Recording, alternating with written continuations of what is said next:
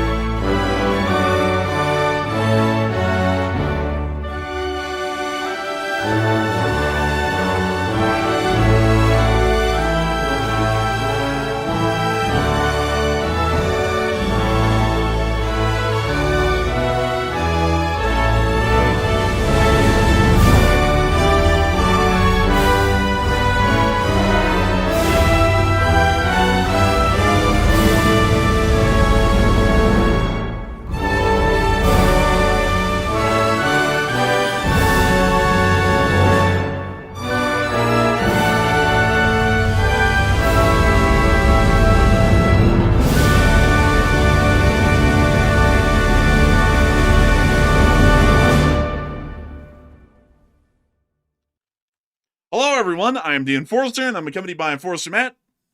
And good evening, folks. It's Enforcer Matt, and welcome back to day 1375 of the War News stream. And today we have very big news that Iran has descended into chaos today as major riots have erupted in the western part of their country. We've also seen that Ukraine launched drones at the Crimean Bridge and also at the mainland Russia. And also, U.S. officials prepared to oust Maduro on land, apparently imminently, for the 100th time at this point, and maybe it'll happen this time. But it's good to see you all once again. And of course, we're going to be covering the past 24 hours of news from around the world, as significant developments have started to transpire not only in the Middle East, but Eastern Europe and the Caribbean for the endless hunt for Captain Craig Sparrow and his band of 40 thieves over the course of the past 24 hours alone. News has emerged from the Islamic Republic of Iran within its central regions that aren't, well, not armed uprisings, but uprisings appear to be underway and appear to be generally aligned with what could be described as limited rebellions. The law enforcement and forces of the Islamic Republic of Iran have attempted to put down the uprisings within the area, but were met with a significant amount of force and literal stonings, which forced them to retreat, and the mobs are currently running out of control, with the area generally reaching a state of lawlessness. Meanwhile, within the Islamic Republic of Tehran, about 100 miles north of that location, we have also heard that multiple reservoirs, including the Kerch Reservoir, have now run bone dry, with the dam shutting down in that reservoir in that area today, leading the city to not only be out of a significant amount of fresh water, which they vitally need in these dire hours, but also the ability to produce any electricity from the remaining water that was inside the reservoirs. The Islamic Republic of Iran has also started to conduct missile attacks and airstrikes against the Kurdistani people within the semi-autonomous regions of northern Iraq, also called Kurdistan. The Islamic Republic of Iran has officially denied any actions against these forces, although video and picture evidence from yesterday and today not only show airstrikes, but also show missiles being fired by the Islamic Republic of Iran in short-range forms to be able to conduct targets against, to conduct strikes against the targets within northern Iraq, to get the sequence of words correct. Outside of that, the Islamic Republic of Iran is also dealing with the state of Israel continuing an unabated conflict with Hezbollah. The Hezbollah's armed forces have responded today by stating that any further Israeli attacks will be met with significant reprisals, and it appears that the Israelis have told them to get bent and have also told the Lebanese government that either they will completely dismantle Hezbollah or Israel is once again going to return to taking increasingly strong actions to ensure that Hezbollah does not pose a threat to the state of Israel and its interest within the region. Meanwhile, more news has started to emerge that allegedly the attack that was conducted on Israeli forces in Syria last night within the southern regions appears to have been conducted by Syrians that may be connected to the Syrian interim government's intelligence forces, the same Syrians that were alleged to have conducted the attacks and massacres against the Druze people within the southeastern corner of Syria near to the region of As-Suwaida. Outside of the Middle East, significant developments have also started to unfold within the Russian Federation, as the Ukrainian armed forces have still conducted even larger attacks against the Russians at this point, and there is an ongoing launch of drones that has been conducted by the state of Ukraine towards to the area of the Kerch Bridge and the Kerch City area. At this moment, we have not gotten any video or picture evidence from the ground, but it seems to be indicative, at least at the moment, that in a large attempt by the Ukrainians to conduct a precise attack, either on the city of Kerch, the Kerch Strait ferry crossing, or the Kerch Bridge, is most likely underway at this moment. The Ukrainians have also knocked out the Novorossiysk oil port twice, once again last night, and we've also gotten additional news that has confirmed that the statements we made yesterday on air were 100% correct before they were even verified, as it does appear that the Ukrainian armed forces directly conducted armed attacks against the Russian shadow tankers of the Kairos and the Virat within the area off the coast of Turkey in international waters. The Ukrainian armed forces have not only admitted to conducting these attacks, but after it was clear that the Russian vessels, while the shadow tankers, while heavily damaged, were still afloat, the Ukrainian armed forces conducted a secondary attack against the vessels over the course of the day. The Russian Federation isn't really doing too well outside of the seas, and on land, the situation is about as bad. The Russian Federation has heard that Rosneft has seen its profits fall by 70% within recent times, and the Russian Federation has already approved an annual military budget for next year at a minimum of $166 billion, which is approximately around 20% or a little less than 20% of the Russian estimated gross domestic product of next year. The Russian Federation has also seen that a significant refinery has caught on fire in the city of Orsk within the Orenburg Oblast, and also other significant targets have been hit by the ongoing drone attack, another major one that is being conducted by Ukraine at this moment. Moldova has also seen another Russian airspace violation, and outside of the regions of Europe, inside of the Caribbean, for the endless hunt for Captain Craig Sparrow and his band of 40 thieves, the United States of America has unilaterally declared the entire airspace of Venezuela to be closed. Pool's closed, everyone, and everyone's got to go. Most importantly, we've also heard that Venezuelan commercial air flights from their state airline are still being conducted at the moment, but it appears that every other airline is avoiding the area. The United States of America has also sent FA-18 Super Hornets near to the coast, with their transponders turning on and off, almost like blinking their headlights to the public, and we've also seen some odd flashes coming from Maracaibo, near to the area of Lake Maracaibo, inside of western Venezuela in the prior hours.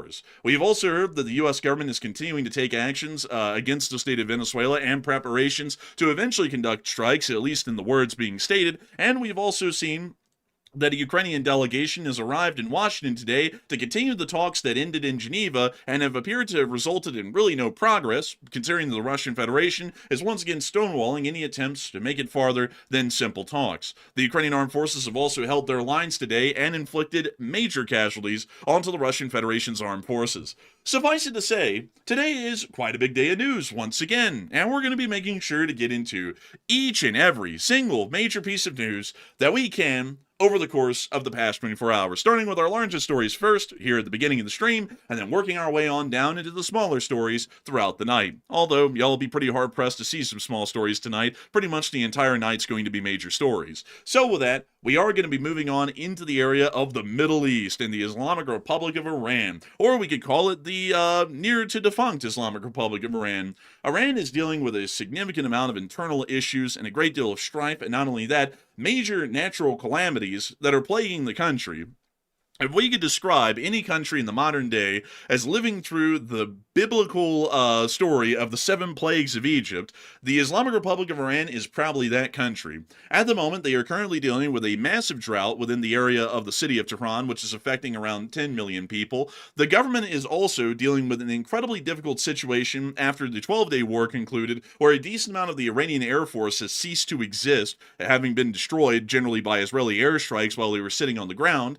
The Islamic Republic of Iran is also dealing with other major issues, for example, the loss of a large portion of the Rajeh port when an explosion of multiple Chinese missiles that had just been imported to the port exploded and wiped out about an entire third of the port in one go. The Islamic Republic of Iran has not been dealing with a good time this year, generally. And also, we cannot forget that Operation Midnight Hammer by the United States, right at the end of the 12-day war between the Iranians and the Israelis, did cause at least some moderate or superficial damage to Iranian nuclear research and development programs inside the country.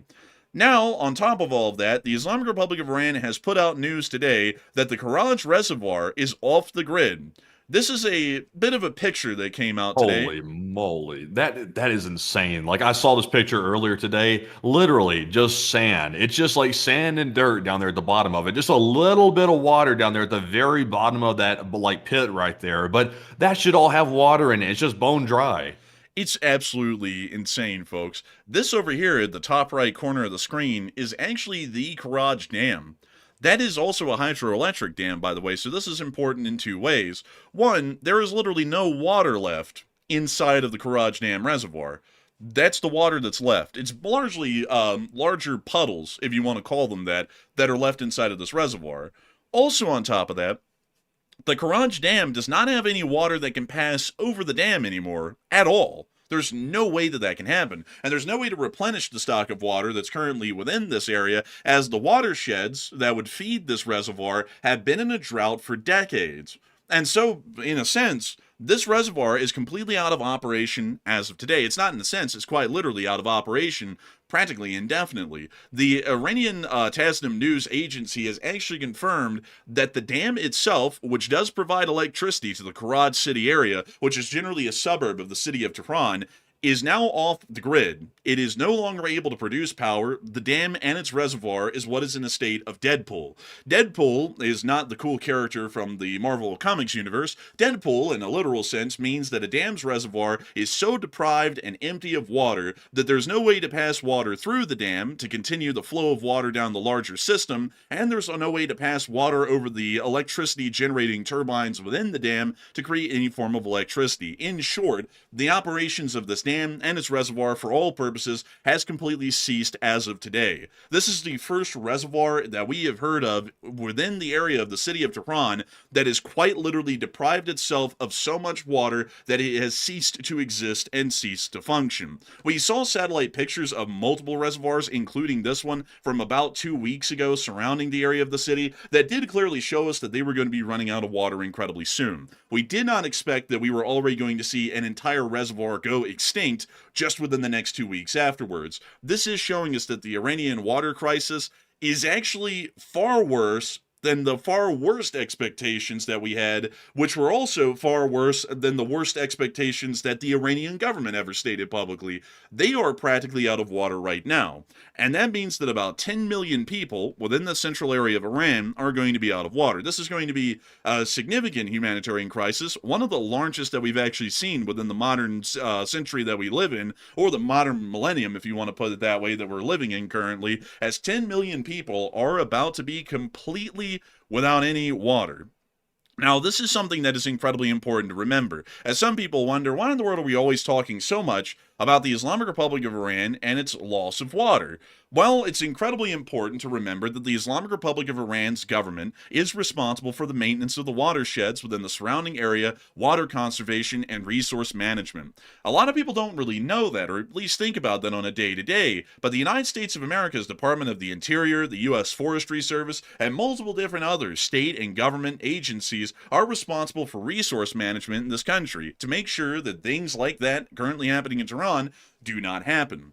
In short, this issue that the Islamic Republic of Iran's capital is dealing with is entirely the fault of the Iranian government. And that means that 10 million people right now are literally looking down the barrel of death in the form of death by thirst because of the incompetence and mismanagement of the Iranian government.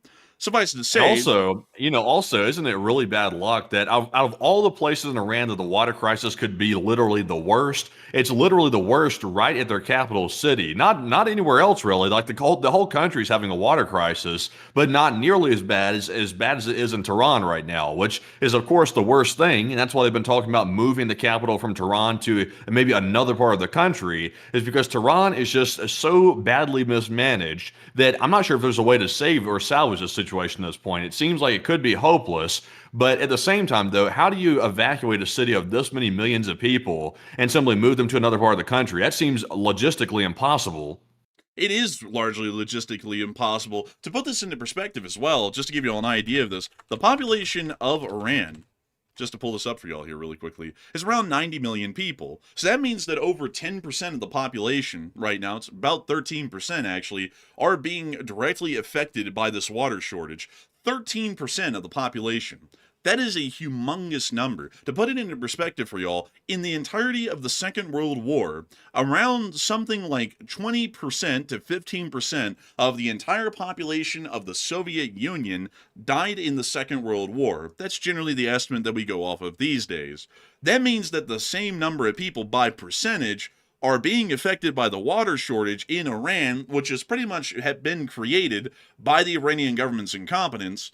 And these people are facing literal death by thirst because of the lack of water within this area. Now, this is going to be a little bit of a big thing, because how in the world can a government stay in power when they have generated or pretty much created a situation due to their own mismanagement that has resulted in the ability of 10 million people to die of thirst, probably within the next years, because of their incompetence? It doesn't really inspire a lot of faith within the country, even if people are religiously extreme and are aligned to the Islamic Republic of Iran's government due to their religious or theological association with the government. That still isn't going to get them any water to drink to where they can survive much longer to be able to believe in those sorts of theories. This is going to start turning people against the Iranian government pretty quickly. And if you don't believe me, it's already happening. A little bit further south and in the middle of the sand-stricken regions of the Islamic Republic of Iran, practically out in the middle of the desert, all the way down here near to the city of Shiraz, which is one of the larger and more important cities within this area, there are now open riots and what can somewhat be described as rebellions that are actually happening at this moment against the Iranian government. Another anti-Iranian government protest has broken out today within the area. And to give you all a little bit of the information according to Cheyenne News, just to make sure that we read this off correctly, anti-regime protests have erupted again in Iran, this time in Kurdistan city in the Fars province. Iranian protesters fought back against the Islamic regime's oppressive security forces, forcing them to retreat after stones were thrown. The protest began when regime agents attempted to confiscate citizens' vehicles, prompting locals to resist and sparked the protests. Videos of the confrontation have gone viral on social media within Iran, with calls for other cities to join an uprising against the ongoing government.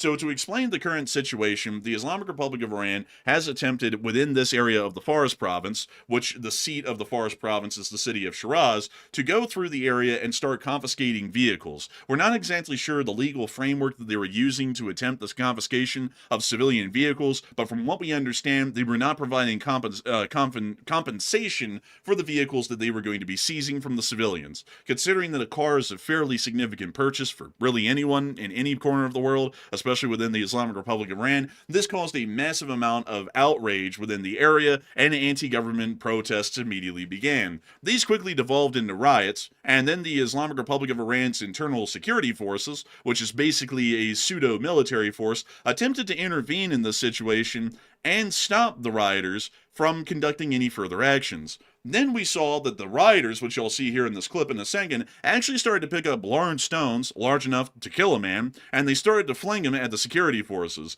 Under withering fire of stones, the security forces had to then retreat, largely making this a rebellion, in a sense, against any form of the government's authority, moving it on from a riot and into some other territory, straddling the line between a riot and an open rebellion against the government. The fact that they're calling on other cities to join, this generally literally starts to cross the line into a rebellion, considering that they are trying to incite violence and unrest against the government throughout the entirety of the country if it's possible. So with all that in mind, all that story out of the way, let's watch the clip. We can see stones flying. I mean, they were like literally bolting across the sky.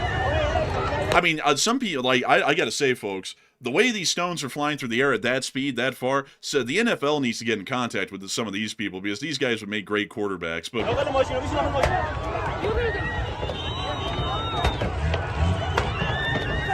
and these Look at guys, that guy on the left right there.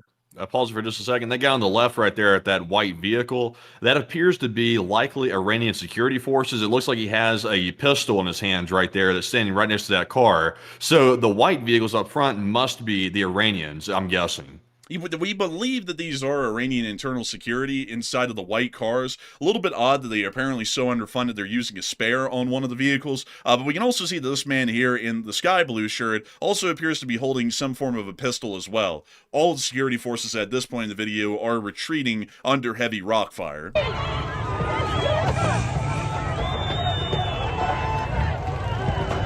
We see the security forces hopping into the cars and attempting to try and make a break for it.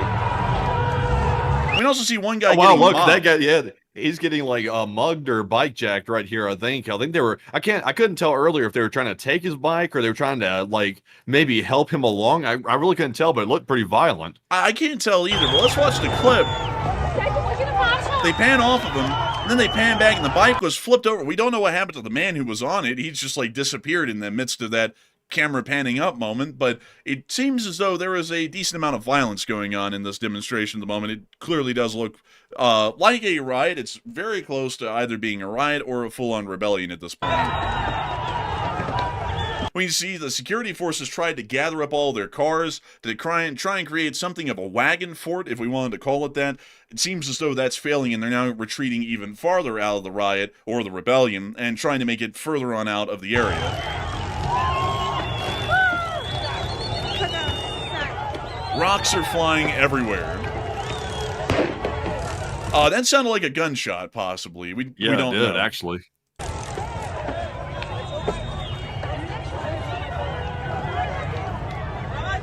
Kind of crazy that all the Iranian people were trying to do before the Iranian security forces showed up is they were trying to protest the current government. They were protesting against the Ayatollah and the current regime. That's what we're being told in reports. Then the government showed up, the goons of the Ayatollah, basically. They showed up and started trying to seize the vehicles that the protesters drove to the spot. And that's when the rocks started flying. That's when also this chaos really broke out right here. So that's pretty strong. Like the protesters had not dispersed. They meant business. They stayed and started fighting. And once again, we are hearing that apparently on social media there are calls for other cities within the area and throughout the country to attempt to join the ongoing rebellion against the Iranian government, practically where they completely deny any of the jurisdiction or legal authority of the Iranian government within the areas that they're rioting in, which turns this largely into a rebellion. Meanwhile, outside of that, the Islamic Republic of Iran's government is continuing actions against the Kurds within northern Iraq, which is a complete side story at this point to what's going on internally inside of Iran, as the country is literally falling apart while they have gone to war with the Kurds. It's a little bit unclear at the moment why they're bombing the Kurds. We actually do not have really any official statements from the Iranian government to go off of to get a very clear indication as to why they would be conducting these strikes, but missiles have been fired once again today, as this video clip showed here, against the Kurds within northern Iraq. Also, by the way, I do want to add in that these reports right here, even though we literally have video of it, some people were disputing this and saying it was not actually what was happening today. It appears to be, based on the video evidence. We have one more angle of it, by the way, so we have multiple angles. It does appear that this was a launch from Iran, but for some reason, it looks like people, including some major news outlets I saw, apparently dispute that. So take that for what you will. But we can confirm yesterday, just to add to the credence to the story, that there were airstrikes going on inside of Kurdistan by Iraq against Kurdish targets, which makes it much more likely that these attacks from today were also directed against the Kurds. So while there's been a little bit of questionability out there, here on this channel at least, we are generally continuing with the story that the Islamic Republic of Iran is continuing strikes against the Kurds, considering that we have no information to refute the evidence that we clearly had in video and picture evidence from yesterday of such attacks being conducted against the northern part of Iraq inside of the Kurdish semi-autonomous republic. Meanwhile, it does appear that the Islamic Republic of Iran officially did deny any claims that they were conducting strikes in Kurdistan at all, although there is clear proof through multiple videos and pictures of such actions and strikes being conducted. The Islamic Republic of Iran is denying any action or involvement in the current strikes within northern Kurdistan.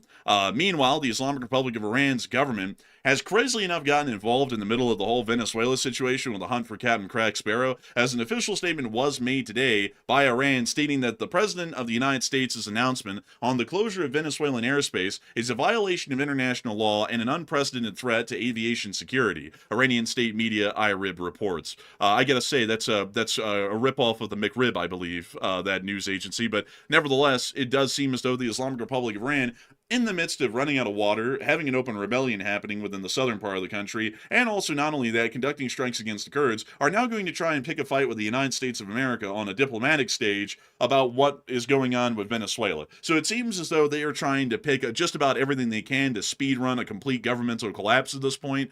So take that for what you will. The Islamic Republic of Iran doesn't really have a lot of sense within their government. Still, a lot of people are actually talking about those ongoing uprisings within southern Iran, near to the area of the Fars province, and a lot of people are talking about what the future of these sorts of uprisings or rebellions might look like throughout the country, considering that there are already calls on Iranian social media for other cities to join in on the uprising. And Matthew, what are people thinking about that, and what are you thinking about that as well?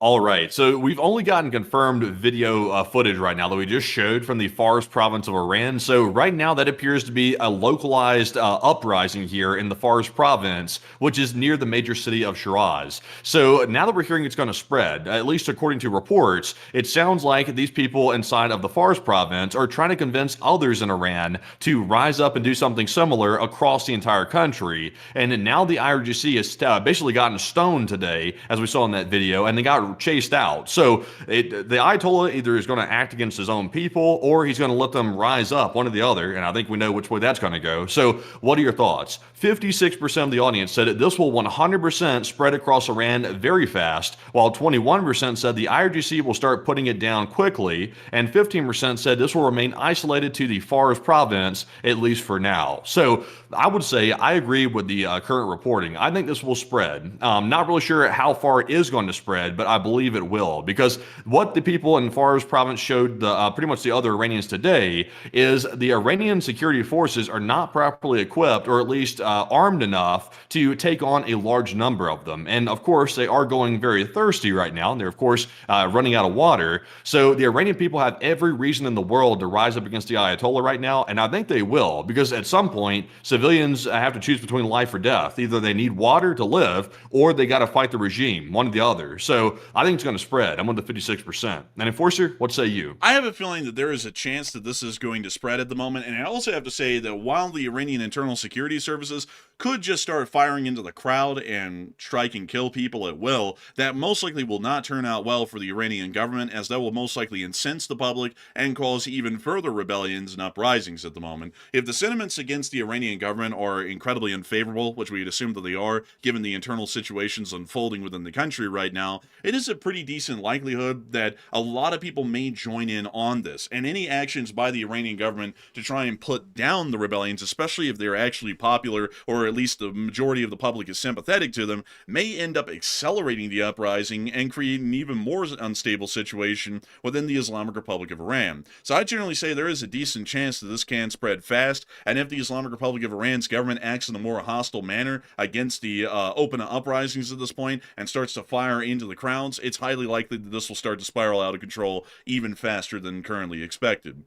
So with that, I hope that addresses that well, at least in my opinion. And I've also seen some people ask a couple of questions about the water situation in Iran and how the Iranians could try and simply fix it. And simply fixing it always sounds easier saying it than doing it, as many people have brought up the idea of Iran just creating desalination plants and using that to create fresh water.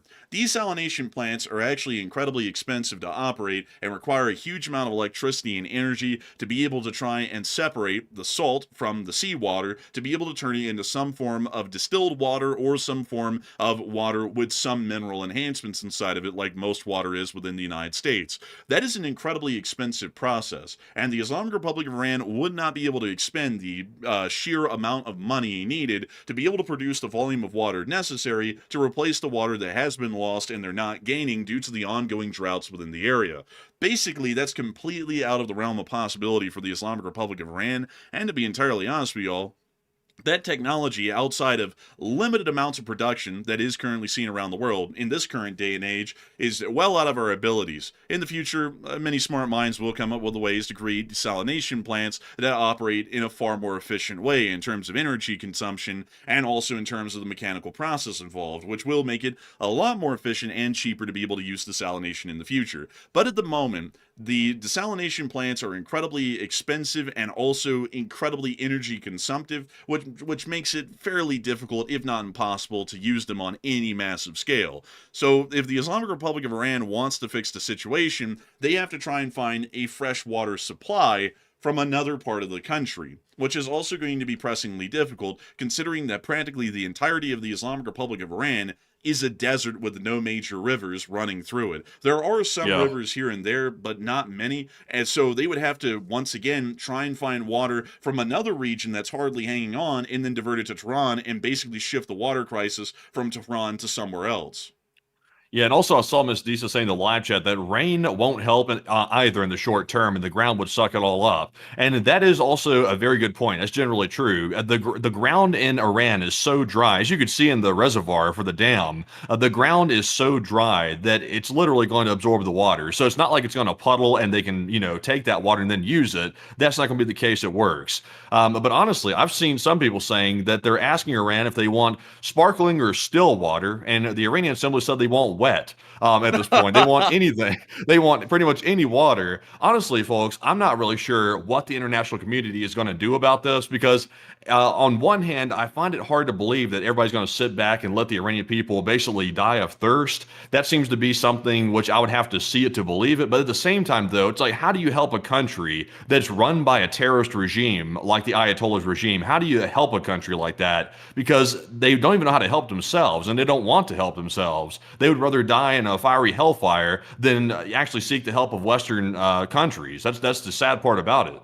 It really is honestly a crazy deal with the Iranians. And once again, folks, I would say that the best approach would be to offer some assistance just from the humanitarian perspective alone of trying to save millions of lives. But at the same time, it's highly likely that the Iranian government will actually refuse that assistance, even from an international organization, and will allow their citizens to die of thirst in the millions if it was needed, in case if push came to shove and that situation actually started to evolve in that bad of a form. So, once again, it's a little unfortunate the Iranians live under that sort of a government, but at the same time, that is the situation we're dealing with, or as some people would say in the UK, dims the brakes. But outside of the Islamic Republic of Iran, their proxy forces within the region aren't really doing too well either.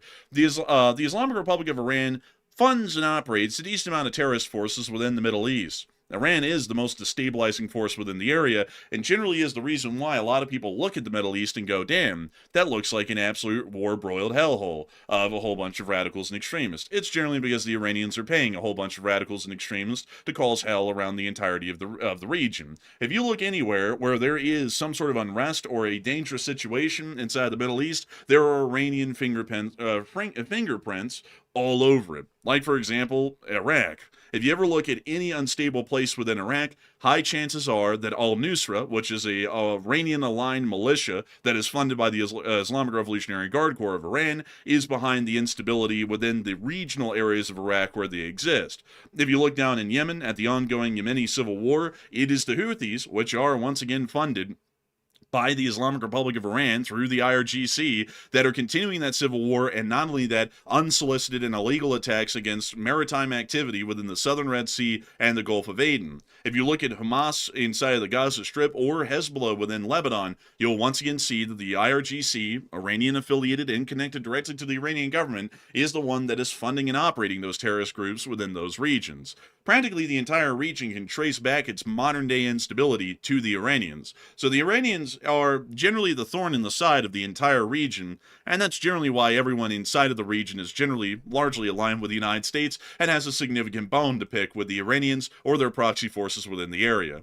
The Israelis are, of course, one of those countries, and have continued to have to deal with direct fights against Hamas and Hezbollah, which are directly along Israel's borders and have been conducting attacks against them for decades at this point. The Israelis have recently killed a decent amount of top Hezbollah officials once more, beyond Nasrallah, who got hit in the Nasrallah, along with many other officials that were killed a while back. They are now killing the top officials after the other top officials had been killed. According to Hezbollah's Naim Qassem, who is this guy right here, he has threatened retaliation after a commander was killed in Beirut, within the southern suburb of Daya, just several days ago. The deputy chief Naim Qassem is vowing a response after Israel struck Beirut's southern suburbs, killing senior military commander Haitham Ali Tabai along several operatives. That is one hell of a name right there, damn. According to regional reports, according to Naim Qassem, he stated, "This is a blatant aggression and a clear crime." I guess terrorism isn't a crime to them.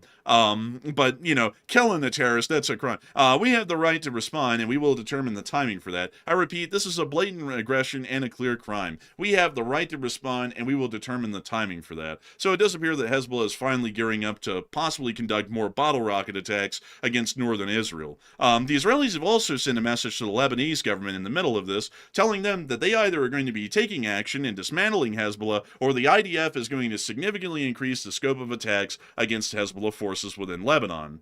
That is a pretty clear message that the Lebanese government is running out of time to deal with Hezbollah. And I'll be entirely honest with y'all, the Lebanese government has been completely incompetent in dealing with Hezbollah ever since they pledged they would. We have hardly seen that Hezbollah has been dismantled.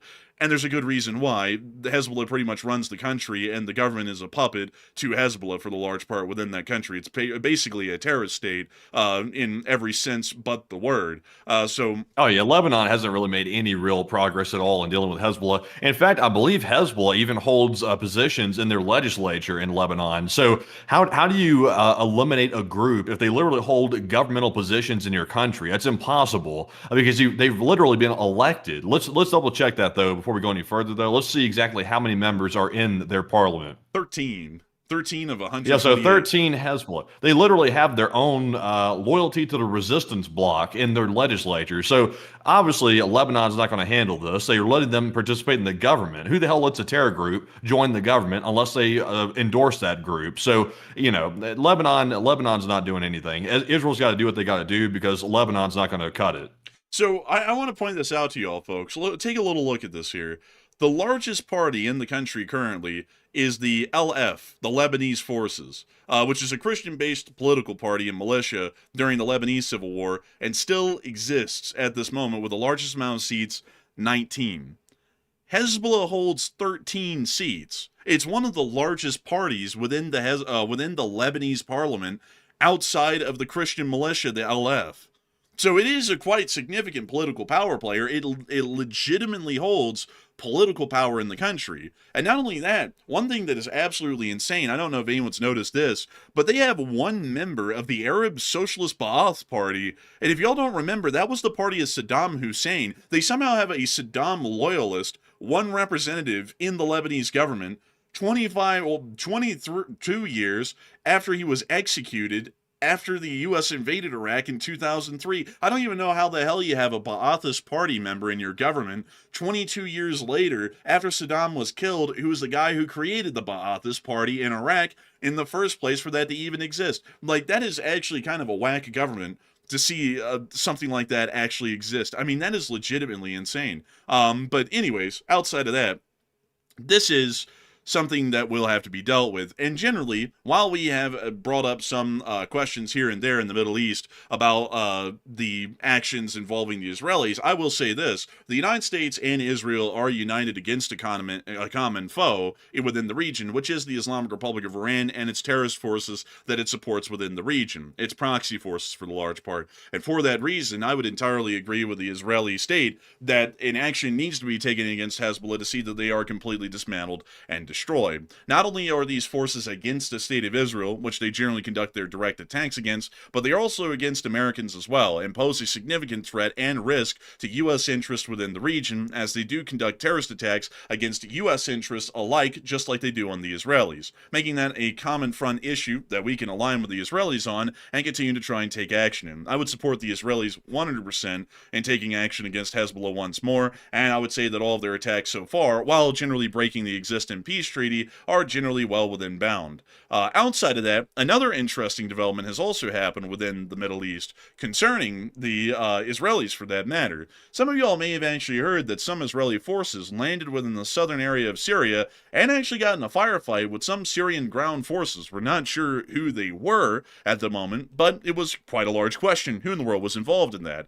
It appears that information has started to emerge today, according to some, that according to unconfirmed reports, some of the people who were involved in the attacks on the IDF forces Thursday night in Syria, as well as previous attacks on the Druze communities of southern Syria, apparently might be linked to the Syrian government's intelligence forces, which is that of the SIG, the Syrian interim government. That's at least some of the unconfirmed reports that are coming out at the moment, is that the people who conducted the attacks against the Israeli forces within southern Syria may have actually been the very same groups that conducted the attacks, massacres, and genocides against the Druze people of southern Syria earlier on in the year. I would say that that's not out of the realm of questionability at all. I mean, anyone who goes around in a militia basically executing people by the thousands because they happen to disagree with their ideology, that's a pretty crazy group of people. And I would say that they're probably crazy enough that when the IDF showed up within the southern part of the country for a small period of time, they most likely were attacking them as well, considering that they also disagree with their ideology to some extent. So I would have to say a fairly interesting sort of development. Once again, this is not confirmed at the moment. This is coming from unconfirmed reports, but it does appear somewhat likely that there may be a possible Syrian interim government connection to the ongoing violence and firefights that are happening in southern Syria against everyone who is not an Alawite Arab. But moving on out of the southern area of the Syrian interim government, or the SIG as it's called for short, we are going to be moving on generally out of the Middle East, because we have loads and loads of news to cover from this point on. And when I say loads of news, I mean it's actually quite a lot, to be entirely honest with y'all. We have a humongous amount of news to get to tonight in the Caribbean and also in Ukraine. But we're going to be quickly moving on up, just for a brief moment, to make sure that we knock out our largest stories first, to do that in order. We are going to be moving up into the Russian Federation and talk about the Ukrainian attack that is going on right now. Right now, the Ukrainian armed forces are once again keeping up for another day on the daily attack promise that Zelensky made about a week and a half ago. About 10 days later, 10 strikes or 10 drone attacks have been conducted en masse on the Russian Federation. And most importantly, tonight, we actually did note that while there was a large fleet of drones that were once again setting sail for distant lands inside the Russian Federation, there was one prong that was actually somewhat interesting. There is a flight of drones that have been reported by the Russians that have flown over the area of the southern region of Kherson and along the area of the Crimean Peninsula, and it appears that all of the drones are beelining it towards the Kerch City area and also the Kerch Bridge. At the moment, we don't have any video or picture evidence of air defense activity from around that area. This news was reported a little while ago, but it does appear that there was an ongoing attack earlier on the day around the Kerch area. We do not know if any targets have been hit within this area successfully, and if they have been hit, what exactly has been hit and the kind of damage that this is going to be causing in the damage assessments for the Russian Federation. But it does appear that there was an attempted attack on the Kerch Bridge area by the armed forces of Ukraine today with another drone strike. While that seems to have been going on fairly okay or somewhat swimmingly, the Ukrainians decided to remind the Russians who in the world's not shipping oil, which is the Russians. Down here in Novorossiysk at the oil loading port, they blew it up a second time today. Again, they did it again. Because you know what's funnier than blowing up their oil port the first time? It's blowing it up a second time. Take a little look at this clip. This came from Novorossiysk, and this camera is pointed from the Novorossiysk Valley area looking southwards towards the oil loading platforms. And that little orangish glow is coming from the oil loading terminals. Oh, wow. And they blew it schmoove off. Man, man, Unc got his oil loading port blown schmoove off. Man, it's gone. That's crazy to think that they hit Novorossiysk again. Ukraine's really ramping up these attacks. Like I'm kind of impressed with the frequency and also the sheer size of these attacks that they're doing pretty much on the daily at this point. I would have to say I'd agree. It's a pretty crazy sort of a thing, and from what we know, this once again hit apparently an oil loading pier, actually, not the plumbing that helps to pump the oil onto the ships, like the last attack ended up knocking out. Apparently, they actually hit one of the piers with a maritime drone and led it to apparently be severed or heavily enough destroyed that the oil loading port is, from what we know, once again out of operation until repairs are effected again. It was at a very limited capacity up until today, and now it's back to zero once more. So the Ukrainians are quite literally keeping up their own version of a blockade against the Russian ports by stopping them from loading oil onto ships in the first place. A very effective sort of a blockade, to be entirely honest with y'all, because they don't even have to have a navy sitting off of the coast of Russia to stop ships from entering and exiting. They just stop the ports from being able to load anything onto a ship in the first place. So it's a blockade without needing a navy, a pretty impressive one as well. But they do have a navy, though. Ukraine has a navy. It's just a drone navy because, now that they've struck those Black Sea oil tankers that were down toward Turkey, they struck those with the drone boats. So me personally, I would say Ukraine essentially has a navy with those drone boats. With the absolute range they have on them, like 900 something miles on these drone boats, that does give them a naval reach, even though they don't technically have personnel manned boats. That is true. They do have a naval-like reach within the Black Sea, but still, they do not have a conventional navy, which is the most interesting thing about it, because whenever anyone thinks of a blockade, they think of sailing a large destroyer or a cruiser or carrier strike group off of the coast of a country and forcibly blockading it that way. This is not at all the case. The Ukrainians can just do a blockade via Zoom, quite literally, by just putting a guy on a computer in Odessa and having a drone launched and have it travel all the way around the Black Sea wherever they want to go, and they can hit Russian ports, Russian ships, and anything else in between to be able to ensure that the Russians are doing absolutely nothing in the Black Sea rather than staying at port and doing nothing at all, which is incredibly new. That's a revolutionary sort of naval warfare that we're seeing at this point, and also due to the fact the Ukrainian drones can travel 900 miles now, at least the naval drones can, at their maximum range. That is actually something that is a little bit crazy. If China had the same ability, just to put that out for all of y'all hypothetical here, if China had a naval drone that could go 1,000 miles out to sea, they would be about 60% of the way to Guam at this moment, about 900 miles or so.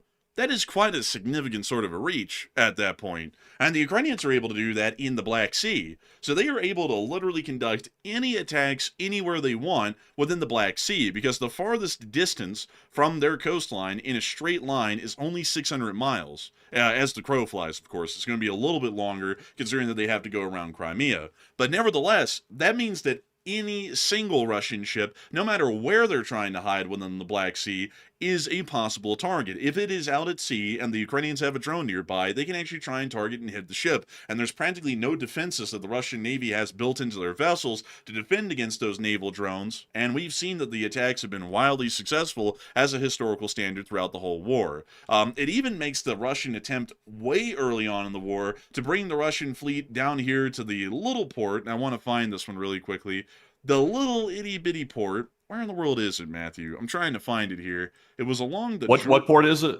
Oh, Chimchiri. It was this one right here, this little coal loading port. Remember when they were going to try and build this thing out so that way they could hide the whole Russian Black Sea fleet down here? Oh yeah, I remember that harebrained idea. Yeah, that wouldn't even be possible now either, as the Ukrainians could also attack the Russian Navy here and destroy them outright if they even attempted to try and hide in the very most extreme reach eastwards of the Black Sea. So basically, the Ukrainians have completely changed the way that littoral warfare and even somewhat deep sea or blue water warfare is being conducted in the maritime standard these days. A pretty wild thing. Still, a lot of people... Yeah. Also, real quick before we move on to our poll here, are we going to show the video of those ships getting hit by the waves? I see everybody asking about it. They want to see that video. So is that coming up in the later part of the stream? Oh, that's actually coming up right after we talk about the bridge. Like we're about to get to all of that. Good. So yes, Good deal. Это хорошо, But anyways, beyond that, a lot of people have been talking about that bridge. Everybody loves that bridge. And everybody loves bridges. You know, people love building bridges, and some people, they love getting bridges burned. You know, they have some pleasure out of seeing some bridges burned. And as far as your personal relationships, I would always say, try not to burn the bridges. But for the Russians, I mean, burn that thing down. I mean, like, hit that thing with a flamethrower. But nevertheless, a lot of people are talking at the moment about Ukraine launching another drone attack at the Kerch Bridge. And a lot of people are wondering, will the Ukrainians have this bridge down and out before 2026? Which is only giving us about a month to work with here. But Matthew, what are people thinking about that? And what are you thinking about that as well? All right. So now that we saw today that Ukraine launched drones in the area of the Crimean Bridge, once again, we don't know if it was actually directly targeted or not. All we know is that drones went very close to it. And all we know is that the Russians have a major air defense around the bridge. Some say it's almost as well protected as all of Putin's dachas, which are his mansions around Russia. But will Ukraine destroy the Crimean Bridge before 2026 ends, which is about a month away? So 53% said yes, the Kerch Bridge will be destroyed, while 24% said it's a 50-50 chance, and 16% said no, Ukraine will not prioritize the bridge for many different reasons. So to be perfectly honest with you folks, the Kerch Bridge, it used to be a very big deal, and it is a big deal for propaganda reasons, but for transport reasons, it's not that big of a deal anymore, because Russia has found other methods to transport these goods and also these weapons without using the Kerch Bridge. So they still use it, but it's not that big of a deal. So if Ukraine were to hit it, it would be almost solely for propaganda value and maybe a tad bit of actual strategic value, but it would mainly be just for propaganda. It would definitely make a damn good title for a short war video, I will admit. But outside of that though, it's not going to do much in the way of changing the war front, basically. So I don't think they're going to hit it this year because it's going to take a lot of resources to hit it, a lot of big missiles, and I don't think Ukraine wants to use it on the Kerch, considering there's other major targets they want to hit first. But Enforcer, what say you? Oh, now that is a good question. I would actually have to be with the 17%. I do not think the Ukrainians prioritize this bridge. If they were hitting anything within this area, it's most likely something within the city or at the ferry crossing. And I'll tell you why. At the beginning of the war, the Kerch Bridge was a very big deal, because when the Russians invaded at the very beginning of the war, and they took the part of Kherson and Zaporizhia that they have right now, there was no built-out infrastructure, especially railroad infrastructure, that existed in that area that was intact. Most of it had actually been damaged or destroyed at some point, and it also wasn't connected to the greater Russian railway network in a way that was usable. Since then, the Russians have seen that the bridge in Crimea has been attacked so many times, and sometimes it's been completely knocked out of action, that it's actually been considered to be a logistical liability by the Russians since about in the middle part of 2023 onwards. Because of that, the Russians started to build out railway main lines. This is one of the few civil infrastructure projects they have ever undertaken inside of Ukraine, to construct a railroad that travels from Rostov-on-Don into Ukraine and then westwards all the way into the Kherson area and also into Crimea. This means that instead of using the bridge, which is a logistical bottleneck if it gets hit and knocked out, they primarily send trains that are supplying the Russian army from Rostov-on-Don over the what's called the land bridge into Ukraine, which makes their supply situation a lot more stable. Because while, at least in a way, supplying Crimea from the Kerch Bridge is technically a shorter distance and a much faster supply line, there's a greater deal of logistical consistency that will come out of the land bridge route, considering there are very few bridges for the Ukrainians to hit there that are large, the repairs are easy to conduct, and that means that that supply line is operational at a far more greater pace and is a lot more difficult to knock out than the Kerch Bridge. Because of that, the Kerch Bridge has lost a great deal of its military traffic throughout the war, and on top of that, the Russians also diverted, at least for a while, to try and supplant the major Achilles heel that the bridge was.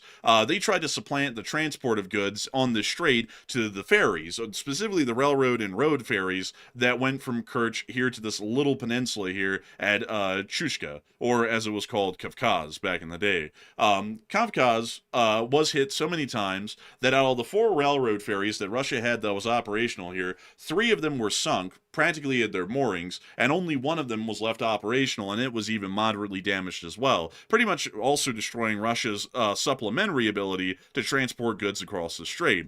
So basically, in short, in the modern day, the Russians look at the strait as a death trap for supplies. There really isn't a good way to work that that doesn't make an Achilles heel well on into the future. The only reason why they heavily defend it is because it has massive propaganda value for the Russians, because by the existence of this bridge, they're able to claim that Russia has a direct connection by land, in a sense, to Crimea, which gives them, at least in their minds, a little bit of a better claim that Crimea is Russian. That's also the reason why the Ukrainians would want to blow it up, but outside of that, it has no strategic value. Also, by the way, on top of that, another point I want to make is right now we've heard allegations. And once again, we really can't tell what's true and not true. And the White House is being very evasive about which one of these reports are actually true. But we're hearing reports that the U.S. is preparing to at least attempt to acknowledge Crimea and the occupied Ukrainian territories as Russian territories, officially Russian territories. So I have a strong suspicion that Ukraine probably will hold off on attacking something like the Kerch Bridge, because it's probably going to be met with some severe condemnation by the United States if they did that. So the U.S. officials would basically view that as sabotaging the peace talks, and Ukraine does not want to risk being viewed as the saboteur of the talks. They want to let Russia sabotage it themselves. So I don't think they'll hit it for that reason too. Yeah, I would also agree. I don't think they're going to hit it for a great deal of reasons, but primarily there is no inherent strategic value at the moment to hit it. And considering that they're fighting a war of attrition, you generally don't want to expend any sort of munitions that you didn't need to. And if it's not a strategic target, it's most likely best not to hit it. So I'd have to be with the 17%, the smallest majority, rather than the unsure and undecided. I have a feeling they're probably not going to hit the bridge this year at all, to be entirely honest with y'all. But moving on from that, we are going to be moving on into the next little hits that the Ukrainians ended up landing today. A lot of people wanted to hear about this one. This is one that Matthew actually brought up right before that poll. He was like, are you going to show the boats? Oh, we're going to show the boats. And we're going to show the little ships that the boats hit.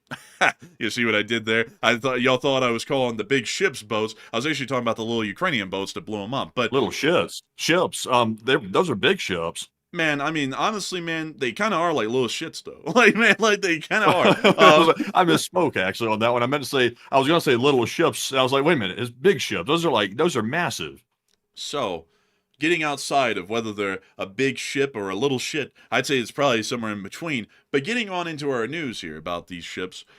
Last night, I told y'all, and I was incorrect in saying this, that the ships appeared to be raging out of control on fire, and it probably was going to be not that much longer until they eventually succumbed to the buckling of their hulls due to the immense heat, and took on water and sank. Interestingly enough, this morning, we actually saw a video to confirm that both of the ships had somehow miraculously survived the major hits they took last night. This is actually footage of firefighting efforts on the Kairos, which had suffered severe burn damage to 2/3 of the entirety of the port side of the hull, but appeared to have still been floating by morning.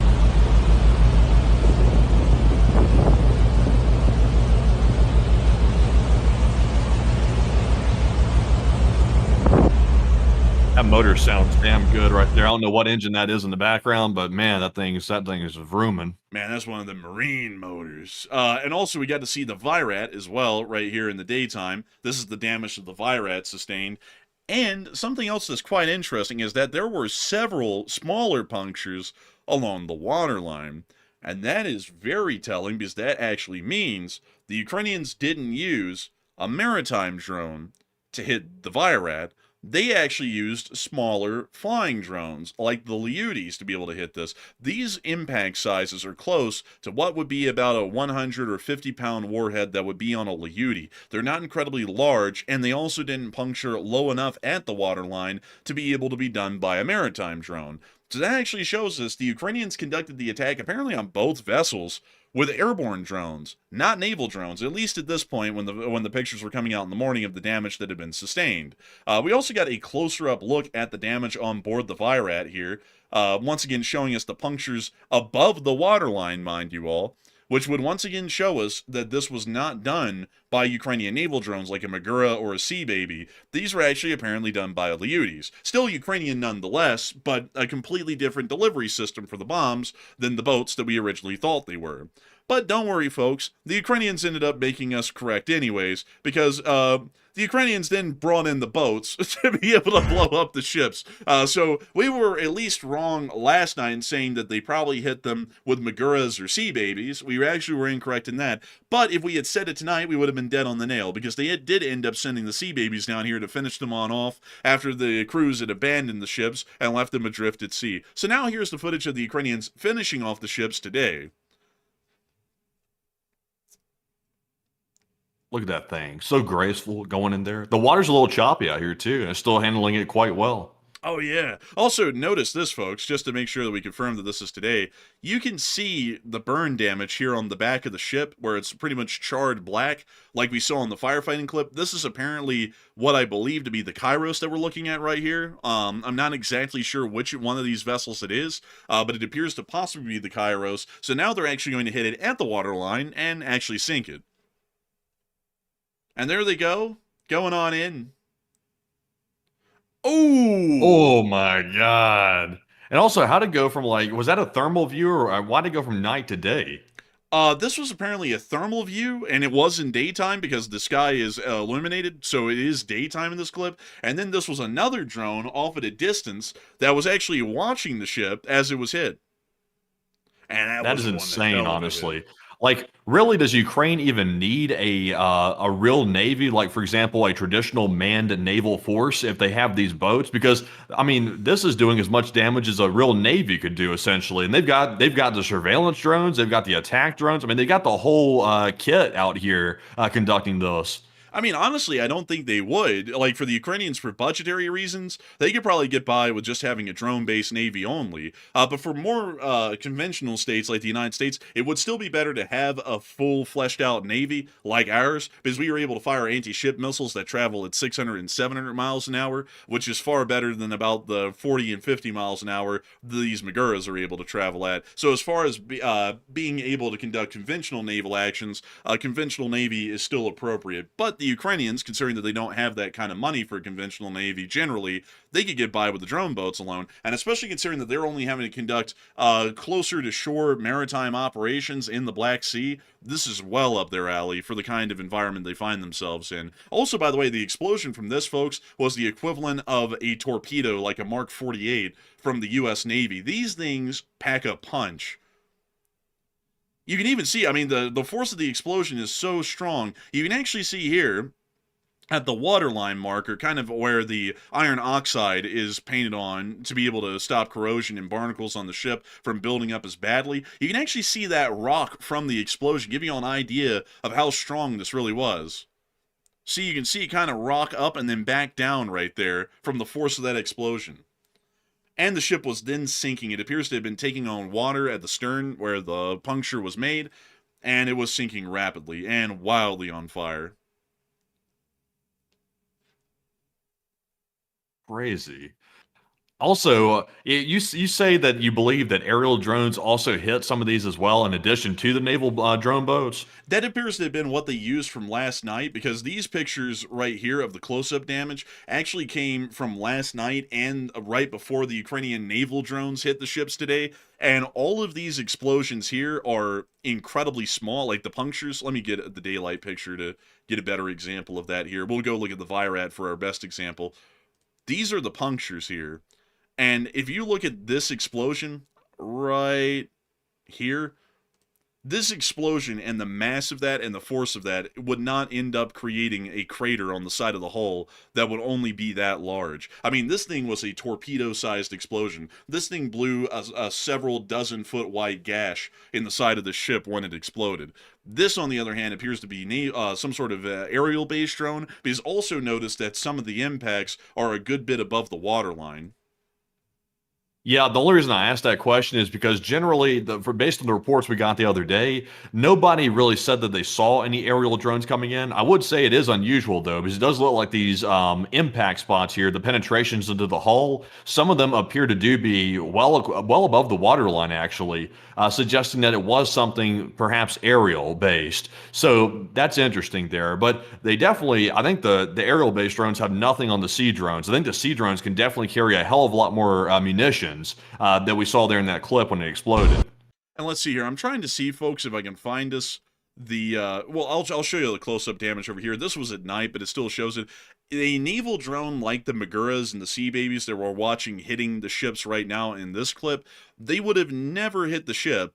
Once again, at the waterline, it's hit because, you know, the ship isn't hopping out of water like a shark or anything like that. It's just skimming along the waterline. There's no way it would have hit directly along the waterline and then created a puncture that high up on the hull. There's no way that it could have done that. And once again, the size of the impacts are so small and so far up above the waterline, it's basically indicative that a Liudi or some other similar drone like that flew at the ship and then dived at it to try and hit as close as they could to the waterline, but they didn't get successful at creating any hits directly on the waterline for the ship to start taking on water. That seems to be what we're seeing in these pictures. Interesting, interesting. But moving on from that and getting back to these clips here of the Maguras doing their work, we're now getting to see the next one. Oh, buddy, look at this one. Unfortunately, I can't tell y'all which ship this is. Once again, it's the Virat or the Kairos, but we can also see the nuclear-like explosion on the stern of that vessel as well.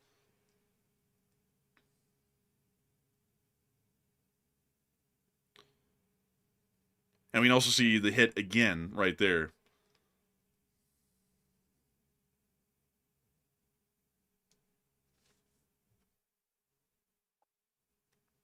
We can also see look at that. Yeah, the fuel tank appears to have been ruptured in the machinery space, so it was literally leaving behind a trail of an oil slick on the sea that was also on fire on the surface.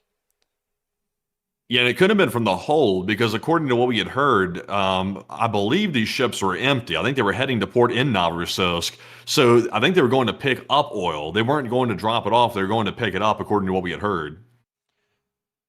And also, once again, note here, this is incredibly important to note the difference in between the pictures I was just showing you a minute ago and what we're seeing now. When the ships were under recovery from the firefighting teams of the Turkish Maritime Authority earlier in the morning, the ships had gained no list whatsoever. They were upright in a calm sea state, showing that all of the hits were above the waterline and the ships had not taken on any water. Look at this clip right here. The stern is visibly at least a 1 to 2 degree list to stern at that point, and the bow and the bow brake right up there that you can see is actually starting to lift up out of the water a little bit, which is showing that both of these vessels in this video started to take on water after the strikes from the Maguras, confirming that the Maguras hit the ships today, and yesterday it was some sort of an aerial drone like a Liudi or some other that was hitting it above the waterline, did catch both ships on fire and resulted in the abandonment of the vessels by the crews, but didn't result in the sinking of the vessels like we were expecting last night.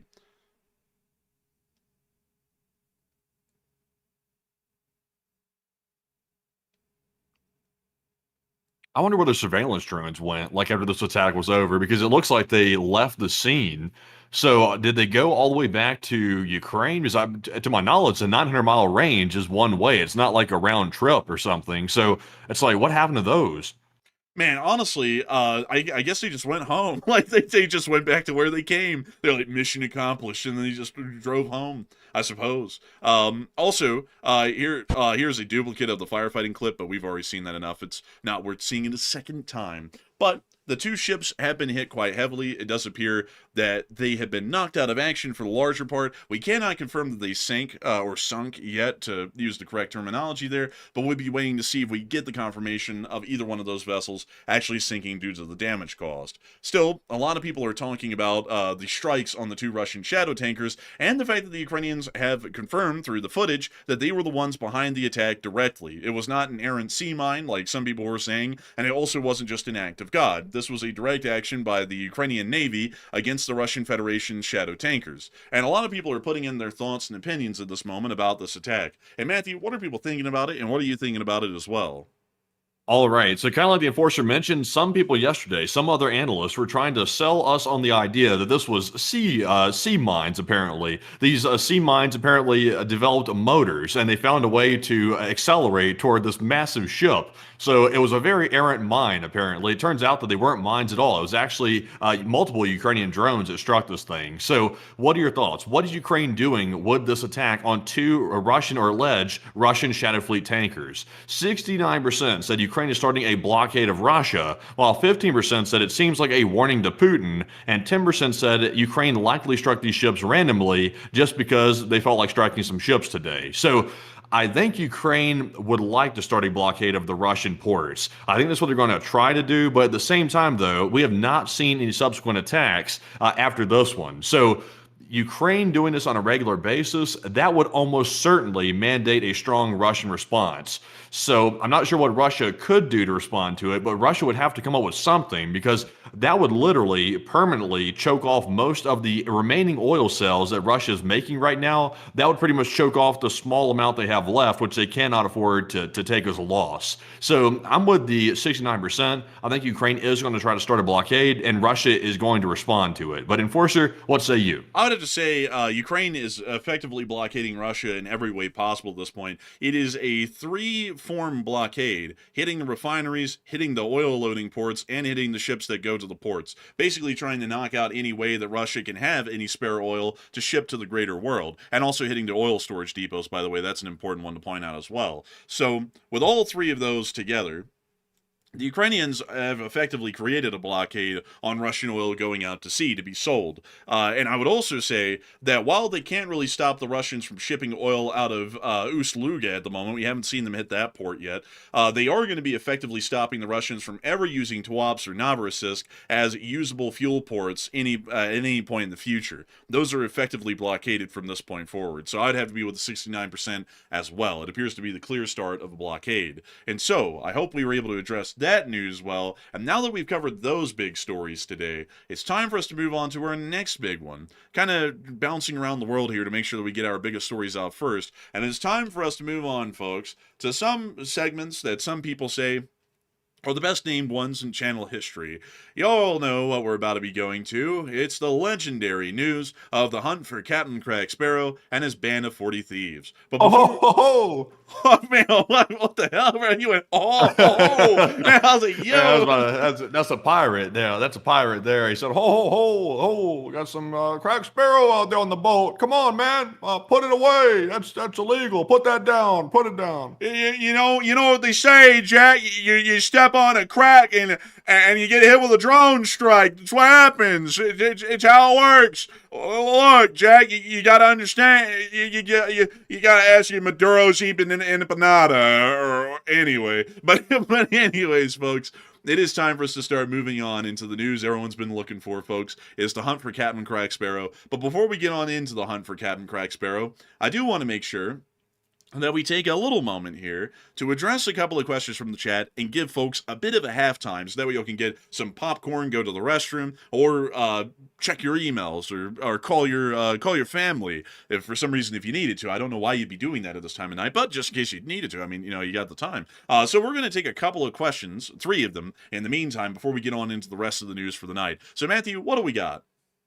All right, so Crack Sparrow is on a momentary hold while we get some Super Chat questions here. And our first Super Chat goes to Craig Jones, who puts in a very generous combined $90 support. And thank you very much, Craig, for that support. And we do appreciate that very, very much. And I do not see a comment attached to any of those Super Chats. But once again, Craig, we appreciate that. And you're helping to keep us on the air and reporting the news. But Enforcer, what say you? I gotta thank you massively, Craig Jones, for the unbelievable support. You didn't throw in a comment on any one of those. By the way, Craig Jones threw in multiple $20 super chats. No comments on any of them, but I gotta thank you massively for the support and helping this channel to keep running, Craig, because if it wasn't for folks like you, we wouldn't be able to make this channel possible, and we wouldn't be able to keep it running. I've got to thank you greatly for massively enjoying this channel and helping it to keep on running as someone drives right outside with a clapped out boosted Civic. And I gotta say that it's a wonderful and incredible thing to know that folks like you help us to keep this channel running so we can get our $5 Costco chickens, keep the lights on, and of course keep those clapped out boosted Civics on the streets. And so a huge thanks to you so much once again. I hope that does address that incredibly well. And I also got to ask folks, for the folks out there in the audience, because that's happened twice now during the show tonight,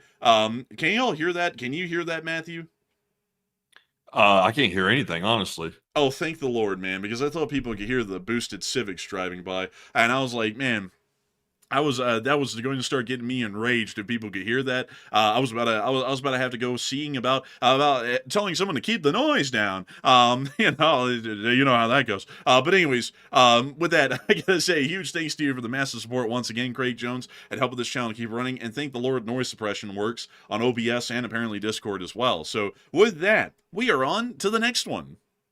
And our next super chat here goes to Lord Cog, who's also put in a $75 support. And thank you very much, good sir, Lord Cog, for once again supporting the channel and helping to keep us on the air and cracking those jokes that honestly sometimes crack brain cells these days. It feels like these jokes are not landing the way they should. They're not hitting right, as the Generation Z or X or whatever it is they love to say. They said it's not hitting right. They said it's got to hit right. But apparently some of these jokes aren't. But anyways, Lord Cog said, thanks for all y'all do. And thank you, Lord Cog, for the massive support and enjoying everything that we do. We try our best to keep this thing running. We try our best with some success to try and keep this thing running every day. And I got to thank folks like you, Lord Cog, because if it wasn't for folks like you, we wouldn't have been able to keep this channel running for years now. And we wouldn't be able to keep this thing running. So I got to thank you incredibly for that. And I thank you so much for always enjoying our news. We put a humongous amount of effort into trying to make sure that this show can run every single day at the highest quality possible, so that way everyone can sit down at the end of the day and go, man, that was some pretty good news and some pretty good jokes, hopefully. Dad jokes, real jokes, everything in between. Probably some absolutely psychotic sounding laughs, for at least for me, I know. And there goes the clapped out boosted Civic again. I don't know if I heard it that time. I heard it actually that time for real. Now, I got to tell y'all something, folks. One thing that gets me angry is when people start messing with the audio on the show. Now, that actually gets me riled up. But nevertheless, outside of that, I got to thank you incredibly for the support, Lord Cog, and helping this channel to keep on running. Because folks like you are helping it to make it possible, so that way we can be on air for clamped out boosted Civics to drive by, so that way I can start to have an issue with that. But a humongous thanks to you so much once again. I hope that does address that incredibly well. And with that, we're on to the last question of the segment. What? I'm just laughing. So, oh my god, I'm choking over here. I'm dying. But I could hear just a little faint little in the background when he just said, "There it goes again." I was like, I could actually hear a faint little sound of the VTEC kicking in on that one.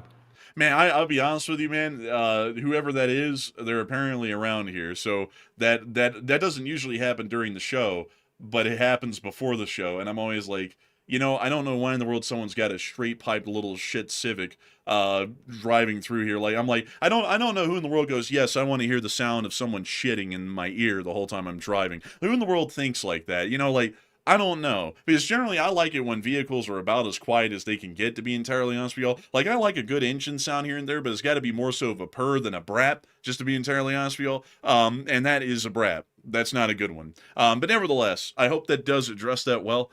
And with that, we are on to the last question of this segment.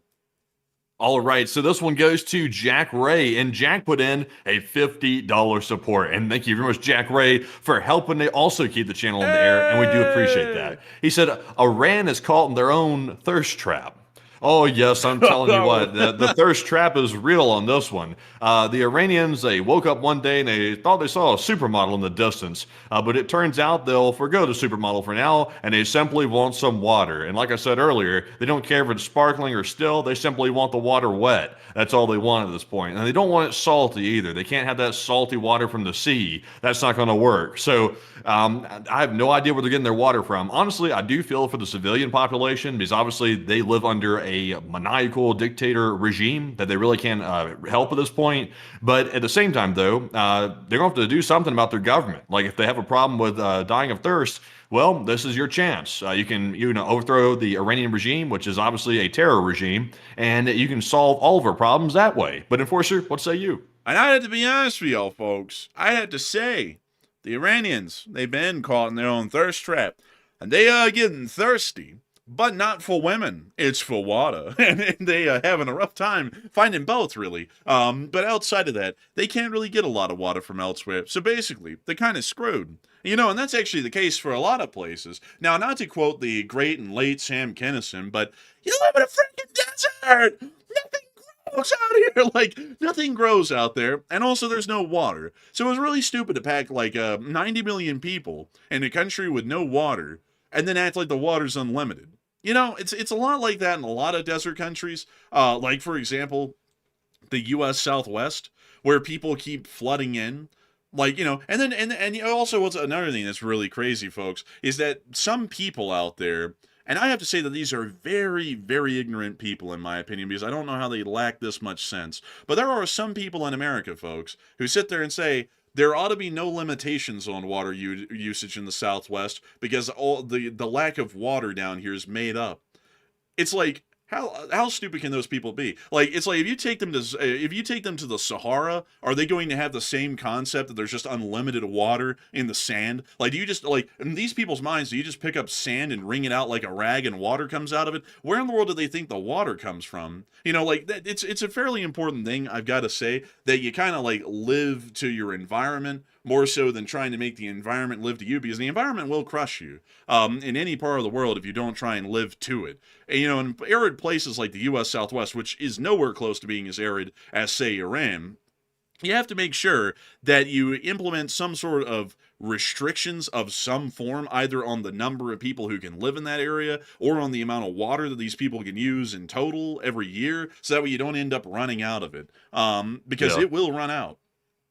Yeah, and on top of that, one thing that the water crisis will do for the Iranian people is it's going to make it extremely easy to flip Iranians to become Mossad agents now, because it used to take a little bit of cash, I'm sure. I'm not sure about what the Mossad was doing to recruit agents inside of Iran, but now all it takes is a cold can of Coca-Cola, that is, to simply crack a cold one in front of the Iranians, and all of a sudden you'll have, like, they'll literally be feeding out of your hands at that point, people. They'll literally be signing up left and right. So if there's not a time for the Iranian people to rise up, now I'm not sure when it'll be. This is literally like a make or break moment for the Iranian people to decide how they're going to govern their country in the future. Are they going to let the Ayatollah keep running them into the ground, or are they going to do something about it? And this is pretty much the do or die moment for the entire country.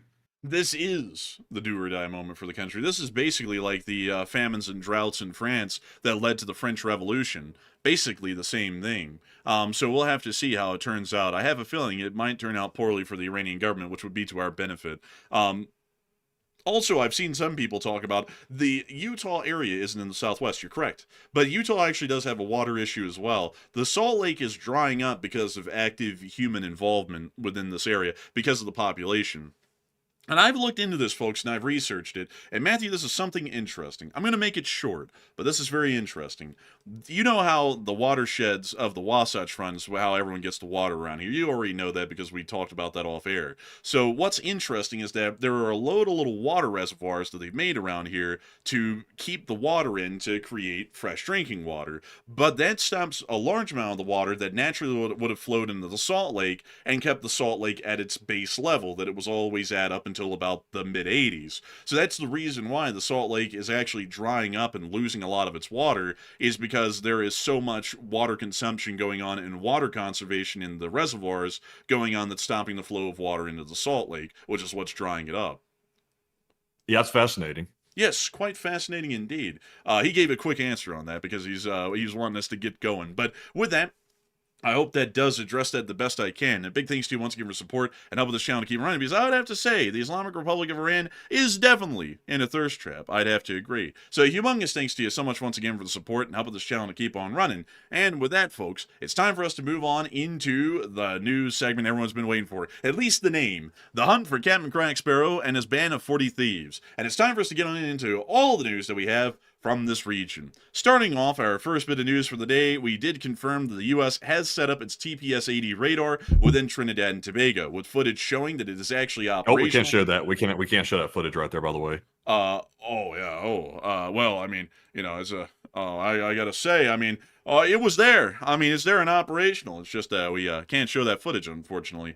Meanwhile, the Republic of Venezuela does appear to be trying to solidify itself with the Islamic Republic of Iran. You all saw that Iran tried to put their dog in the fight for Venezuela earlier. Venezuela's Ministry of Foreign Affairs has now stated, Iran and Venezuela are united in their struggle for a world governed by justice and dignity. Because nothing says dignity like killing millions of your civilians from thirst, and also just leaving your civilians to live in destitute poverty because of your crappy economic policies. basically hardline socialism, aka getting very close to communism. It's they're united in dignity. That's dignity, folks, right there. It's living in basically huts in Venezuela because no one can afford any better, and also killing all your civilians from thirst. That is dignity. Remember that, folks. Put that down in the definition. When you go to the Oxford dictionary, it shows you a Venezuelan that's buying a Don Julio for $80 because their currency is worthless, and it also shows you an Iranian with a cup out in front of them on the street going, spare water, please. And that's the pictures they have in the dictionary for dignity. We also saw that MLRSs are now being based on the coast of the country. And this was truly profound, folks. I have to bring y'all to the next level of Venezuelan military stupidity, which is out here at Puerto La Cruz, right around here. Right around here at Puerto La Cruz, pictures emerged from security cameras and pictures on the ground of this BM-21 Grad. We've seen many of these in Ukraine, but what's most interesting about it is that it's on the beach in Puerto La Cruz, right there at the Diego Bautista Urbaneja Street, or Avenue, correction. That is about, let's see here. Oh, dang, I'd have to find the exact street. Unfortunately, everyone, I always do the searching beforehand, and then I can't find it on air, which is sad. But nevertheless, I got to tell y'all something about this weapons system that's kind of a little important. Putting it right on the beach where the U.S. Marines might be landing if we did conduct an amphibious landing is literally the very last place that this system is supposed to be. This system is supposed to be about 10 miles inland, and when the Marines land, they're supposed to fire that thing at the beach and start barraging the Marines when they come on shore. Apparently the Venezuelans' idea is to put this thing on the beach, so that way it's hit by the U.S. airstrikes first. So that way it's not usable at any other point of the war. Or the next objective that they have is to try and fire this thing at a U.S. amphibious landing dock or a landing ship to try and hit it with an MLRS fire, which is going to be completely ineffective. Either way, this makes absolutely no sense, and is once again outlining Venezuelan stupidity at truly its finest. I mean, there's no other way that you can look at Venezuela and go, they have no idea how to fight a war, rather than a picture like this. But moving on from that picture, my throat ain't dry, folks. I just happened to almost choke on spit right there.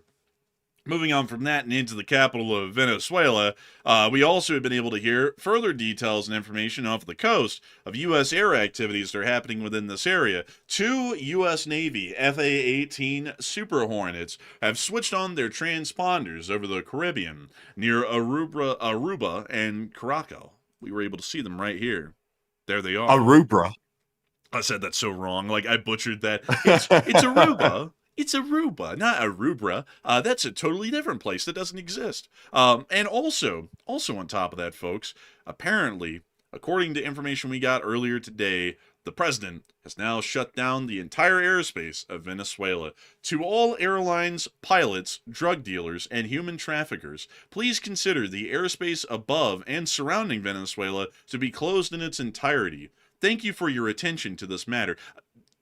That ending there. Why does he always add that? Anyways, because he has someone else write the tweets. I found that out. I think, at least according to what I know, and I gotta say allegedly because we don't want to get sued. I don't know if they're gonna sue over something stupid like that, but we got to cover our ass because the people are litigious. But at the same time, though, allegedly, I think other people write his tweets sometimes. I think he writes them sometimes himself as well. But it seems like it's written by somebody else. It's almost written like a dictated letter, like the way it says "Thank you for the attention to the matter" and like has it signed with his name at the end of it like that. It's almost like written like a letter. I gotta say, folks, the whole "thank you for your attention to this matter" kind of reads off as like a car insurance letter or something along those lines. I wish that would kind of just disappear because, if someone's reading it, I mean, they already are paying attention, so you don't have to thank them for it. I mean, it doesn't matter if they pay attention or not. This is the operations of the government. But anyways, we have told them to please consider the airspace closed. So the Venezuelan government decided that that was more so a request, not a demand, and they're keeping the state-run airlines running for now. There was a flight that did leave Caracas about an hour and a half ago, and it turned off its transponder right after it took off. So apparently the Venezuelans are considering that a request and not a demand. There were some flashes that came from the city of Maracaibo in the western area of Venezuela. when you see on these live cams here, a little flash right there. Look at that. A little one. A little something out there. I heard that was lightning, but they couldn't really say for certain. Breaking news! Oh. Breaking news! Breaking news! Electrical discharge! Look! Now, I will tell you all this. I've never seen a bomb blow up vertically like that. like usually it's a flash on the ground only. So I would say this is most likely lightning. But still very interesting to point out, and considering that everyone's on their toes, that was a pretty decent observation from Phytux. The fact that they were watching all the cameras to the point they caught that alone, that's something. But it seems as though it generally may appear to be a lightning strike at the moment. But we are still waiting to see when the U.S. will strike them, because at this point, it could be a lightning strike or it could be a bombing. They're about that close to attacking Venezuela at this point, so the heightened attention to any flashes from any of the cities is well-deserved, considering that the President of the United States in Washington today did state that strikes should begin soon. According to the President, he told U.S. service members that operations against Venezuelan targets on land could begin very soon, saying the land is easier.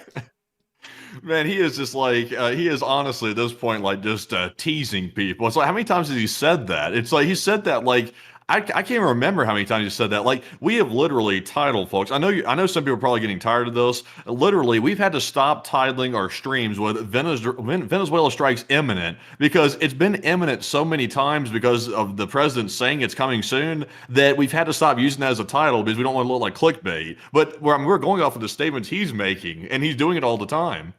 Let's see, when was the first time we ever made a title on a stream that Venezuela strikes were going to be imminent?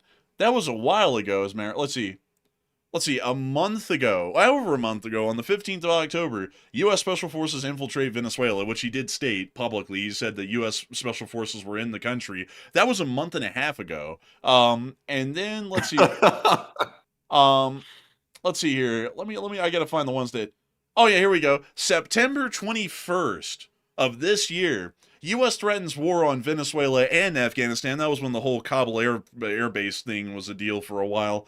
And then we just dropped that. And then also September 17th, Venezuela moves against U.S. September 14th, U.S. strikes against Venezuela. Let's see here. Oh, here we are. September 6th of this year, that's several months ago at this point, U.S. prepares invasion of Venezuela. Man, it's honestly insane how many times like they've said it's coming soon, like it's about to happen. Oh, it's about to happen. Oh, it's going to happen now. And also, it's almost decent to say Matt said it would happen a long time ago. I did. Like I will admit, on the Venezuela situation, I've gotten that wrong several times. Like the Venezuela situation is so chaotic and disorganized, it is impossible. It's a fool's errand to try to estimate when that's going to happen. I even saw another buddy of the channel who's an analyst on Twitter, who I won't mention their names. I don't want to embarrass them in case they don't want to, say it or something that they were wrong on it. But they even said, I saw them say it today, they said, I got that situation so wrong on Venezuela, and the people and the U.S. government got to quit like teasing that, because it's literally making people look stupid. That usually predicts stuff accurately. It's making people look stupid because they're going off the words of the officials that say, oh, it's about to happen, and then it doesn't happen. So I'll show you this, folks. If you do not believe me on this, I'll show it to you right here. On the 31st of August of this year, that's about 3 months ago, or a little bit over that even. On the 31st of August, our first title ever ran on this channel, U.S. attack on Venezuela imminent. That was day 1285.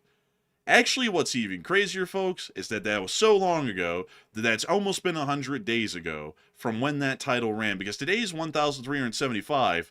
That was day 1,285. So it's been 90 days, 3 months exactly, since the statements were originally made by the president that we were about to go to hell on Venezuela. And it's been 3 months later, and it still hasn't happened. Now, let me check, just to double check. Let me make sure that we didn't have any titles before that. Oh, that was the whole Thailand war thing in July. Let's see here. Yeah, that was the first title we ever ran, was in August. That was 3 months ago exactly, 90 days ago. 90 days later, we're still going to go in on land. It's going to be really easy. 90 days later, and we still haven't done anything. So, I gotta be honest with y'all.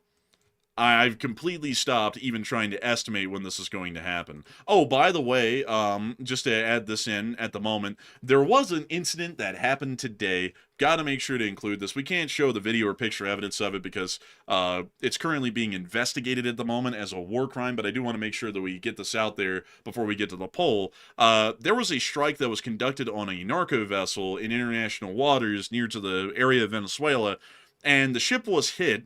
Some of the crew was killed outright, the vessel was completely destroyed, and some of the crew members somehow survived the explosion and were jettisoned from the boat overboard and then clung to life on the side of the burning wreck of the vessel.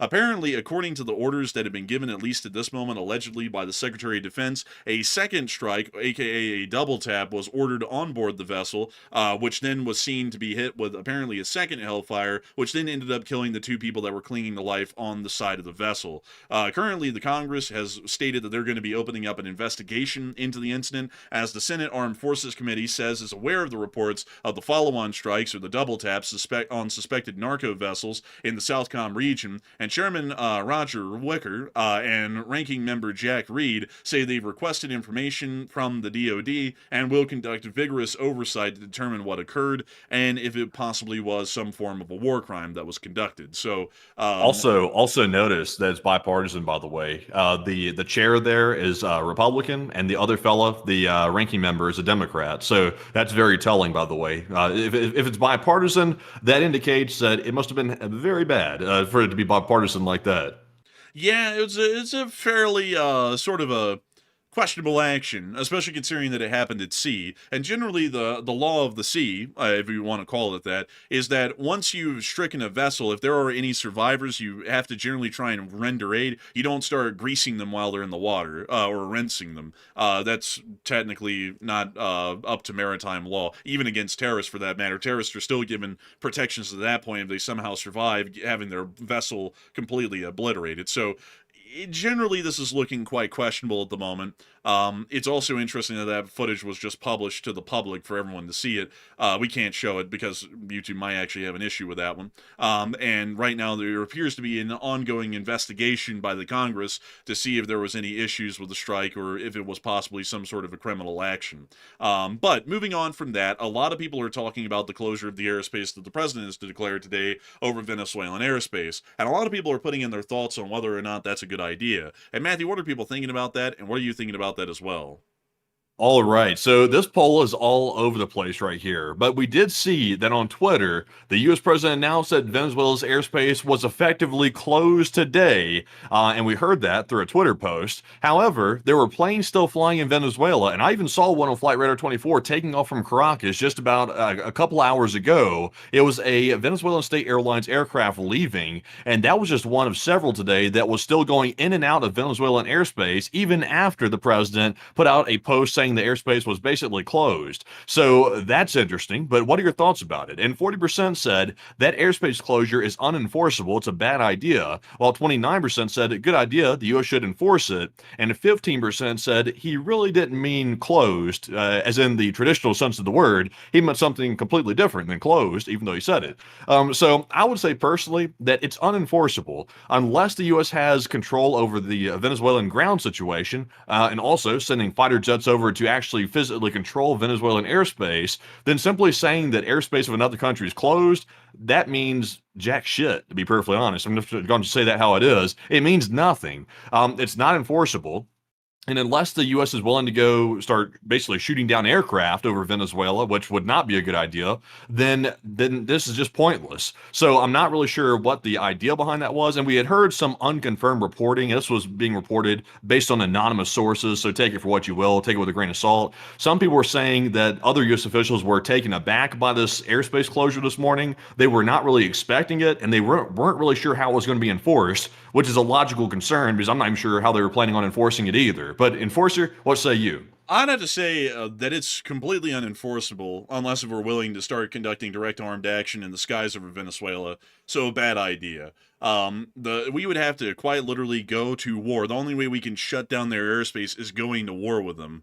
So unless if we're willing to go to war, which it doesn't appear that we are at the moment, this is completely unenforceable. Now, you could do this, because once again, I always got to say, folks, there's never a bad idea. It's just the implementation that's usually quite bad. But if you wanted to close down the Venezuelan airspace, you'd start conducting airstrikes on Venezuela on land to knock out their air defense systems, and then allow U.S. aircraft to pretty much ensure that no one's ever able to enter the airspace in the first place. That's how you would actually do that. But just saying in the middle of in a situation that we're not at war with Venezuela directly yet, we're just shutting down your airspace, that's not even enforceable. The Venezuelans can just keep flying planes. Anyone can fly a plane through Venezuelan airspace. And if we don't have active armed forces down there to stop that, then it's not going to happen. That's like for example, to put this in a more local setting for y'all, that's like your mayor in your city saying, okay, we're shutting down 5th Street. And then they put no police out there, barricades, cones, or anything, or signs to say that 5th Street's closed. That's you didn't close 5th Street, you just said it's closed, but for everyone out there in the world, they can just still drive down 5th Street without a damn given, and they'll still make it from one end of the street to the other. That's basically what this is in a more abstract sense, what we're doing down here. It's a statement that we're closing something, and we have no actual physical enforcement efforts to actually shut it down, which will require us going to war with them. So, at the moment, that's completely unenforceable, and generally, because we won't be able to enforce it unless we go to war with them, it's not going to end up looking good for the U.S. Oh, by the way, just a little side note with the whole Captain Crack Sparrow thing going on. This is kind of attached to it in the general region. Apparently, the President of the United States gave a full and complete pardon to the former Honduran President, Juan Orlando Hernandez. So that appears to be an action that was also made today as well. So... Also on that one real quick, I've seen so many people asking us tonight to comment on that. Go back to that post for a second, by the way, that was made about this individual.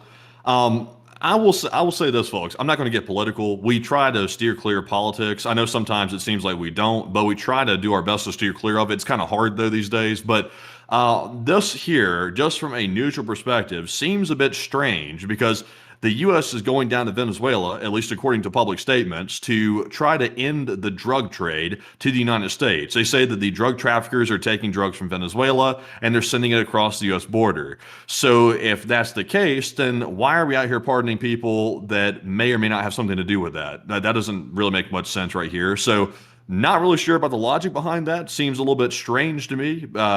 Just my personal opinion. Also, man, there's a guy over here in the comments that believes that Fidel Castro is still alive. That's news. Castro's been dead for a couple of years. Dude, this guy said... Where's he at? Where's he at, though?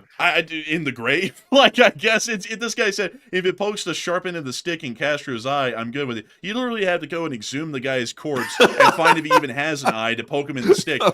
Like that is... Man, wait, he's on theme though. He's on theme though. You know how Cuba's so late to get news? Like Cuba just realized yesterday that Venezuela was about to get invaded. And they're like, "Oh my God, Venezuela's about to get invaded." This guy is on Cuban time right here. He's no offense, but he's a little bit behind the curve a little bit. Dude, next thing you know, man, he's going to be talking about the damn Contras and Reagan selling missiles to Iran to fund them. Man, honestly, this guy is like 30 years behind the times. This guy still thinks that Castro is alive, apparently. Now I gotta say, folks, I'm not trying to make a comment about like this person individually, but you gotta be very careful about who you get your foreign policy opinions from on the internet, because there are people like that who actually are so dated on their opinions they think that Castro is still alive. So, anyways, with that, we are going to be moving on from the whole pardoning of the Honduran former president, and we are going to be moving back into the news that is inside of Eastern Europe, because we still have a lot to cover from the war in Ukraine and everything else in between. And I got to be honest with y'all, folks, we have so much news, because I'm trying to pack the news every single night as best we can to try and cover everything. We still have a good bit to go. I'm not going to try and hyperspeed through it. We're still going to get through it normally, but I just want to make it clear to folks, we still have a decent amount of news left. Most of it, though, is frontline news from Ukraine, so generally it's just bumping through the clips. So there will be a decent amount of action from here on, and the battlefield clips were a lot today. So moving us into the U.S., just to wrap up everything that came out of Washington today, we did also get to hear that the former National Security Advisor stated on his Twitter, "Maduro, I think it's time." Also, there was a Polish minister who got involved today. I saw Matthew responded to him on Twitter. He was like, "Venezuela, your time is nigh." And then Matthew was like, Poland's gonna bomb Venezuela? It's like, I was serious. I was serious, by the way. I was like legit asking you. Pull up. Do you have the post, by the way? Can we see it real quick? I don't think I have it. I don't have it on the map, but we could pull it up if it's on the Twitter really quick. Yeah, let me go grab that and heart that real quick so that we don't have to scroll through the whole list here. But let me show you all this. But I'll be honest with you, I'm a huge fan of Poland. Like, I think Poland's a pretty cool country. But this post here was really kind of a little bit out there, like to say the least. I just put it in the likes tab, by the way. So let's get that one pulled up. I found it. Let's see here. Yeah. Here we go. So here we go. Yeah, here it is. This fellow here from Poland, he said, Venezuela tonight, you have been warned. And he showed a picture of B-2 stealth bombers on a runway. So I was very like simplistic with it. I said, Poland's going to attack Venezuela. It's like, he didn't say the U.S. was going to attack Venezuela. He was literally speaking on behalf of Poland when he said it. So I was like, what does that even mean? It's like, it seems like a weird thing there. It seems honestly, kind of a stupid statement, to be perfectly honest. No offense to Poland, but that's kind of a dumb statement. Dude, also, this guy is the representative of Poland in the European Parliament in Brussels. So he's their representative in the European Parliament. So not only is he kind of making the statement on behalf of Poland, he's kind of making the statement on behalf of the European Parliament, almost in a sense. It's like considering that Poland has no involvement in this, why in the world is a representative of Poland making a comment on it at all? I get, it's great that they have some solidarity with the U.S., but I just don't really get the point, Like, they don't have a dog in the fight at all. Man, Dominique, however you say his name, he honestly had me thinking for a minute. I was like, when did we give Poland B-2 stealth bombers? I wasn't aware they had any. I was like, when did they get those? I mean, when you posted the picture of it, I thought they were talking about their country doing it. Yeah, very, very, just interesting. It was quite interesting, I'll be honest with y'all, folks. I see a lot of people having high praise for Dominic. I'll be honest with y'all, a lot of Polish representatives and officials are pretty sharp. They're usually sharp as tacks, but I just don't really know why in the world he would make an official statement about the situation. It's great that, it's a message of solidarity with the U.S., but at the same time, they aren't involved directly, so I don't really know why they'd make a comment for anyone in the Polish government, for that matter. It's just getting them involved in a diplomatic spat that they don't really have to get involved in. But moving on from that, we did get to hear that the Ukrainian delegation has now arrived in Washington today to continue the talks that they were having in Geneva, which are going nowhere because the Russians won't even talk to any of us. And moving on out of Washington, and speaking of nobody talking to anyone, we did get to hear, and we did get to see that Zaluzhny made a comment today. Zaluzhny made a comment. Y'all remember Zaluzhny? He was the commander-in-chief of the Ukrainian Armed Forces until he was dismissed and replaced by Alexander Syrsky. That guy. So, this is what he had to say today, which was basically an essay. So I'll surmise it all for y'all, because I read the whole thing earlier, so that way I could surmise it, because it was too long for the show. So, Zaluzhny says that Zelensky hamstrung the Ukrainian army before the war in Ukraine started because he had actually decreased the funding for the Ukrainian armed forces before the war began. It's basically what he's saying in this whole essay here that he spoke aloud about the beginning of the war. Now, that sounds like something that is a pretty damning comment against Zelensky. But I gotta be honest with y'all, my opinion of Valery Zaluzhny has plummeted today because of this statement, because it's blatantly untrue.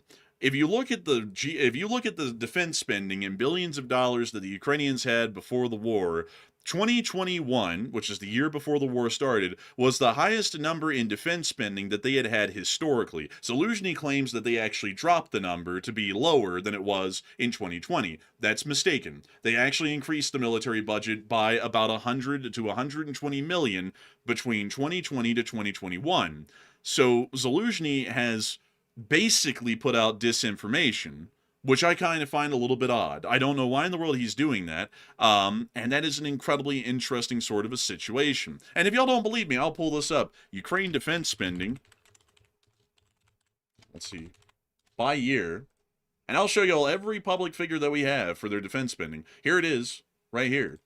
So, Zaluzhny claims that in 2020, the military spending had made it to its highest level, and then Zelensky decreased it the next year to be lower, and pretty much screwed over the Ukrainian army. That can't be the case, because the next year in 2021, it was $6.9 billion. That's an increase. That's not a decrease. It's basically keeping it the same number, which is the highest number, mind you, in the entirety of the history of the state of Ukraine. So why in the world would Zelensky make a lie? I mean, this isn't anything that's even up to question where he allegedly lied. I mean, that's a flat out lie right here. The numbers, according to every single website I looked at today, the number for military spending increased marginally from 2020 to 2021. There's nothing anywhere out there in the world that shows different by the statistics. So I don't know why he made the comment.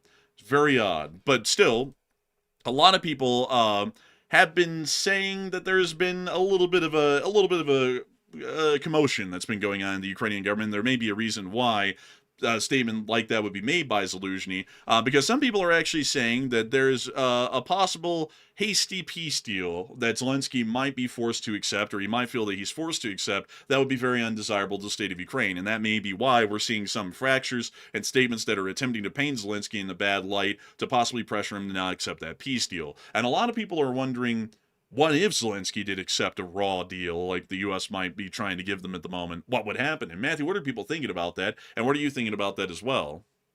All right. So it's not just Zelensky, basically. There's a lot, or at least a few that I've seen, Ukrainian officials that seem to be hinting publicly to Zelensky in a very roundabout kind of way that a hasty peace deal or some type of peace deal that basically is not that favorable to Ukraine would be extremely undesirable for the Ukrainian people. And they're basically trying to tell Zelensky not to fall for that. So what are your thoughts? 62% said Zelensky would be ruined if he accepted a hasty peace deal and would probably be thrown out of office, while about 10% said Zelensky really doesn't have a choice, and another 10% said Zelensky would actually be a hero if he brought the war to an end, even if it meant signing a hasty peace deal. So I've said this before. If Zelensky signs a deal which is hastily done and also not that favorable to Ukraine, where it's basically favoring Russia, and Zelensky is pressured into it and he goes for that idea, then Zelensky would be politically ruined. He would probably also have a major problem with his people at that point, because it would be viewed as basically undermining the entire multi-year war that's already taken place. So, me personally, I'm starting to get the idea that maybe there might be some rumblings in the back rooms, perhaps, of the Ukrainian government, that maybe Zelensky might be considering maybe a hasty peace deal, which is a bit concerning to me because it makes you wonder, why would a sudden change of mind be taking place right now? But we're not really sure if that's the case. But Zelensky would be very wise not to sign a bad deal, because that would not only hurt his political standing, but also it would hurt his country, and also it would hurt the EU and also U.S. interest at the end of the day, even though the U.S. is fighting against it. But Enforcer, what say you? I would say that Zelensky would be completely ruined if he accepted the U.S. peace deal, even if it is revised to be even slightly more favorable to Ukraine. He would basically be screwed. So I would say that it's probably not going to happen. It appears that there's apparently some fears that might happen. But also at the same time, folks, I've just got to be entirely honest. It doesn't really make you look that good, like in Zelensky's case, when you flat out lie about defense spending figures to try and paint Zelensky in a bad light. If you don't like the deal, you could just say that you don't like the deal and you don't like that he seems to be considering to accept it. That would probably be a lot better than coming out and lying about defense spending figures to make it sound like Zelensky screwed over the Ukrainian army literally just the year before they got invaded. Because if you read the full post, and I'll read a little bit of it to y'all. Let's see here. Oh yeah, here we go. I became the commander-in-chief in August of 2021. Although the military was undergoing a transformation and gaining combat experience, it still had many problems. The Russian army was rapidly increasing its forces and supplies, which also is not true as well, because the Russian military's defense spending, which I can also pull up for y'all, Russian defense spending per year, it was increasing, but it was more so increasing to match inflation. It wasn't anything that was just absolutely ginormous. So let me see if I can show this to y'all on a good graph right here somewhere. Let's see here. Let me see if I can find it. Also, by the way, while you're finding that, by the way, Robert Johnson said Zelensky does not have the authority to give away any Ukrainian land according to the Ukrainian constitution. That is true. That's a good point right there. Many people around Zelensky, that was some of the comments I actually heard about the officials hinting to Zelensky not to do it, is because also the Ukrainian constitution literally prohibits giving away land like that. So it's written in the law. So unless they plan on violating the constitution, they simply can't do that. So, I mean, it's always possible they could amend it really quickly if they chose to, but it would be a very unwise idea. Also, really quickly, I want to show you this, because Zelensky says that that Russia was increasing their spending before the war in Ukraine. And also, let me read y'all the full quote here, just to show y'all the kind of deception that's quite obvious in the statement. The Russian army was rapidly increasing its forces and supplies, we already know the manpower was a consistent, steady average because they have that by presidential decree. The Kremlin increased the military budget year after year, invested resources in the defense industrial complex, and purchased more weapons and equipment. Meanwhile, the opposite was happening in Ukraine in 2021. The army was allocated even less money than in the previous year, which we already have seen by the proof and the numbers. That's just flat out wrong. That's false. As a result, our military met a full-scale invasion the following year with a huge shortage of everything from people to weapons, which is also blatantly untrue as well. Because if you look at the defense spending, which that subsequent statement is based off of, the defense spending had marginally increased from 2020 to 2021. Zaluzhny is making it sound like the defense spending was halved from 2020 to 2021, and they started off the war in Ukraine with a military that was half-baked. Now, if you look at the Russian percentage of GDP military expenditure, what's interesting is that from 2020 to 2021, the percentage of their GDP in defense spending went from 4.2% to 3.6%. So per percentage of GDP, Russia's defense spending actually dropped the year before they invaded Ukraine per percentage of GDP. So Zaluzhny is just lying on every level. At least in the statement, it's statistically proven false in every way. So I gotta say, I'd be honest with y'all folks, if he has an issue with the Ukrainian government possibly being hamstrung into accepting a screwed up peace deal from the United States, that's one thing. But flat out lying to try and paint Zelensky in a bad light when all of this can easily be proven untrue from simple Google searches, that's not really a good look. And I've honestly lost a great deal of respect for Zaluzhny due to comments today that are blatantly false to try and paint the Ukrainian government in a bad light for what I can really understand to be no other reason rather than possible political gain for Zaluzhny, as it's been stated that he may be possibly running for a presidential position in Ukraine in the future. So not really a good look. But moving on from that, and outside of that statement from Zaluzhny, there have been multiple other statements made throughout the day, but we're going to skip over those for time constraints. Moving on into Moldova, we did get to hear that there was another drone incursion this Saturday, according to the Moldovan authorities, which was the third such incident in 9 days alone. Meanwhile, the Russians also saw attacks near to the area of Rostov-on-Don and Taganrog, as air defense was active within the area, as pictures did show, and we also saw additional air defense activity around the area of Voronezh as well. We also saw Russians getting hit within the Donetsk area and Avdiivka overnight, apparently from longer-range strikes as well. Oh, that's wow. Нихуя себе. And additionally, outside of that, we have also seen within the area of the city of Orsk, within the Orenburg Oblast, there was a fire at the oil refinery in Russia's Orenburg Oblast. I don't even know how the hell to even start pronouncing this right here. The Orsknefe Gorginsis. That's the best way I can do it. I'm not even going to try and do it beyond that. But there was a fire at that refinery today in Orsk. Orske, блядь. Orske. My goodness, folks, the internet has disconnected for some reason and reconnected in the middle of the show. That's very rarely ever happened before. At least since we've gotten here, I think that may be the first time that's ever happened. So hopefully the show is back for everyone. It does appear that we are streaming again. So very sorry, everyone. A lag alert. Very odd. I do not know why that happened. But moving on from that and into the rest of our news, we are going to be moving on up into Moscow because there has been apocalyptic news coming out once again. Rosneft's profits have fallen by 70% within the last 9 months to $3.57 billion, according to Reuters. The results were influenced in particular by the high key rate of the Central Bank of Russia, which increased the cost of loans and financing. In addition, oil became cheaper and the ruble strengthened. Because of this, the company receives less money in rubles for the same dollar of export income. Rosneft is not doing well. Additionally, we've also heard that the Russians have already approved at a minimum $166 billion budget for the Russian army next year, which that is the minimum, by the way. It usually far exceeds the amount that they approve for the next year's spending.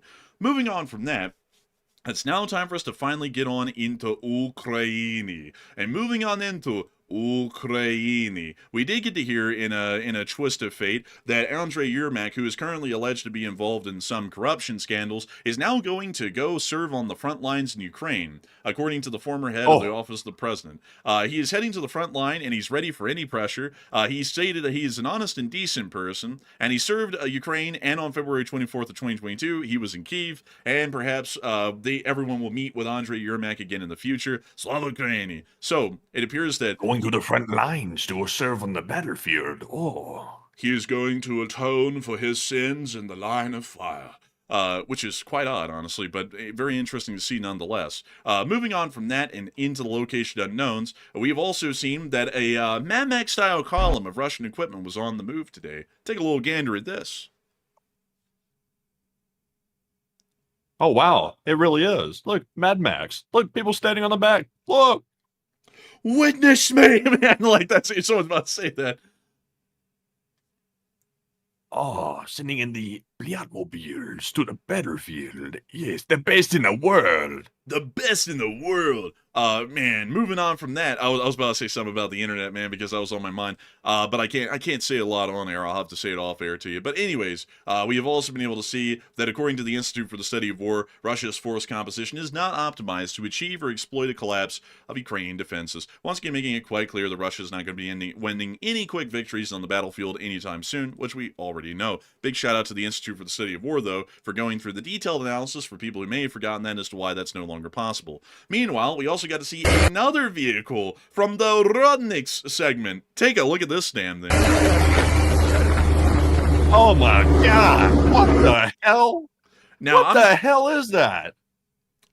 I'm not going to be honest with you. I don't You're not know. going to be honest with me. Well, don't lie. Come on, be honest. Dude, I'm about to turn into a politician. You see, Martha, but that is a UAZ 469. Oh, man, that is horrible. Some say it did take its vitamins and minerals before it got out here and started driving and rolling. Now, you want to know what those look like normally before it gets chopped like that? They're supposed to look like this. Oh, wow. That looks, honestly, cut the top off. I think it looks better that way. I think it kind of does, honestly. You can take the top off. Let me see if I can show you one where the top is off. Yeah, this one at the parade in Minsk. That looks so stupid. This thing is so stupid looking. It kills me how these people in the military in this country here, they want to do their chin up like that. Like, what is that? I don't know. A very, very, very Russian sort of a thing. Honestly, it was Ukrainian up until recently, too. Up until, like, about 2018 or so. But, I think that looks goofy, honestly. But anyways, moving on from that, it does appear that there was another Rudnik spotted today. And also, a massive shout out to Miss DC Keeper of the Records for finding us a casualty report when there was no casualty report. And over the course of the day, Matthew, the Russians lost 2 Bobcat skid steers. Holy moly! Oh my God! Look, they got 2 of them. They got 2 of them. I tell you what. Hold on a minute. Let's get the little thing here. Come on. Look. Hey, Well, that works. 2 Bobcats. Gotta love it. Man, you gotta love it. And according to Miss DC Keeper of the Records, November troop losses are close to October totals. Anti-aircraft is the highest month since May, 3rd highest month for UAVs, another 2 special equipment. And according to the past 24 hours, 910 Russian soldiers have been wounded and killed, along with 1 tank, 15 APCs, 3 artillery pieces, 106 drones, 64 supply trucks, and 2 Bobcat skid steers. All in all, not that bad of a day. Moving us on out of the location unknowns and further on down the front, we also get to see the 5th Assault Brigade's actions near to Makivka with a autonomous drone. Take a gander. Chili bowl. We're gonna mute that. I don't know what that is, but that's like some sort of Chili like bowl. bro, that's chili bowl. bro, that's the Wendy's ASMR. He said chili bowl. Man, it's like we're gonna eat it. Oh look, here's the Russians, and oh my goodness, the drone is unloading on that assault team in their van. Have some alarm chili bowl. He said, we're going to hit that truck and turn the Russians into a chili bowl. Man, it's like, yo. Morbid sounding singer right there. This thing works well. Damn, like the test is going fantastic. Man, this is field tested, apparently. Oh, damn. Oh, my God. It's literally right there. Look at that. They're firing it at point blank. That is crazy. And now they're just going to drive around to get a better angle. So here they go. They're whipping her around so that way they can get behind it. They're going to turn it into a chili bowl. Man. Oh, my God. Look at that. They are making mincemeat out of that. That is a chili bowl. Man, they said inside of that buhanka, you're going to find the Russians and they'll look like a chili bowl.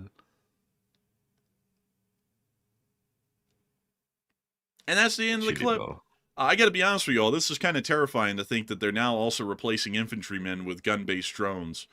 Very, very wild to think of. But moving on from that and on down to the area of Novoselivka, we also get to see the Ukrainian drone forces in action.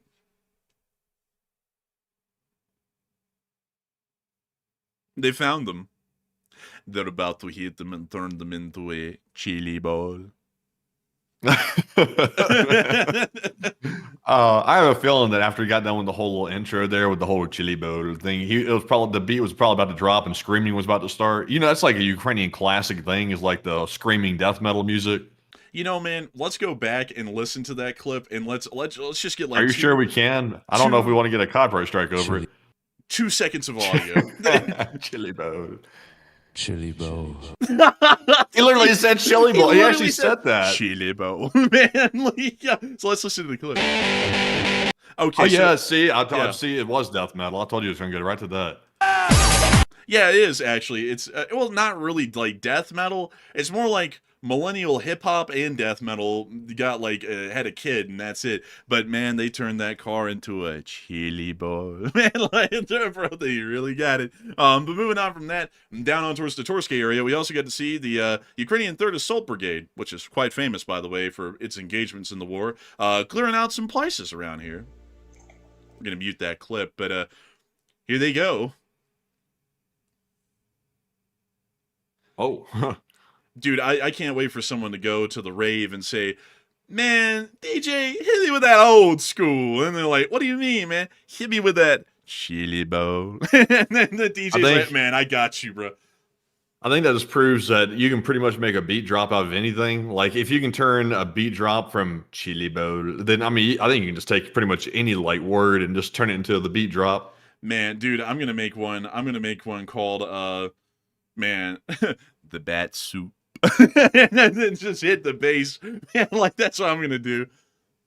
Man, that, I want one. I want somebody to create, somebody out there that is like somebody that actually does like music production or something like that.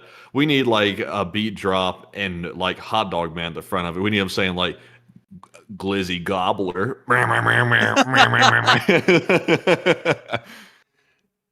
Oh man, and there's a guy down there. It's you know, he's just hanging out. The 3rd Brigade continues pushing on, clearing out the places, you know. As they do in the 3rd Brigade. That's how they do it.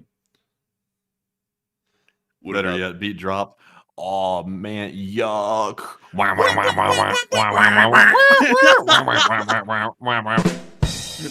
yo, bro, he finished that. Man. Oh, man. Dude, man, you go and sit there and say, man, hit him with that bat soup. It's like,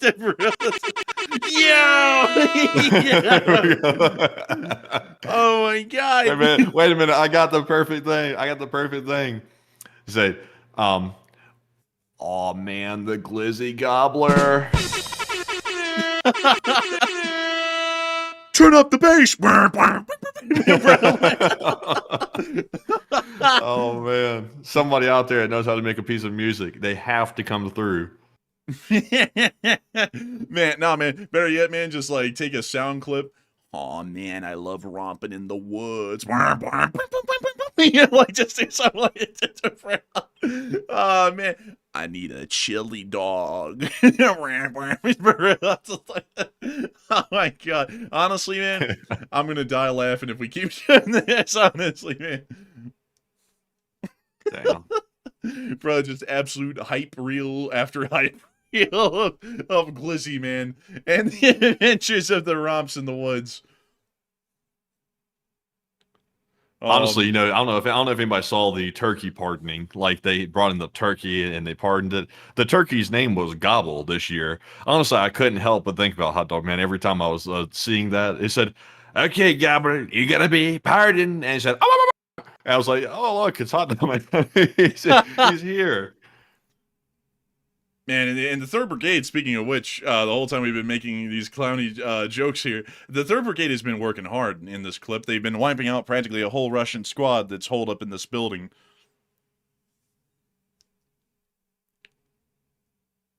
Just rubble, pure rubble. And some say this is the new and improved version of the Russian currency is rubble. Oh, wow. Oh, he got a little bit on his head, I think. Man, he's like, dang. He's like, that thing, like, rocked. He looks like he's okay, actually. Luckily enough for him, he's now bolting out of there after he got his senses together, and he's making it back to his squad mate. You see them continuing to move around, clearing out the buildings once more. And someone says that the Hot Dog Man's in Chicago now. I don't think they'd take him there, honestly. I think they'd tell him to go home. But anyways, that's the end of that clip right there. Very wild stuff and impressive work by the 3rd Brigade. Meanwhile, in Konstantinivka, we also got to see the Ukrainians using their fiber optics and the 36th Marines to take out the Russians. The 36th Marines are on the Konstantinivka battlefield, but due to the stretch of the tract of land that they're pretty much covering on the front, you can see drone activity from the 36th, either here at Konstantinivka, like that anti-tank mine, or you can see it on the northern flank of Pokrovsk. Either way. Oh, and he's running. Oh, and he didn't make it. Damn. Man. I wonder how the Russian music industry is doing. Like, I never kept up with that to begin with, but it's like, I could come up with so many names at this point. Like, Cash Rubble, popular Russian rapper, Lil Rubble on the beat. I mean, they got like so many like people that they could have like names and names and names. Rubble on the beat, ho, bam, bam, bam, my money's worthless, I got nothing. Man, like, I've been laid off my job, 3-day work weeks, bam, bam, bam, man, like, they're not like us, they're better off than us. Like, oh, man. But the 36... Be little brokey, mer, mer, mer, mer. I got no money. But moving on from that, we also get to see the 3rd Brigade also taking on some more Russians here.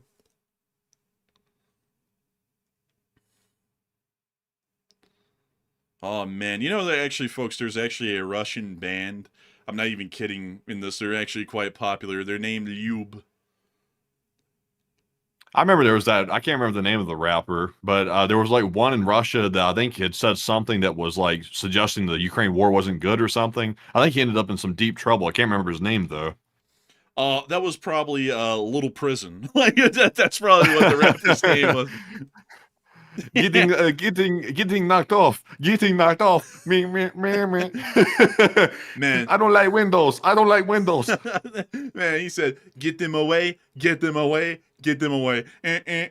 gonna die. Like they're throwing me out. But anyways, he's still in prison, by the way. The guy's not dead, by the way. Just want to make that clear. But we did get to see the Ukrainians did liberate a town today, Ivanivka, in the Dnipropetrovsk Oblast, and they took some prisoners. It's very interesting. Russians look like a very ragtag team of guys. This guy's wearing flannel, like the damn Mr. Downey guy or whoever's on like the paper towel like brand. Y'all know the brand I'm talking about, right? With that flannel, the lumberjack dude. Maybe. He doesn't. Like he does not know. No. Man, no. Like, bro, he put me down. He said no. Man, I was like, damn.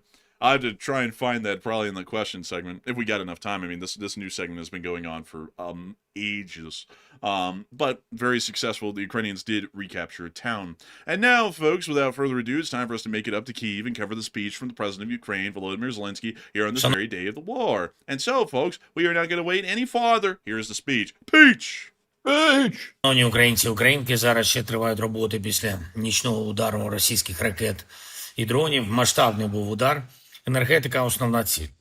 Тут Росія не змінює свою тактику і досі намагається завдати Україні саме такого болю перед зимою. Важливо, що ми протидіємо. Важливо, що є збиття. 19 ракет вдалося збити, серед них балістика. Подавлено також і майже 560 безпілотників, серед яких близько 300 шахеди.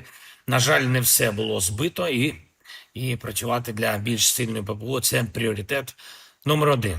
Це завдання надзвичайно складне, надзвичайно дороге для України та партнерів. Будь-яка країна не витягнула би це самотужки, але ми забезпечуємо Україні ракети для протиповітряної оборони та постійно збільшуємо парк наших систем ППО різних типів. Готуємось до роботи на наступному тижні з нашими партнерами, в тому числі заради більш якісної нашої протиповітряної оборони. Дуже розраховуємо на сприяння партнерів. Сьогодні ввечері за американським часом українська делегація вже має бути в Сполучених Штатах Америки і буде продовжений діалог на основі пунктів з Женеви. Дипломатія залишається активною. Американська сторона проявляє конструктив і цілком реально найближчими днями доопрацювати кроки, щоб визначити, як достойно закінчити війну. Українська делегація має необхідні директиви. І я очікую від хлопців роботу згідно з чіткими українськими пріоритетами. Сьогодні ж були наради з Кирилом Будановим, також з Денисом Шмигалем, також з Михайлом Федоровим, також з Павлом Палісою. Кожна з цих нарад про різні аспекти нашої внутрішньої стійкості, ну і, звісно, про ту нашу силу, яка може допомогти правильним перемовинам.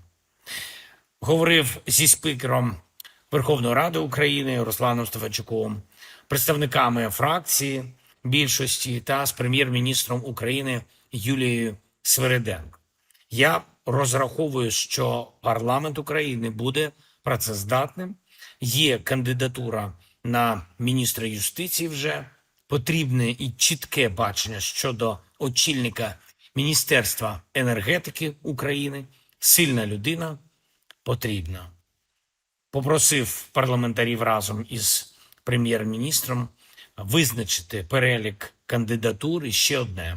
Будуть нові наші санкційні рішення в розвиток тиску партнерів на Росію за цю війну. І наші санкції, які ми будемо робити фактично спільними з нашими партнерами, щоб світ тиснув на агресора саме так, як це потрібно для послаблення російської здатності воювати. Укази будуть завтра. Наші пропозиції санкцій будуть передані в усі сильні партнерські юрисдикції. Дякую кожному, хто допомагає. Дякую всім, хто захищає Україну. Слава Україні! Героям слава! And with that, that is the end of the speech from the President of Ukraine, Volodymyr Zelensky, here on day 1375 of the war. And it's time for us to move on into the second segment of the stream, where we get to talk to all of y'all. And I got to tell y'all, folks, these news segments are getting longer and longer every day. There's so much to talk about, so much to cover, and so much to see. But still, we always make time to get to talk to y'all, because it's honestly the funnest segment that we get to have here on the show. The news segment is really more so formulaic, and we, belt through that every night. Very fun to do, but it's the same thing every night. We just belt out the news and do the analysis. But when we get to the question segment, literally anything and everything can happen. And it's a really unpredictable and wild sort of a time. It's always fun for us. We hope it's fun for y'all. And we hope that y'all stick around, because there's a lot to go. Before we get on into all that, though, apparently the guy I was talking about was the brawny dude right here for the toilet paper brand. Paper towels, I think. Paper towels, toilet paper, whatever it is. I mean, yeah, that kind of does. That's a big difference. Yeah, there's a big difference between the two. Man, honestly, you're right. But outside of that, it was apparently the Brawny dude. So, man, they called my boy Brawny out there on the battlefield. Free my boy, he did nothing wrong. But anyways, with that, I got to, that flannel is an exact match, though. I mean, literally, that's the exact same flannel pattern that dude was wearing. But anyways, with that, folks, it is time for us to move on to the questions. So, Matthew, what do we got? All right. So with that, folks, it's now time to move into our super chats yet again. And we are fresh out of polls and we're jumping right back into those questions. So our first one here is going to go to Rye Guy SR. He puts in two $50 supports. And thank you very much, Rye Guy, for some of the largest support of the night, actually. And in his first one, he said, "Happy holidays, guys. And sorry I haven't been here for lives as much. And do we think it is possible that since the U.S. is involved with the corruption investigation, that it is maybe possible that they have some dirt on him, and could that be the leverage and Slava Ukraine?" Now, Rye Guy, I don't think they have any dirt if you're referring to Zelensky. I don't think they have dirt on Zelensky, but it's just the mere fact that someone that was close to Zelensky got caught up in something. And here's the way I view it. Yes, the guy was close to Zelensky, but at the same time, though, Zelensky is running the entire country. He doesn't have time to micromanage each individual person. The important part is when they found out about something that wasn't above board, they did something about it. The guy left his post, and then Zelensky dismissed him. So they handled it. So, I mean, that's the most important part to me is it's actually being dealt with. If he'd have been allowed to remain, that might have been something totally different, but he didn't remain. So I would say maybe the U.S. is using something like that as leverage, possibly, but I doubt it. But Enforcer, what do you think? I'd have to say, honestly, I would agree with Enforcer Matt on that. I don't really think they have any dirt. I think it's just that people are wanting to look for something to latch on to and go, oh, look, there it is. You know, now they've got it in the war. And I think this is just being blown out of proportion because of that, because we kind of went over this last night, and I'll say it again. Isn't there a lot of corruption in the United States? Do we see anyone in the world ever saying that they're going to cut ties with the U.S. because of all the ongoing corruption that's going on right now? I mean, the former mayor of New York City, at least for a time, was under prosecution for possible alleged, I think it was some sort of money dealings that he had with a foreign country. I think they might have dropped that. Yeah, I think they might have dropped all that stuff. They let that go. They did drop it, but at the same time, though, it was an allegation that they were actually prosecuting, I believe, for a while, and you didn't see anyone go, I'm not dealing with America because of that. That's kind of an equivalent to this. And right now, it's an allegation of corruption. They don't even know if the guy was actually involved in any corruption at this point. He hasn't been found guilty, and even the allegation itself was dealt with quite harshly, to be entirely honest. They didn't wait for the conclusion of any investigation or any case to be opened against him for him to be removed. It was just the scandal itself and the corruption that possibly could have existed, and he resigned and was dismissed all in one go in one day. I mean, you rarely ever see that.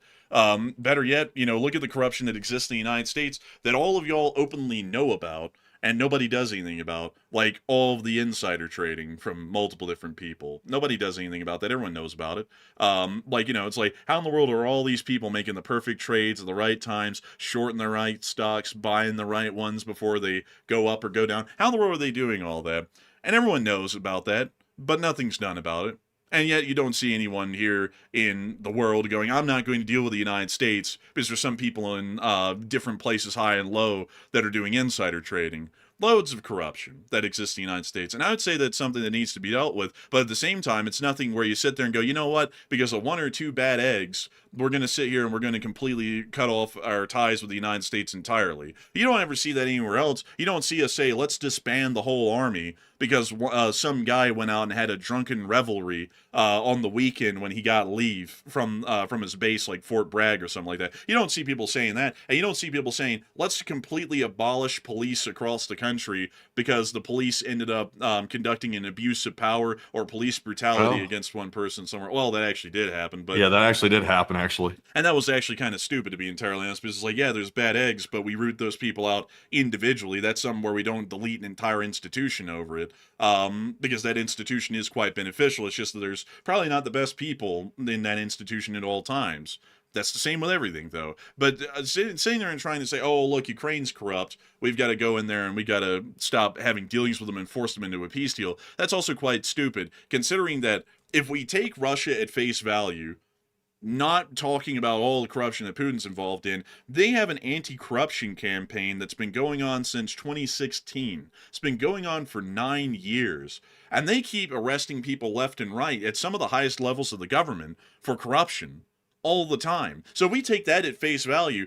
Russia has far more corruption at the surface because of everyone who's getting arrested and charged with corruption, bribery, embezzlement, and so on than Ukraine's ever had. So it's like if we're talking about the two as a side by side, like corruption actually did matter in our decision making process here, clearly Ukraine is less corrupt than Russia. And everything before the war showed that as well. If we're talking in reality, it doesn't even matter. We're trying to whittle down the Russians. We don't really care who's doing it. It just matters that they're getting the job done. And the fact that we're not And also, at least the Ukrainians can pick who their leader is. Like now, obviously in the United States, we pick our people, we elect them, but that still doesn't eliminate corruption. Corruption still exists. Same thing in Ukraine. At least they get to elect their people. Russia, they hold elections, but y'all know how those elections go. The elections are rigged. You have people standing at polling booths with machine guns. So how free of an election is that when you have people, literally the military, standing at a polling booth? It's not free. Let me see here. Let me go type in Russian election pictures. Let me see here. I want to go find the... let's see. I need to find the real one where they show you the guy who's standing behind him here. Let's see. Geez. Oh, also, by the way, I gotta say this real quick. Insider trading is illegal. I know there's like a couple people in there saying, "Oh, it's actually not illegal." It is illegal. If you trade on information that other people do not have access to, and you got that information somehow that advantaged you over the average person, I don't know the exact like statute. You'd have to pull it up and read it, but it is not legal. Some people are confusing legality with people getting away with it. People get away with insider trading all the time, but that doesn't mean it's legal. That just means they got away with it. Yeah, that's true. I guess some people don't know. Some people are gonna say, "Look, it's a hustle," and that's illegal. Most hustles are usually illegal. Like, I'm just gonna let y'all know. Like, if someone tells y'all it's a hustle, like, you know, kind of like bend the rules or twist them a little bit, whatever they're usually saying is most likely illegal. But here you go. Here's a picture of an election in Russia, and notice the kind armed soldier behind you while you're voting, to make sure that you vote the right way. And we saw that in the last election. People would try and vote not for Putin, and these soldiers would drag them out of a voting booth, beat them, rip up their ballot, and then send them back into the booth with another fresh ballot and tell them to vote for the right guy, and then they have to vote for Putin. He said, make sure you fill out the ballot properly. You don't want to have a hanging Chad. You don't want to have a hanging anything, in fact. You want to make sure that you pick the right choice. The one at the top. You know how it says 5 times in a row, says Vladimir Putin? You want to check the top 5 boxes. You want to check those, every single one of them, forever and ever. And that's exactly You what know about Chad. You know about Chad, right? Hanging Chad. You don't want to know about the hanging Chad. It's a bad thing. You don't want a ballot with a hanging Chad. You don't want that. Oh, and also, folks, here's another thing to consider. In America, it's illegal to even try and campaign close to a voting station. Usually, most of the time. Unless if you live in, you know, some certain places and they kind of overlook the rules. But still, you can't have any undue influence put on you in America when you vote. The voting room where the votes are actually being made by y'all, there's not supposed to be any undue influence. And on top of that, the vote's confidential. In Russia, after the armed guard makes sure that you vote the right way, then you take your ballot and you drop it into a completely transparent box for the entire public to possibly see your name and who you voted for on the ballot. That's not at all a good way to vote. That's a rigged way to vote. And they make it that way in Russia, so that way they can pretend like they have a democracy when they really don't. There you go. There's a guy actually dropping in a ballot into the clear ballot box right there. That's very suspect. So I would have to be honest with you. It says Ukrainians forced to vote at gunpoint in the article headline back there too. Yeah, I mean, it's literally the worst country on the planet for holding elections would probably be Russia. Would be at the top 10 at least, if not at the top 3 or something. Russia would be up there. They're like the giga chads for like election interference. They do it literally all the time. Yeah, they do it all the time. The only other country that does it worse than Russia that I can think of off the top of my head would be, well, actually, there's two: Turkmenistan and North Korea. Turkmenistan is actually just like North Korea. It's just that they're not talked about a lot because they have a very interesting sort of a foreign policy strategy that they play where nobody really knows that they're basically the North Korea of Central Asia. But then there's North Korea. North Korea only has one option on the ballot, and it's Kim Jong-un. And it's mandatory that you vote. So it's mandatory that you show up to grab your ballot to then vote for Kim Jong-un, which there's no other options, and then you drop off your ballot. If you do not vote, by the way, want to make this clear, if you don't vote in North Korea, the punishment is the gulags, work to death, or execution. Those are the punishments for not voting. And there's only one guy you get can to vote pick. for. No. No, they don't. They just tell you which one you're going to get. Yeah, it's just like, like death camp or you get executed on the spot. Usually it's death camp, though, because they usually want to try and eke out some labor out of these people before they get killed. But usually it's the death camp that they send them to. And you know what's even stupider, folks, is that Kim Jong-un wins every election in North Korea by 101 and 102%. Every single one of them. So somehow there's more people voting for Kim Jong-un than there are in the country, and they even say that on North Korean TV. Man, I'll tell you what, they don't have Thanksgiving in North Korea, but that ballot box got the stuffing in North Korea. I'll tell you what, it got the stuffing, extra stuffing. Man, honestly, dude, it's crazy. And then Turkmenistan is the same way. But it's honestly is more like cartoonishly evil than sinisterly evil like North Korea is. But anyways, with that, I hope that does address that the best we can, at least with the whole election side of things. And with that, a big thanks to you once again for support and helping this channel to keep on running. And we're on to the next one. And our next one also goes to Rye Guy SR, and he puts in the second $50 support, and thank you very much, good sir, for that support. He said, do you guys think that the current U.S. admin has overplayed its Venezuela hand, as they have made big threats but followed through on none of it yet, and China and Russia are taking notice, and no congressional approval, and I don't see enough for invasion? Thoughts, LTLSA? And for me, I'll tell you, they have overplayed it, because we've been saying this about Russia, Ukraine. We've been saying about China, Taiwan. The U.S. needs to understand that our I guess you could call it like geopolitical cred on the street. It relies on the perception of power to a large degree. So you start eroding that perception of power after you start making empty threats and never following through with hardly any of them. You start losing that. And that makes us lose deterrence factor as well, which makes war a lot more likely in the future. So while it may seem cute to make a big threat, like, for example, to say we're going to strike Venezuela, you better follow through with it, or otherwise the enemies might think, hey, wait a minute. He said he was going to do X, Y, and Z over here. He said he was going to do X, Y, and Z over there, and he hadn't done any of it. I think they're full of a bunch of hot air. Let's test it. And then they start testing you, and then all of a sudden you have wars on your hands, like real big ones. So you don't want to do that too much. I think they're definitely overplaying with Venezuela. But Enforcer, what say you? I would definitely agree. They are overplaying it with Venezuela. And I don't even know why in the world we created a problem out of this. And then we see the usual WWE slam down style threats that are never followed through on, and then we back off, and then it makes us look like a joke. We've done that so many times, though, in Europe, that Venezuela is just really more so icing on the cake at this point than really revealing anything new to Russia and China. Russia already knows that we're a joke because we've been acting like a joke in Europe for the whole year. China generally knows that as well because they've also watched what we've done in Europe. So doing it in Venezuela is just a repeat of the same thing that we've done multiple times with the war in Ukraine already this year. So I hope that does address it the best I can, and a huge thanks to you once again for support and helping this channel to keep on running. And with that, we're on to the next one.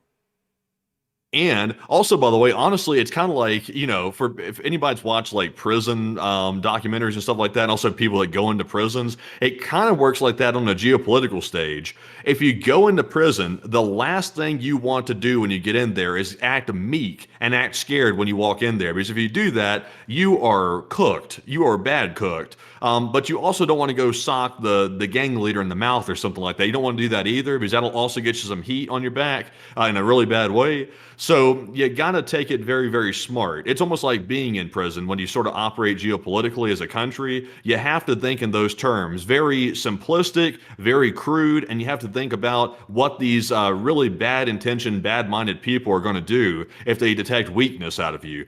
You can't show weakness. Just like you can't in prison, you can't do it on the geopolitical stage either. It's kind of strange how those two things kind of mesh together. But jumping into our next one, this one goes to Yif Toy, who puts in a 20. And thank you very much for that support, by the way. And they said, it's about to get spicy in the Caribbean. And I heard this from someone currently stationed in that area. And thank you for the support and helping this channel to keep it running. And it looks like it will, but it's been looking like that for 3 months now. And we still haven't done anything. 3 months ago, we said U.S. strikes were imminent. And we said that because the president said that 3 months ago. 3 months later, he's still saying it, and nothing has happened. So, I mean, maybe it's coming around the corner, but it's been coming around the corner for 3 months. You know, there's that old song, she'll be coming around the mountain when she comes. And somehow in this version of the song, the corner of the mountain just keeps growing longer and longer. So she's coming around the mountain when she comes, and it's now another 5 miles long. So it's going to take another year, or maybe a month, or maybe 2 weeks, but she's going to be coming around the mountain when she comes. And that's how it was working right now. So, I mean, yeah, it should, but, you know, then again, they could just hold off again.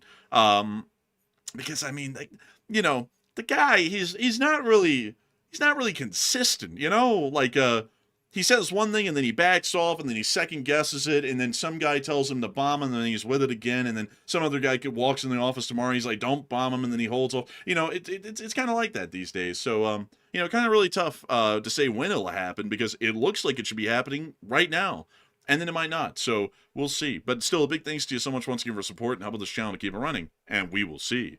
Because it could happen. Your friend could be right. Or he could end up being wrong like we've been for 3 months. And then we all are once again back on all those boats just waiting for the strikes to happen. Well, not us on the boats, but the guys down there, they're getting double tapped right now. They'll be on the boats. But anyways, a big thanks to you once again for the support. And with that, we're on to the next one.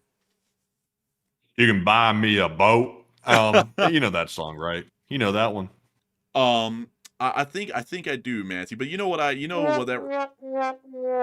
Oh, I mean, you know, it wasn't that bad of a joke. But you know what that voice reminded me of, man. It reminded me of that city councilor from Flint, Michigan, who was like, "Well, go ahead," like, man. He's like, man. Excuse me, Congressman, sit your tail down.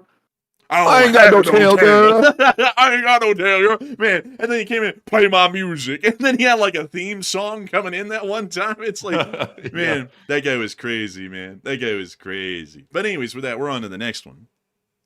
And our next super chat goes to Andrea Fed, who puts in a $20 support. And thank you very much, Andrea, for that $20 support as well. And Andrea said, always love you guys. And you're not only our sole source of news, you're better than any news source we've had since the 60s. And thank you for that, by the way. And they said, I only wish we weren't on a fixed income so we could donate more. But we absolutely love you guys. Hey, and thank you so much for the kind words. We absolutely love all y'all, and we love to know that y'all think so highly of this show. That we are the best source of news out there, according to a lot of people. That's word on the street. People are saying. And I got to thank you greatly for that, because we love to know that people really do enjoy our show. I like to think of it in a simple way, an American Pie kind of a way. We're just some simple Alabama boys just doing what we do best, which is to yap, and we do that good. But still, a massive thanks to you so much once again, all jokes aside, because it is an incredible and wonderful thing to know that folks like you only enjoy the channel so much that you would go out of your way to support it. And of course, every bit of support is a huge bit of support. Whether it's $1 or hundreds of dollars, we're appreciative that anyone finds the channel worthwhile enough to give $1 at all. So a huge thanks to you so much once again. I hope that has addressed that well. And with that, we're on to the next one.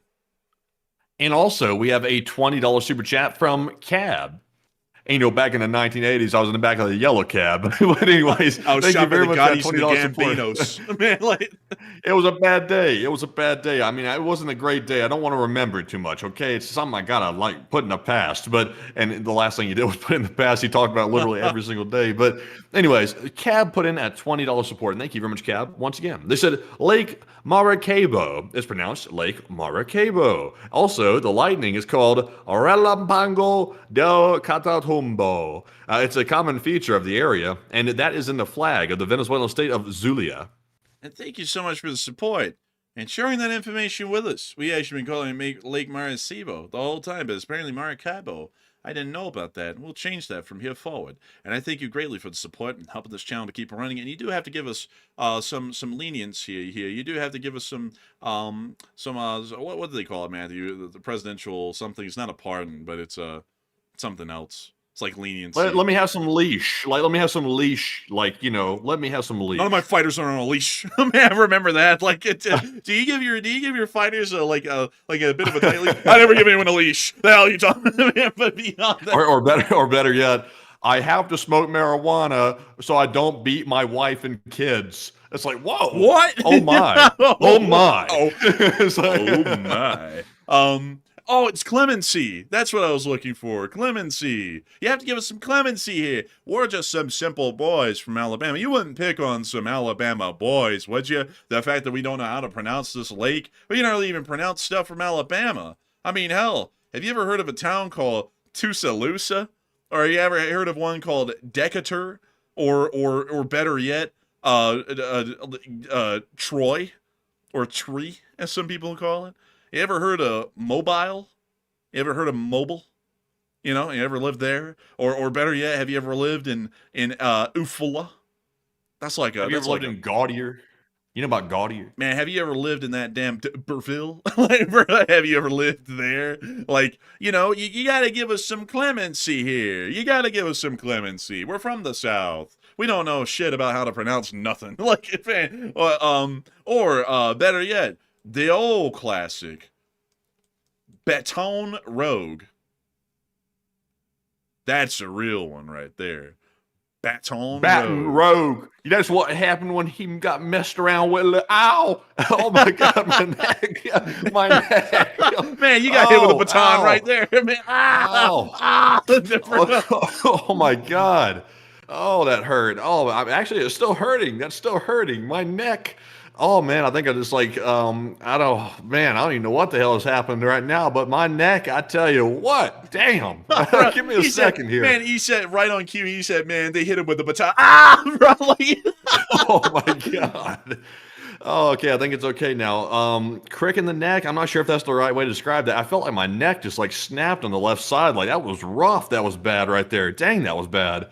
Felt like a nerve got pinched or something. I don't know what was up with that. I almost had me screaming in here. I was about to sound like a bloody murder over here. That's happened to me a decent bit in the past. I think it's like stressing something when you talk in your neck, like certain muscles that you use when you talk, and you fluctuate your voice too much, and then it stresses it, and then it like almost like pops. It hurts. Like it's happened to me a good bit on the show. I just try and power through it as much as I can, but it's really like an unsettling feeling, really.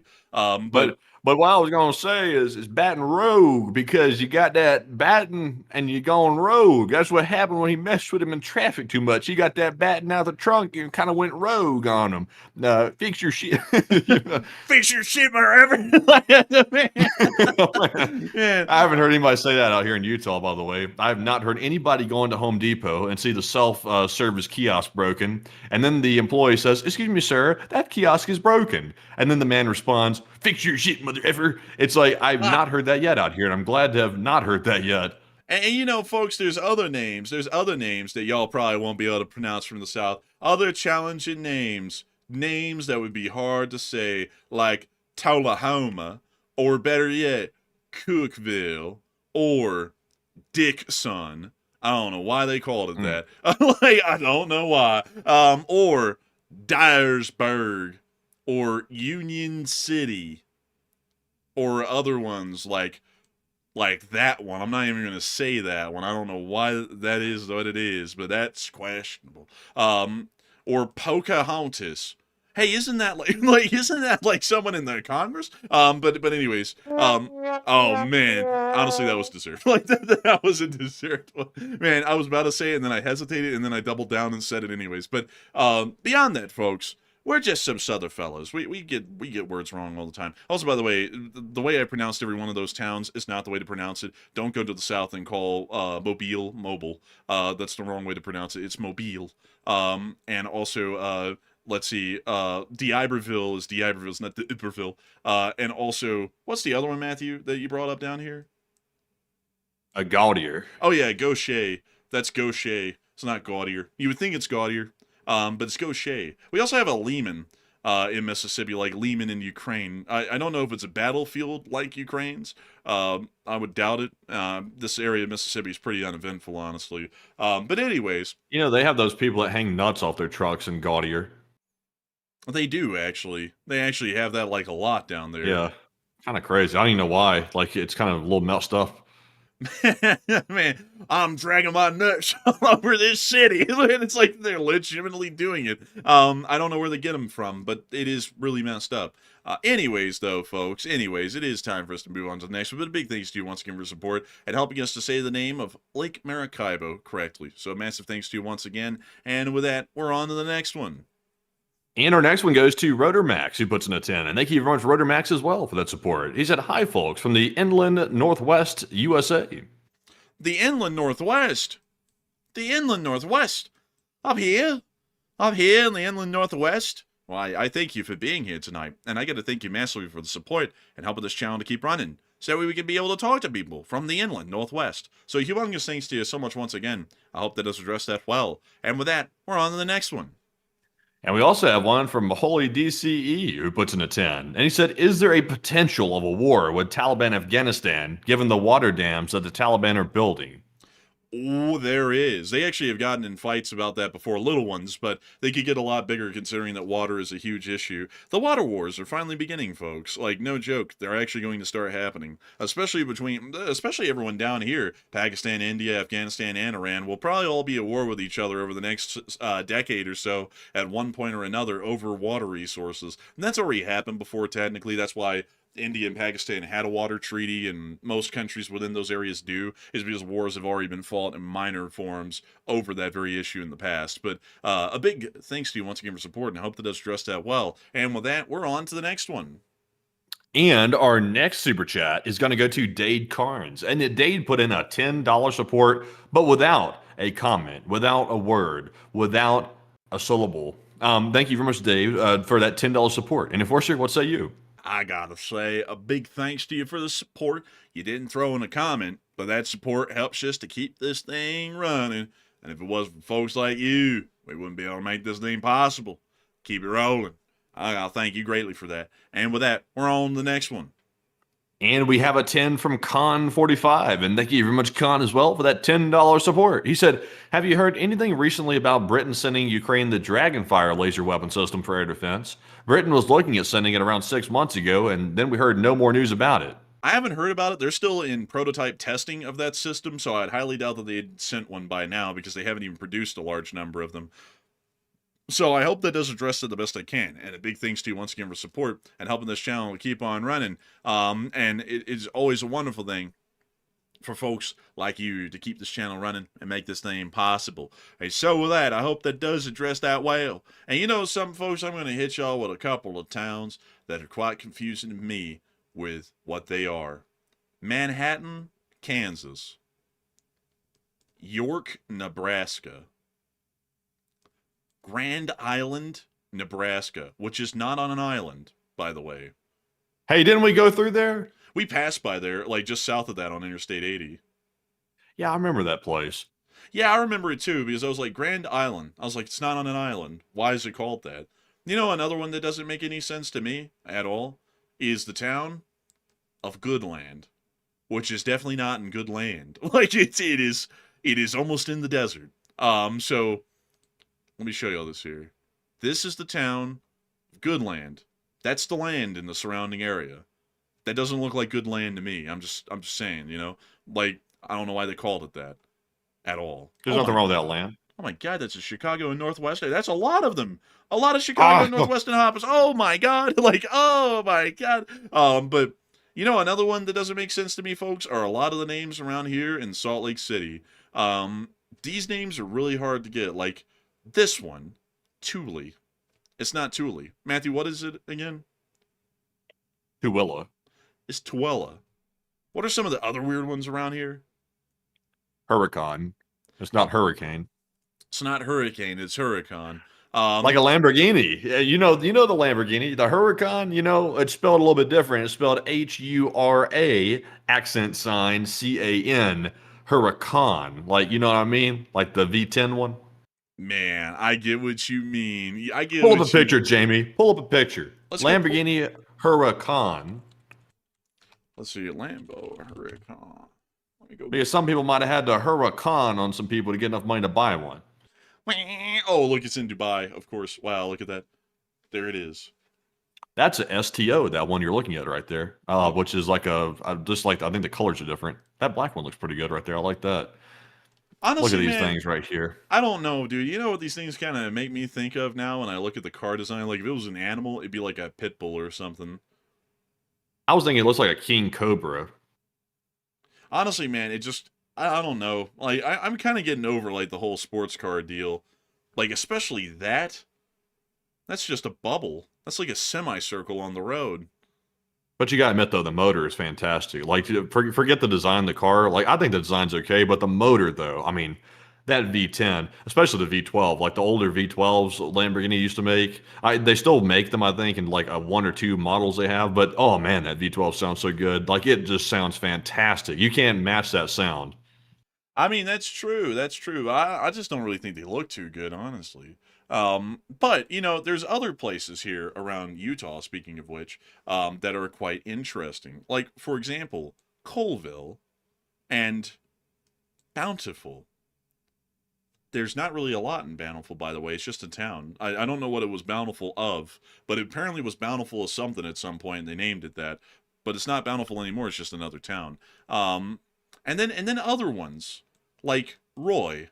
Who was Roy? Why did they name the town after him? I'm assuming it was named after a guy, because there's no other way that you could get anything called Roy. I don't know why. Roy DeMeo, pull him up. Roy DeMeo. Is he the guy who made Mayo? Oh, the mobster hitman who killed 200 people. Okay. I'm surprised you didn't know who that was. Man, sometimes, man, things slip through the cracks. I just don't know who they are. And then when you go further south, you have American Fork, which I say it that way because when I was riding the train, they have like this. They have the announcement in English and then Spanish. And the Spanish guy, when he does the announcements, he sounds so condescending. Like the English one's like, "You are now arriving at American Fork," and then the Spanish one's like, "You are now arriving at American Fork." It's like, why does he say it like that? Like, it's like, why is he saying it like that? But what is American and why is it a fork? What is up with that? What happened was the reason why the guy on the recording sounds so condescending is because it's not that great of a thing. Because any fork would just be a fork, like it's not a big deal. Sometimes there's a spork, sometimes there's a fork. That's okay. But American fork, that's a big fork. That's like, we're talking about jumbo size. So that way us Americans can eat these big portions that they serve up here. So that's why they're so condescending about it, because nowhere else in the world is there such thing as American fork, except for America. And also, then they have Spanish fork. See, that's a little fork, because you have to be very conservative. So you know, Matthew, they're actually building out the front runner, by the way, the tracks down here to, I believe it's the town of Nephi, eventually, in the next several years. So when the Spanish announcer gets on there and, like, you're making it to Spanish fork, does he say, "You are now arriving at my fork"? Like, does he say that? Or, like, and then does the American announcer say, when you're going to American fork, they're like, "You're now arriving at my fork"? And then when you go down there, they're like, "You're now arriving at Spanish fork." Honestly, they ought to just do that to mess with people. Like they ought to just do that. Fork off, man. Man. Fix your man, man, I can't do it. I can't do it. I'll really slip up on that one and say it on air. But yeah, also there are other towns like this one, Duquesne. That is Duquesne. I don't know where that. Yeah. And Wingta, which is Wait, say that again. Uintah. Oh, Uintah. That's Wingta or something like that. Uinta. Uinta. Yeah, that's what it is. And then they got a Dutch John. I guess he was frequenting prostitutes, and they named the town after him. They was like, "Wow, this guy's Dutch and seems to have a thing for the working women. We'll call it Dutch John." Oh, that's a fine lass over there. Look at that, fine lass in the northern part of Utah. You gotta go out here to Utah to go find the lassie. Honestly. And then they got Fruitland.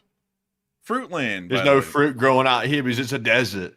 Nothing grows out here, man. Like, but it's Fruitland. No fruit or anything around there. Then they also have, let's see, what else? What else do they have? Any other odd names?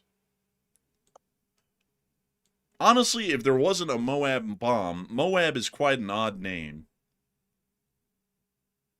Moab's a place you go if you have a vehicle that can actually go off road and stuff. And then you got Whip Up and Fruta. Fruitaloom. Man, Fruta da Loom. Bro, like, man, they got a loom down there in Fruta. They call it Fruta da Loom. But let's see here. And then they have, let's see, then they have Angle. That's where that one guy who made that whole line, man. You know, he's like, man, we used to call it busting on each other, man. Like that's where they were getting the right. It took him angle about from. a day to find the right angle. and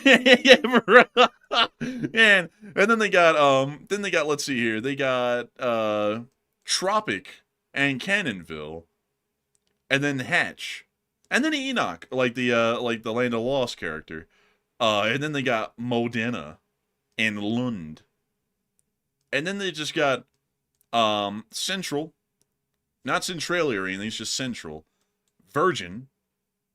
I don't know why they named that. Well, what do we have here? And then we got the Land of Amazon Warehouses, Orderville. Like we have in Orderville. And then we also have Big Water. Big water, big iron. Big Iron. He had to have that big iron on his hip. And also, man, and then someone was like, man, damn, we got to name a town after that damn Mexican hat. And so I was like, a sombrero? No, damn you idiot. We're going to call it Mexican Hat. And thus the town of Mexican Hat came into being. Also, what the hell is this one? Salike-Ideza. What is that? That sounds like the nickname for Jeremy Clarkson almost. Oh. And then let's see. I don't know what are you doing all that for? I don't know what it is, so I don't know if it's good or not. So I just defaulted to a bad response. Okay. Yeah, that's not too bad. Yeah. And then Bullfrog. No bullfrogs live there, by the way. Most likely, I would assume. It's the desert. Yeah, so, there's a lot of weird town names in Utah. A lot of them. There's a lot of them all over America, actually. But anyways, with that, folks, enough of that stuff. And That's also, enough of that. Yeah, enough of that. Enough of that nonsense. We're not doing that anymore. But Grouse Creek, though? What the hell's that? Anyways, it is time for us to move on to the next one. But a huge thanks to you once again for support and helping this channel to keep running. And what do we got, Matthew? And our next one goes to Cab, who puts in a 10 once again. He said, I've been giving you guys clemency for a while, but I finally cracked. Also, I can correct you on something right here. He said clemency. It's not clemency. That would be amnesty, actually. But, but Cab said to a native Venezuelan, really? He said, hearing Maracaibo instead of Maracaibo hurts like Latin X. Is it Latinx? Yeah, it's Latinx to a Spanish speaker, XD. Is that really something people say? What does that mean? Okay, so I'll actually explain that one because this was interesting. So back in the day, when like the whole like he, him, she, they, them sort of thing was going on, they sat there and said, well, what do we do for like Latinas and Latinos? And they're like, let's just call them Latinx. Which doesn't make any sense as far as the language goes, as far as Spanish is concerned, because the entire Spanish language is let's see, it's, what do we call it? It's gendered. So all the words are either masculine or feminine. So Latinx just doesn't even fit into the Spanish language in any way because it completely falls out of the masculine or feminine language convention. So a lot of folks who are Latin do not like that at all. So that's isn't that like, I mean, if we're getting all like politically correct and everything like that, isn't that like generalizing or something like that? Like, I mean, I don't really get into all this like wordplay and stuff like that, but it's like, isn't it like generalizing the people or something? It's like, wouldn't we be like, better off like saying what folks actually are? Like, if they're like Guatemalan, if they're Mexican or things like that, why are we just going to group everybody in one big category? Well, like it's kind of like, well, it's kind of like how, like whites and blacks are just grouped into whites and blacks in America generally. It's like, that's just like, they don't say like an English American, because I mean, technically we're British American, but they never say that. We're just, whites. So I guess it's kind of like the same thing. I mean, it depends on who you're asking. I mean, I think Caucasian is technically the term. Like if you look at a document or something like that and say, what is your race? It's like white is Caucasian, I think is what it is like on the thing, or unless I've been marking it down wrong or something like that. No. Like there's white. There's just, you can just put down white. That's it. Like that's an answer. Was Caucasian correct? I think so. But I'll like, pull it up. Let's see here. I want to make sure I haven't been getting this wrong. On most government forms I've ever filled out, they're like, what race are you? And it'll be like, I think it's like a white, white, black, so on and so forth, and then it asks you, are you Hispanic? And and then you answer that. So that's how I remember it, at least. Oh, it's Caucasian. I've never actually like pulled this up to find out what this means. I just sort of like was told like, oh, that you marked that, and I was like, oh, okay, let's mark that. But Caucasian is a term historically used to describe people of European origin. Huh. Well, I mean that's interesting because I'm like, how unless you have like an ancestry test or something, how do you know if you're of European origin? Let's see here. Today, the term is often used as a synonym for white people. However, what the hell is AI going on about? Like, I'm not even gonna read this. I'm not sure if YouTube's gonna like this, but let's see here. So, I don't know what the hell the AI is going on about. I'm definitely not reading that. That AI is wilding out. With the last part of this right here, I'm going to skip over that and just sort of move on from that. Huh. Well, I mean, AI is wilding out, man. AI is like had another little glitch or something with that one. And also see some people saying, I never see white as an option. For some reason, I remember that white was always the option that I put down. I never really remember I've seen Caucasian a few times and have put that down, but I don't remember seeing that often on a lot of forms that I've ever filled out, at least. Like, for example, any form 4473 I've ever filled out to get a gun, I think I put my race down as white. I don't think Caucasian was an option on that form. I might be mistaken, though. I might be remembering that incorrectly. But still, I guess it's kind of the same as that, though. Because you never really hear anyone breaking down their European descent in any further degree. Like, like I'm a British American or a German American, or I'm like they do with, say, the Latin countries, like I'm Mexican American or Brazilian American or something along those lines. So, Yeah. well, I mean, Well, go ahead. I was going to say real quick while we're still on this before we move on from it, since Cab is a native Venezuelan, which is very interesting. I didn't know that. What does he think about the situation in Venezuela? Like, is he rooting for the U.S. to do land strikes? Is he rooting for an invasion of Venezuela by the United States forces? Or is he completely against it as a whole? I'm curious to know. And who in question are we talking about, like, their possible perspective? It's the super chatter Cab. He's a native Venezuelan, he said. Is he native Venezuelan, or was he saying to a native Venezuelan? It sounds like this. I think he's saying he's native Venezuelan. I think so. I think so. Please answer the question, Cab. We'd be very interested. Said that like a Fed. Please answer the question. Okay, I'm going to ask you one more time. Can you answer the question? Not could you. You will. Yeah, I put that out there like it was a congressional hearing. I said, please answer the question. But anyways, we would love to know, actually, your answer. What are you thinking about it? But still, a big thanks to you so much for the support and helping this channel to keep on running. And with that, we are on to the next one. And our next one here goes to Robert Krogan, who puts in the 5. And Robert said, good evening, LSA, and things are getting crazy. And good evening to you. And things are always crazy, honestly. The world is in a state of collapse all the time, like, to a lot of people. Honestly, once you watch it enough, you just realize that this is the natural state of things, really. It's just this natural form of chaos, really. But a big thanks to you so much once again for support, and we're always happy to be able to cover the natural state of chaos for everyone, and a very simple way that makes a lot of sense out of it without acting like it takes a doctorate to know what's going on, and also throw in a little bit of jokes here and there, too. So a big thanks to you so much once again. I hope that does address that well, and with that, we're on to the next one. Also, it looks like Cab said anyway as fast as possible. Also, someone else in the chat who says, I was born in Venezuela. I could not be happier to see this. That's interesting because it seems like, based on at least what I've seen so far, the people in Venezuela actually support an invasion of their own country, which is kind of a little bit interesting to me. I guess that shows how desperate they are to have a change, because they can't really get any type of change in Venezuela, and people flee that country all the time because they're so poor and so broke because of the government there and mismanaging everything, and also being corrupt and crooked, that they simply can't get ahead. So they flee Venezuela, they head elsewhere. Sometimes they head to the United States, sometimes they head to like Mexico or like Panama or something like that. They head to other countries. So it looks like actually a decent amount of Venezuelans, kind of sadly enough, actually support invading their own country by a foreign nation, which is kind of wild. Yeah, it's honestly crazy. Well, I just sat there and choked on my spit right when I was about to start talking. But it's interesting because it shows really how bad the government is down there, that folks will want their own country invaded to get rid of it. But with that, we are on to the next one.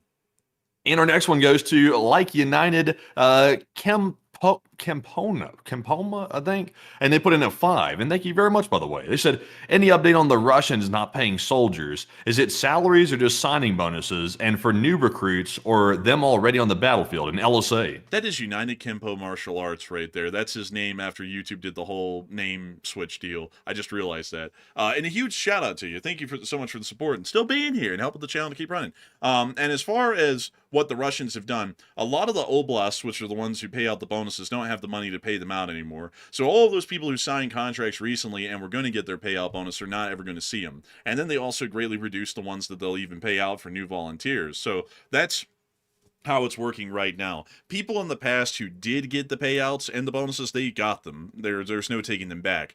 But the new guys who just signed on and were still in training or getting sent to the front and hadn't gotten their sign-on bonus yet, they'll probably never get it. So that's generally how it's working at the moment from what we understand. So a big thanks to you so much for the support and helping this channel to keep on running. I hope that does address that well. And with that, we're on to the next one. And our next one here goes to the Socodelic, and he puts in a 5 and said, longtime listener and tried to donate before, but please mention the 2,000 meters to Andreevka documentary. 2,000 meters to Andreevka. You know, I remember when the Battle of Avdiivka was a big deal. That's not Andreevka, by the way. Let me go type in Andreevka. Actually, hold up. I think this is Avdiivka. Oh, no. This is oh, my goodness. You know, it's hitting me again. The Battle of Andreevka. I remember this on these little railway berms right here.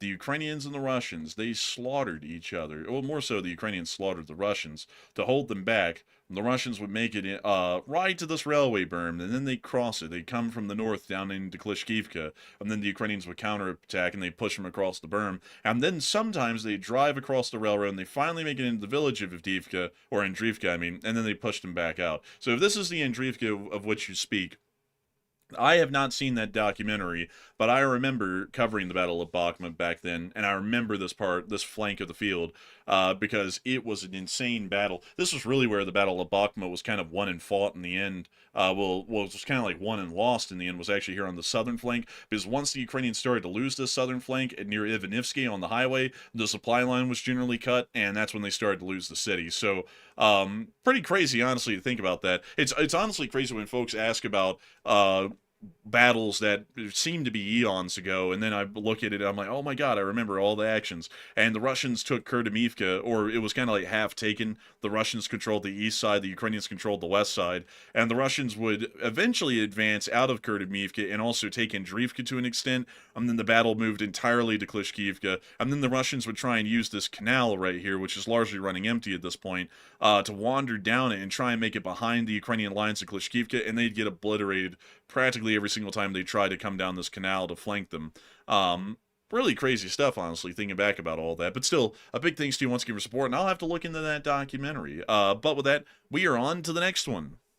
All right, and we got an answer from Cab. Cab actually put his answer in another $10 super chat, by the way, which he did not have to do, but thank you everyone for that $10 support extra. And he said, born in Caracas, so he was born in the capital city, actually. He said, the Venezuelan side of me wants Maduro out ASAP. The American side of me is a little worried about the legality issues due to international norms being ignored and U.S. law violations.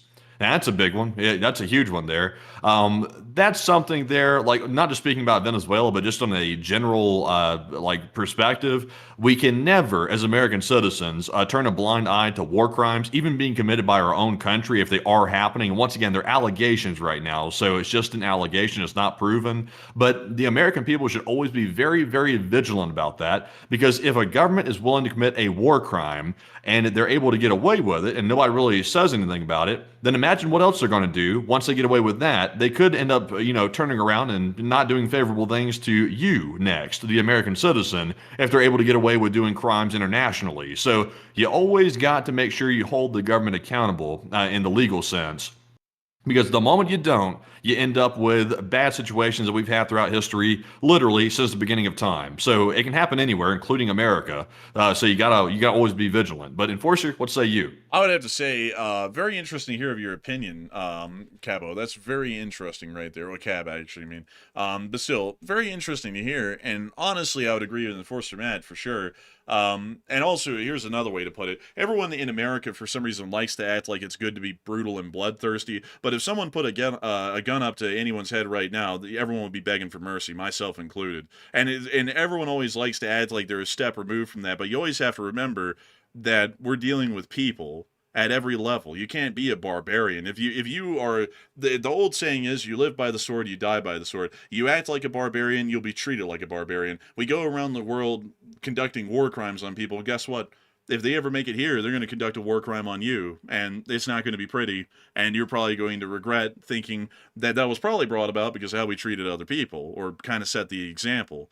So that is what I would have to say about that. We always have to treat people with a decent amount of courtesy, even if they are involved in illicit or terroristic operations. We still have to try and follow the rule of the law and be as civil as possible. Because the last time I looked, folks, the United States of America isn't, say, northern Nigeria, and it isn't Sudan where there's genocides going on right now. This is a civilized country. We don't go around just conducting war crimes or genociding or wiping people out in droves because they happen to be people we don't really like too much because we disagree with them on an ideological level. This is a civilized nation. This is the United States. It's a nation built on laws, on intellect, on intelligence, and on reason. And going around and conducting heinous actions and then acting like it's a good thing because they deserved it, that is barbaric. Like, that is just 100% barbaric, and it's not an American thing.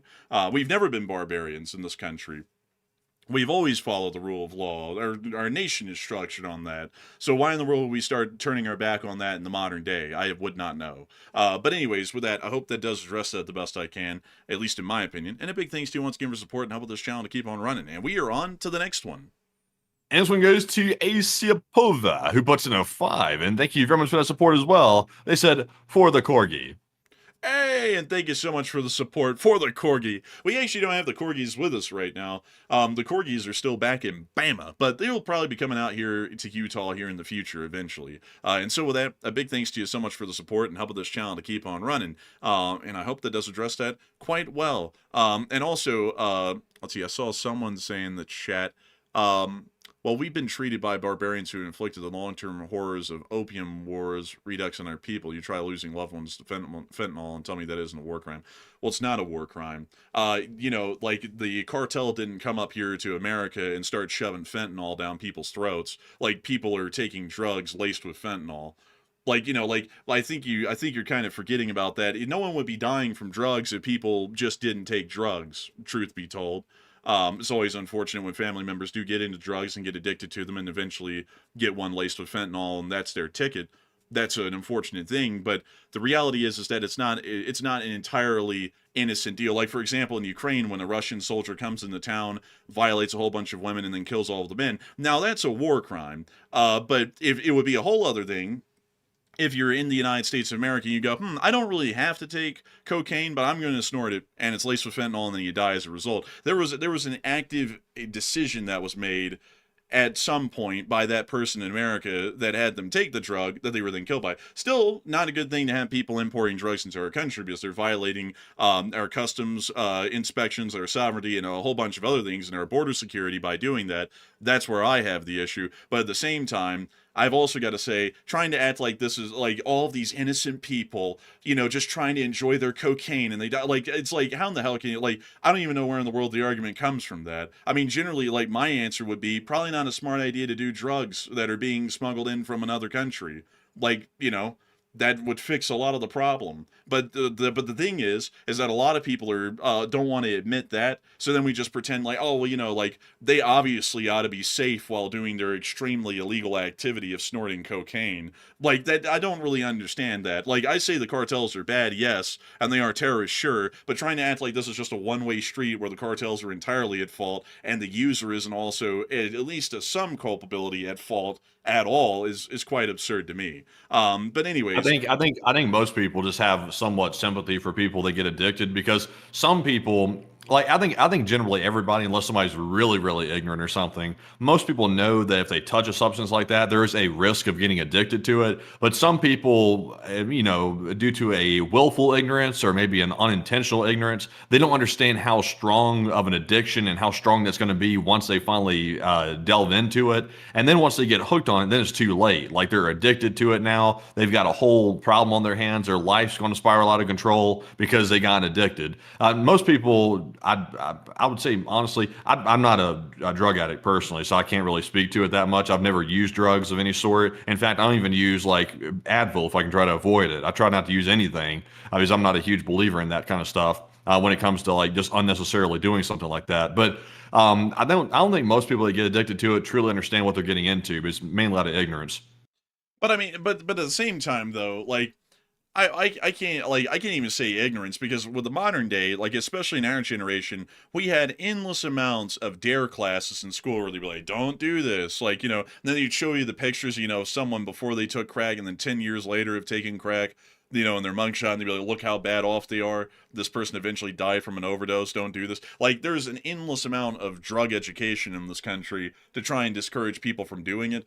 And then what do people do? They decide to do it. Like I have sympathy for someone who has gotten addicted because I think it is a bit of society's responsibility to try and help these people because for some reason they couldn't help themselves not to do it in the first place.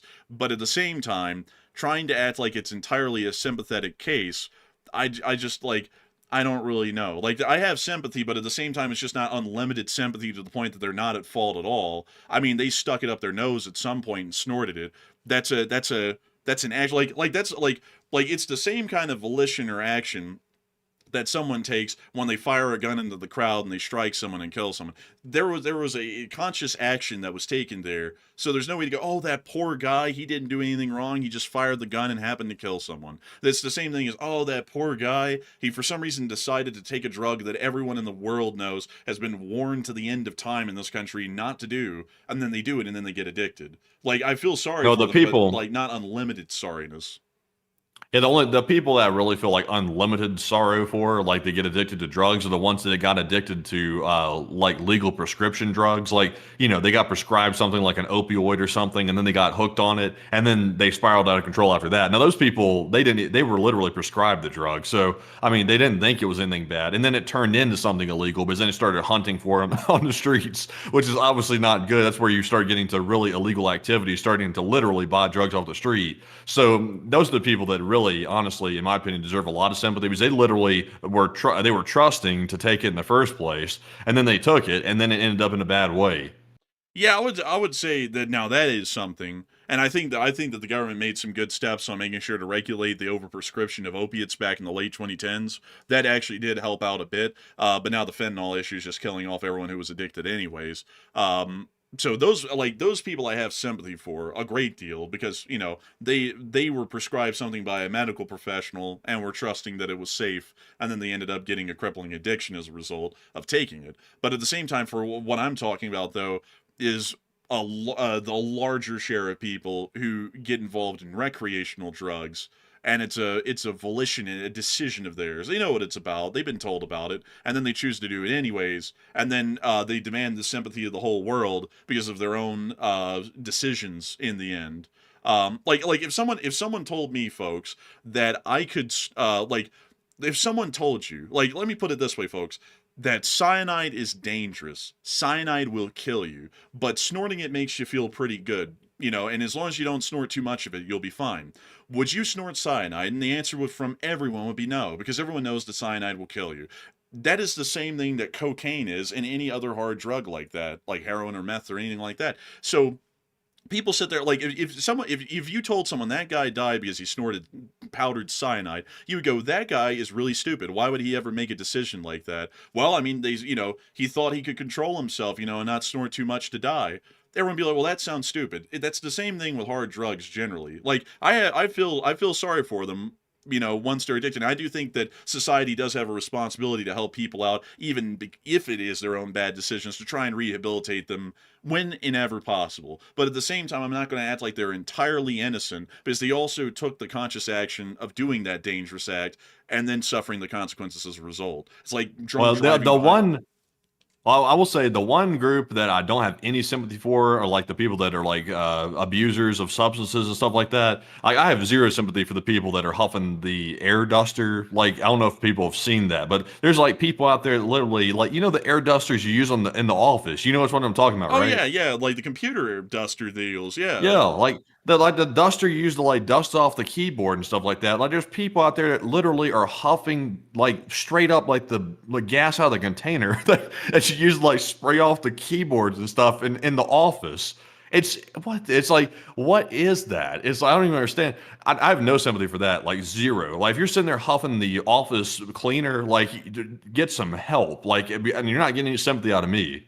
Yeah, I mean, it's like, I'll be honest, folks. Like, sure, the cartel is an issue and they're a terrorist group. I'll definitely agree with that. But acting like there's no culpability or at fault with the voluntary users in this country that are creating these death statistics because of their conscious action that they made to get them down the path of addiction in the first place. I mean, that seems a little lopsided to me. There is at least some fault on the part of the user as well, in my opinion. But anyways, with that, we are on to the next one. Oh, damn. I was about to like hold on to cough, and then somebody made me laugh in the live chat there. Someone said, let's see here. Yeah, honestly, people are making fun of the people huffing the office cleaner. Honestly, like, I understand like people making fun of that. That is pure stupidity. But someone said it's actually not air in the can; it's actually butane gas propellant. I didn't know that. Like, I was obviously never huffing the office cleaner. I mean, you have to be an idiot to do that. But at the same time, I didn't know they had like butane gas in it. I'm like, I thought it was like compressed air or something in the can. Apparently, it's something horrific, or not horrific, but as long as you don't huff it, there's nothing wrong with it. But if you're stupid and you go get the office cleaner and you go huff it, I mean, come on. It's like, how do they even get their hands on it in the first place? Do you think a person is stupid enough to huff the air canister and the office cleaner? Do you think they're actually working in an office? Probably not.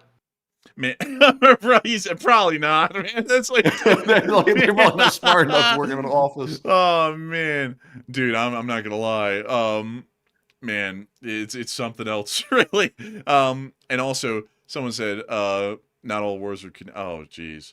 Like, folks trying to make it out to be like, oh, the people dying of fentanyl, it's a war. No, it's not. No, it's not. Like, so are we at war with the auto manufacturers as well? Because there's about 40,000 people who die in this country in automobile accidents.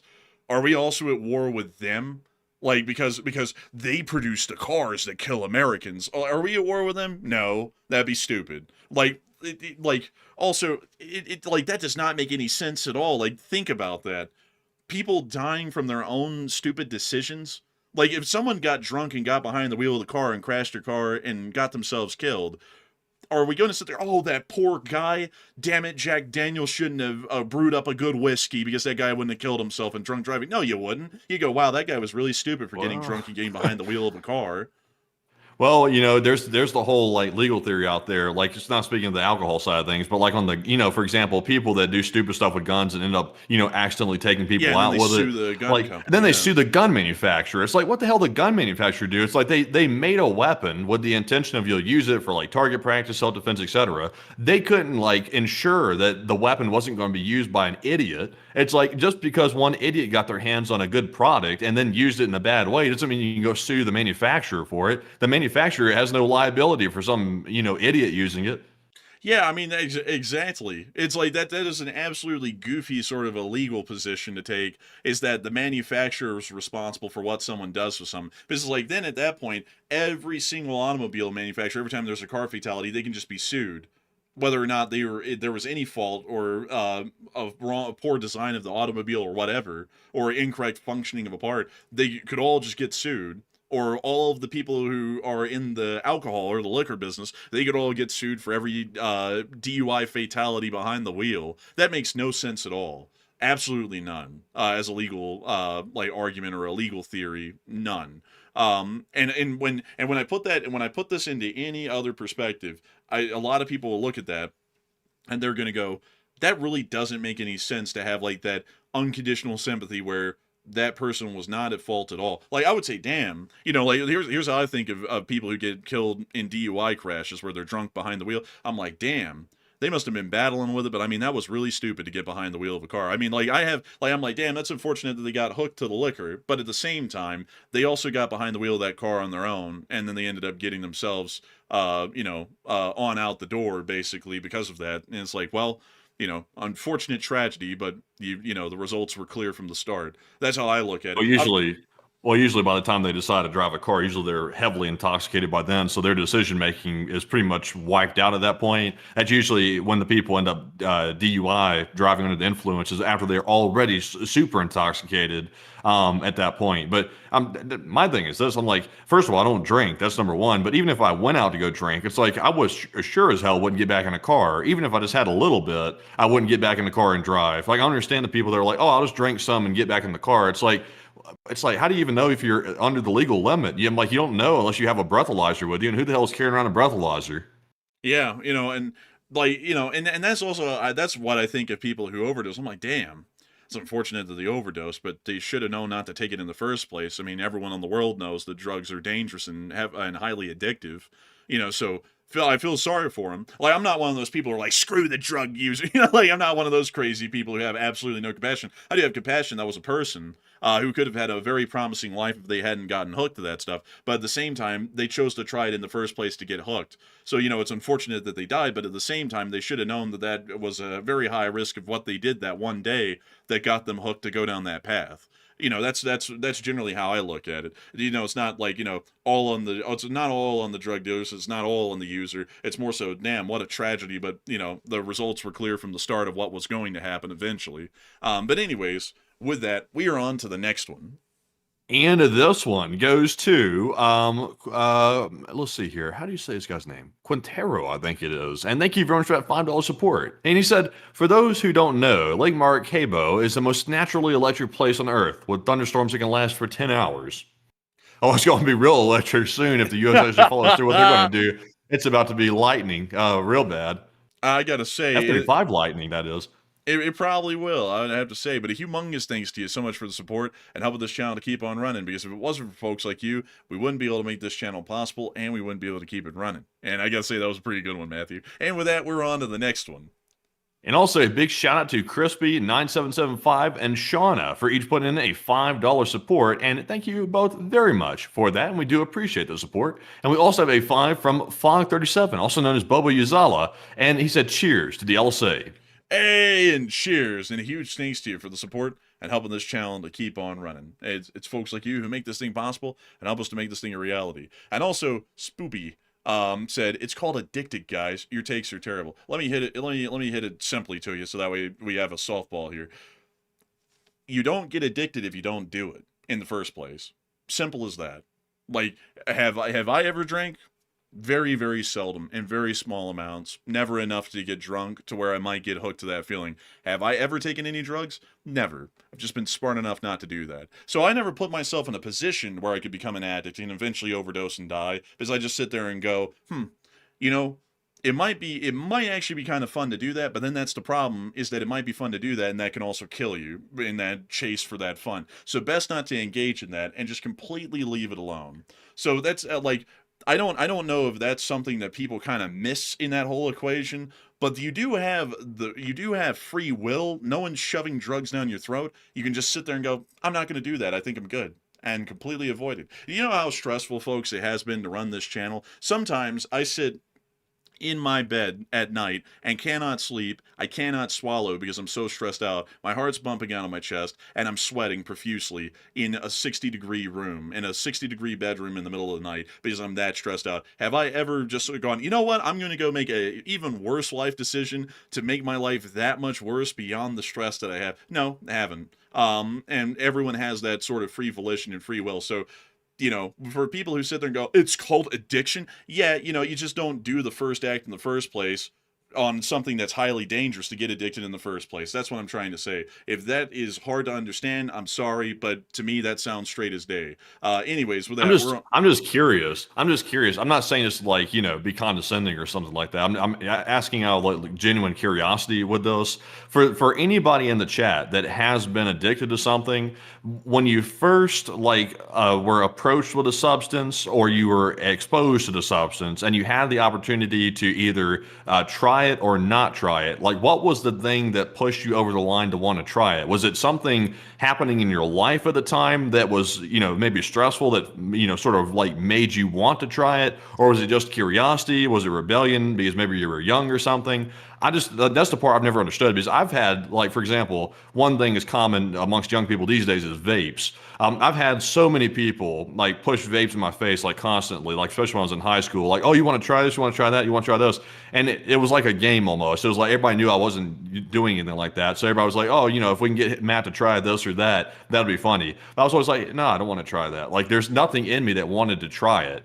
Now, I'm like, I don't understand why people would cross that threshold in the first place. So I'm like, I know what I was going to lead to. I'm like, you're going to get addicted to the vape. You're going to have to, like, constantly rely on it. You're going to have jitters, and you're going to have withdrawals after you get off of it. It's going to be a nightmare. So why, just to try something, would you want to risk all that fallout after it? And people even peer pressure. When I see someone saying peer pressure, I literally had like a whole room of people trying to peer pressure me at one point, like literally a whole room. I was like, hell no, I'm not trying that. Absolutely not. And that was the end of it.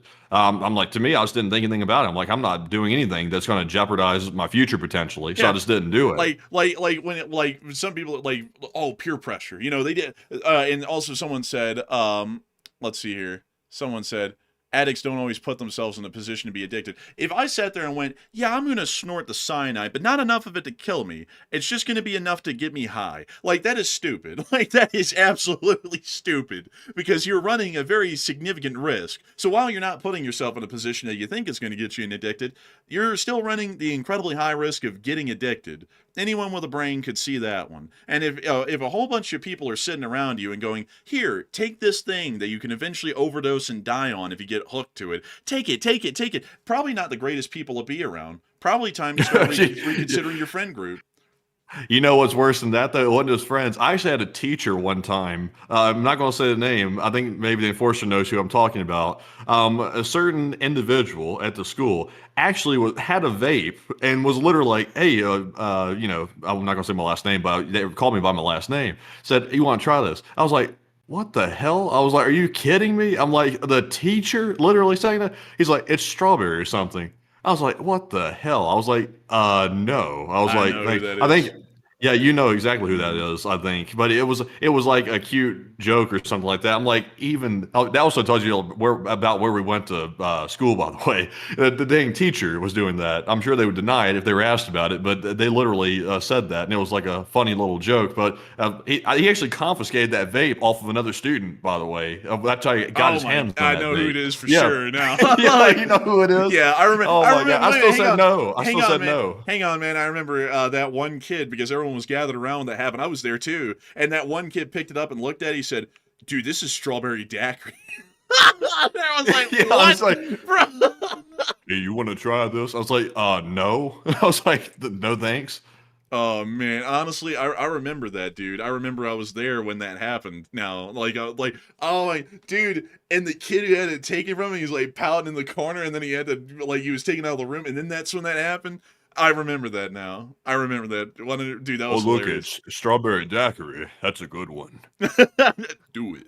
Man, it's like, man, it's like, no, man, that was crazy stuff, folks. That was crazy stuff. But beyond that, folks, my answer, and a lot of people are like, like, people have tough times and then they want to, like, get rid of the pain. I get that, sure, but probably, like, you want to get rid of the pain, right? So probably, like, once again, just using, like, what I think is logical deductive reasoning here.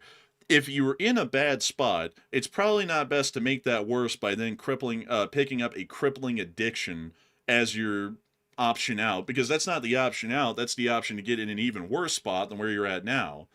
Everything will become worse. Like, just thinking about that down the road and the big picture sort of a deal. It's like if you want to escape the pain, why in the world are you going to do that and then introduce even more, like, yeah, sure, it feels fine when you're doing it, but you could possibly end up dying as a result. That's a, like, death is the worst outcome of any decision that you can ever make, is the end of your life.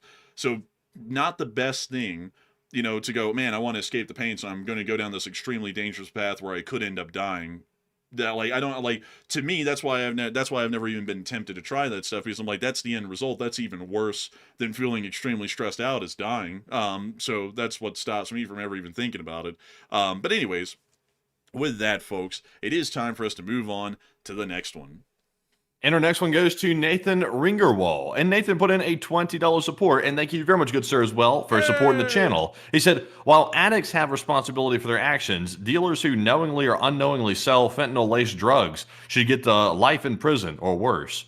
And actually, most of the time they do, by the way. Trafficking is a very serious crime. At least it was in Alabama. I'm not sure how it depends on the state. But that was a very serious one. If you got convicted of that, you were going away for a very long time. But Enforcer, what say you? And I would agree, because in a way, one, they're violating customs, but this stuff is being smuggled in. It's not going through customs, which it's also contraband at that point after it makes it into the country, which is legal. And then beyond that, they're also getting people killed off of the product that they're selling, which is already illegal. And then on top of that, it's highly deadly, whether they knew it or not.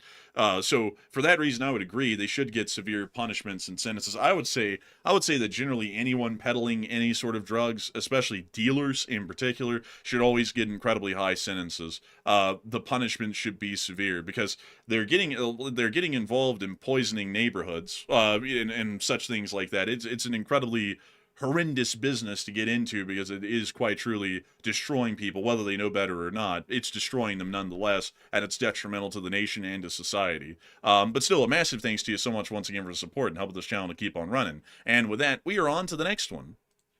Also, by the way, interestingly, real quick, I'll make this one real quick. There's a addiction in Utah. Also, by the way, the people of the LDS Church, also known as Mormons, they cannot, or they're not supposed to drink caffeine. That's one thing. At least if it's in coffee, they're not supposed to. I think they can drink caffeine in the soda, I think. But out here, they have a different type of addiction. They're addicted to soft drinks, like soda. They're addicted to out here. Like, some people stack it in their basement up to the ceiling. Like, I'm talking about, like, the 12-pack Coca-Cola cans and stuff like that. Some people stack it to the ceiling, and they have like several like industrial grade refrigerators in the basement. The Mormons have a whole different type of thing going on. Like with that, that's a strange addiction there. I've never really seen anybody addicted to that. And also, it seems like that addiction can also lead to bad things too. You can get diabetes from that. So I mean, it can be as detrimental, I think, as like a drug addiction almost, because of the diabetes catching up to you. Really, anything can be, like, when you think about it, anything at all. Like, just like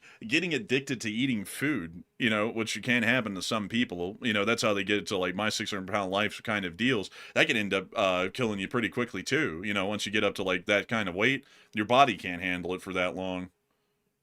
Yeah, I've seen a guy out here, and actually in Salt Lake City, that stacks I think he preferred diet, actually. It wasn't like the normal ones. He preferred like diet Dr. Pepper, Diet Coke, and all that stuff like that. He stacks it up in the basement, and he could literally like drink one like in 10 seconds, like chug the thing in 10 seconds, and was like doing like 10 or 15 a day or something like that. He was going through a pack. Like, not like when you say like somebody's going through a pack, you're like talking about cigarettes. You're like, oh, he goes through a pack a day. I'm talking about like a pack of like, I don't know, I think they're like 12-ounce cans or something like that. 12-ounce cans, like 12 of them a day, like drinking it nonstop. I'm like, what in the world? Like, how can you even handle that? Like, how can your body handle it? It's like, how's your body even produce enough insulin to process all that sugar? That's like a medical phenomenon. Yeah, it really is crazy, honestly. And also, I saw someone say caffeine is the most addictive drug, they say. I don't really think so, because I have to force myself to remember to make a coffee whenever I have one. Sometimes I get on the show and I just haven't had one. And I've never really had bad side effects, because I've been drinking coffee heavily for years to try and do the show. And then whenever I'm not drinking coffee, I can go without it for like a week or 2 weeks. And I never really have any bad side effects. And I'm never really like, man, I got to get back on that coffee. I'm just like, it kind of helps a little, but not really, and then I'm like, I don't know. Like, maybe I'm not someone who has like a addictive personality. I'm sure I do, but well, I mean, trains is a big warning sign. The way you like going on and obsessing about those trains, that seems like an addiction. Your Honor, It's the Tylenol talking. Like it's the Tylenol talking, dude. Let it slide, man. It's the Tylenol stuff, you know. But anyways, with that, we are on to the next one. And this one goes to Leaks API, who puts in a 10. He said, big respect for giving us 3 hours of Enforcer, and check your data leaks with Leaks API. Well, very interesting, by the way.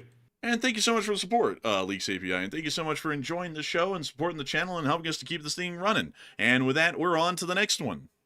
And we also have a 5 from Ed. And Ed said, hey, LSA, it's Irish Ed here, and I've been watching shorts and live streams for so many years now, and I have a pareidolia. I see all kinds of weird things, LOL. What is that? Is that a joke or is that something real? Let me pull that up. Oh, it's actually something real. Let's see here. I've never heard of this. It says the psychological tendency to perceive familiar patterns such as faces in random or ambiguous stimuli like clouds, toaster, random things. I think everybody's got that, doesn't they? Like everybody's brain tries to find meaning in randomness. Like the brain always tries to make sense of anything it can see because it's like a instinct or something. That sounds normal to me. They're trying to like make everything a condition these days. It feels like. Yeah, you know, like basically nowadays, practically everyone has got some sort of mental condition, mental illness, or they are on the like they always have something prescribed. Like no one these days is just, you know, oh he's like really into like bird watching or something. It's like he has Asperger's and he is into birds. Like it's like why can't he just be into birds, you know? Like it's like the guy just like birds, you know, that's what it is. Nothing that much deeper into it.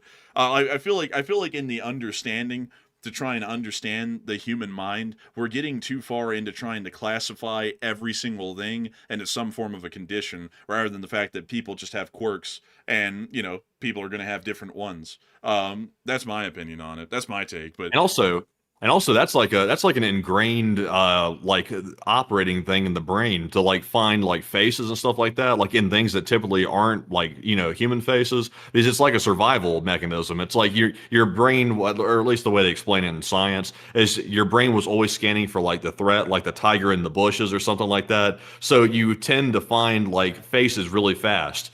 Also, by the way, a little piece of science here, just in case people are curious. One of the reasons that we add a face to all of our thumbnails is because people naturally, just because of the human instinct, when they see a face, their eyes naturally go toward it because they want to see, is that a threat or is it not a threat? And that works in thumbnails too, actually. It's kind of fascinating.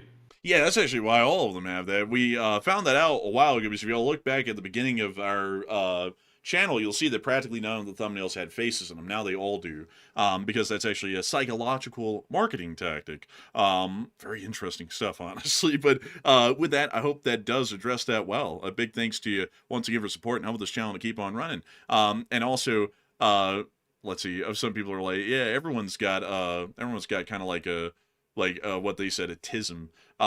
But yeah, I mean, like, that's the thing, though. It's like, people can be unique, you know, like, you can have an interest. Like, Matthew's, like, heavily interested in motorcycles and cars. That's his thing. Like, it's like, is that, like, a condition? No, he's just into cars. Like, you know, it's like, I'm into trains and stuff like that. It's like, is that a condition? No, I just really like them. I think they're cool. You know, it's like everyone doesn't have to have everything classified down to they have multiple different conditions. They have this mental condition that makes them obsessive and yada yada. You know, it's just that you can look at them and be like, oh, well, you know, they have like their stuff they like to do, and that's their passions, you know? Like, it used to be called passions. Nowadays we call them conditions. That's how I look at it, really. But anyways, with that, we're on to the next one.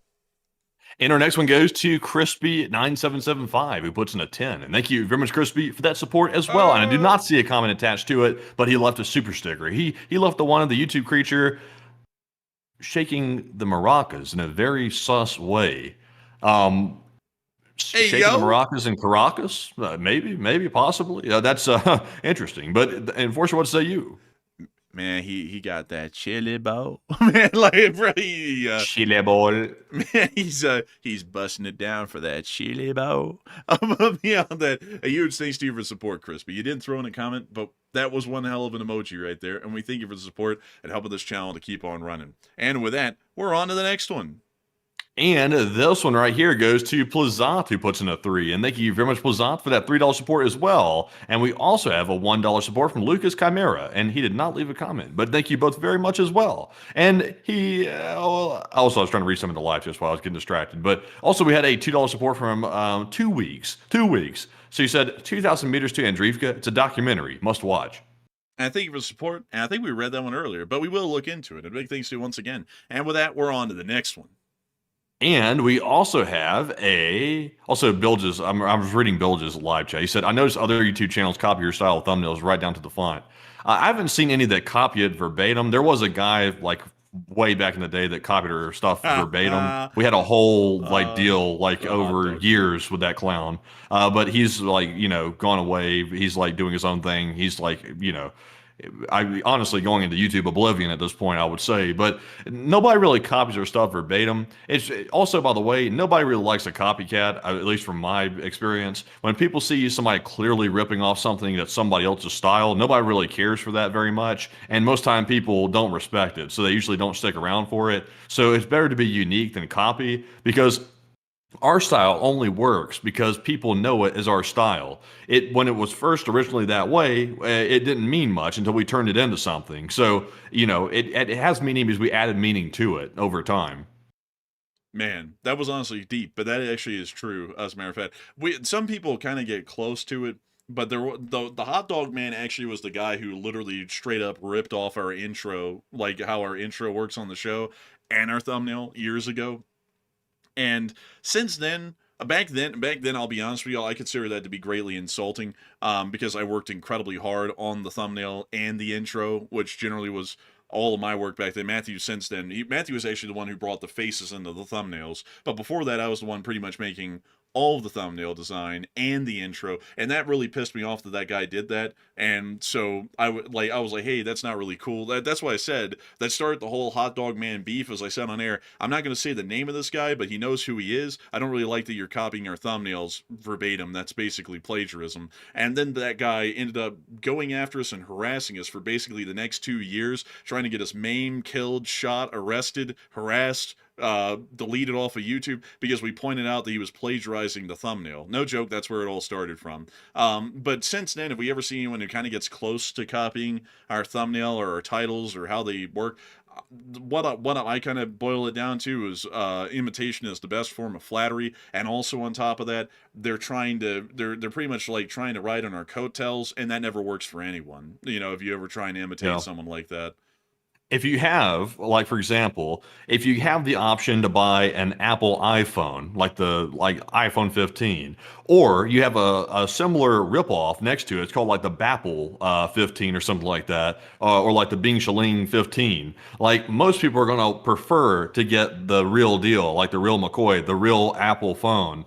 Unless you just want to settle for the Bing Shaling model or something, you'd prefer to get the real deal because the other one's clearly a ripoff. You wouldn't want to buy that because it's ripping off the original idea. So at least for me, I prefer to reward the original creators of it. If there's a ripoff or a replica out there, you don't want to reward them because they're just lazy people that didn't want to do their own design. You want to reward the people that started it. Yeah, I would agree with that completely. And Hot Dog Man never was rewarded for his efforts. He never was. I remember, folks, there was actually this thing that happened a long time ago called the YouTube War, where this whole group of people, because the Hot Dog Man was starting to rip off our shows. This is a crazy thing. I'll bring this up for a second because this was the funniest thing that ever happened. The Hot Dog Man started to rip off our shows and pretty much play 40-minute segments of our shows on his show at night, which is just straight up, copyright infringement. So we copyright striked his stuff. So a whole bunch of people from kind of the war reporting world on YouTube, the genre, banded together to say that we were wrong for doing that, and he had a right to pretty much rip off our stuff. So then I sat there and said on air, I said, y'all wait and see, to these people. I said, this little guy, he's going to turn on all of y'all and try and destroy y'all too in the future. Y'all just wait and see. And y'all wouldn't believe it, folks. He turned on every single one of them, one after the other, and tried to do the same thing to them that he did to us.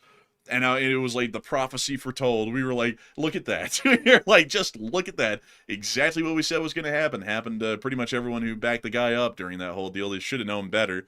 because, we don't generally beef with anyone at all. And that was the only guy we ever beefed with. But anyways, with that, we are on to the next one.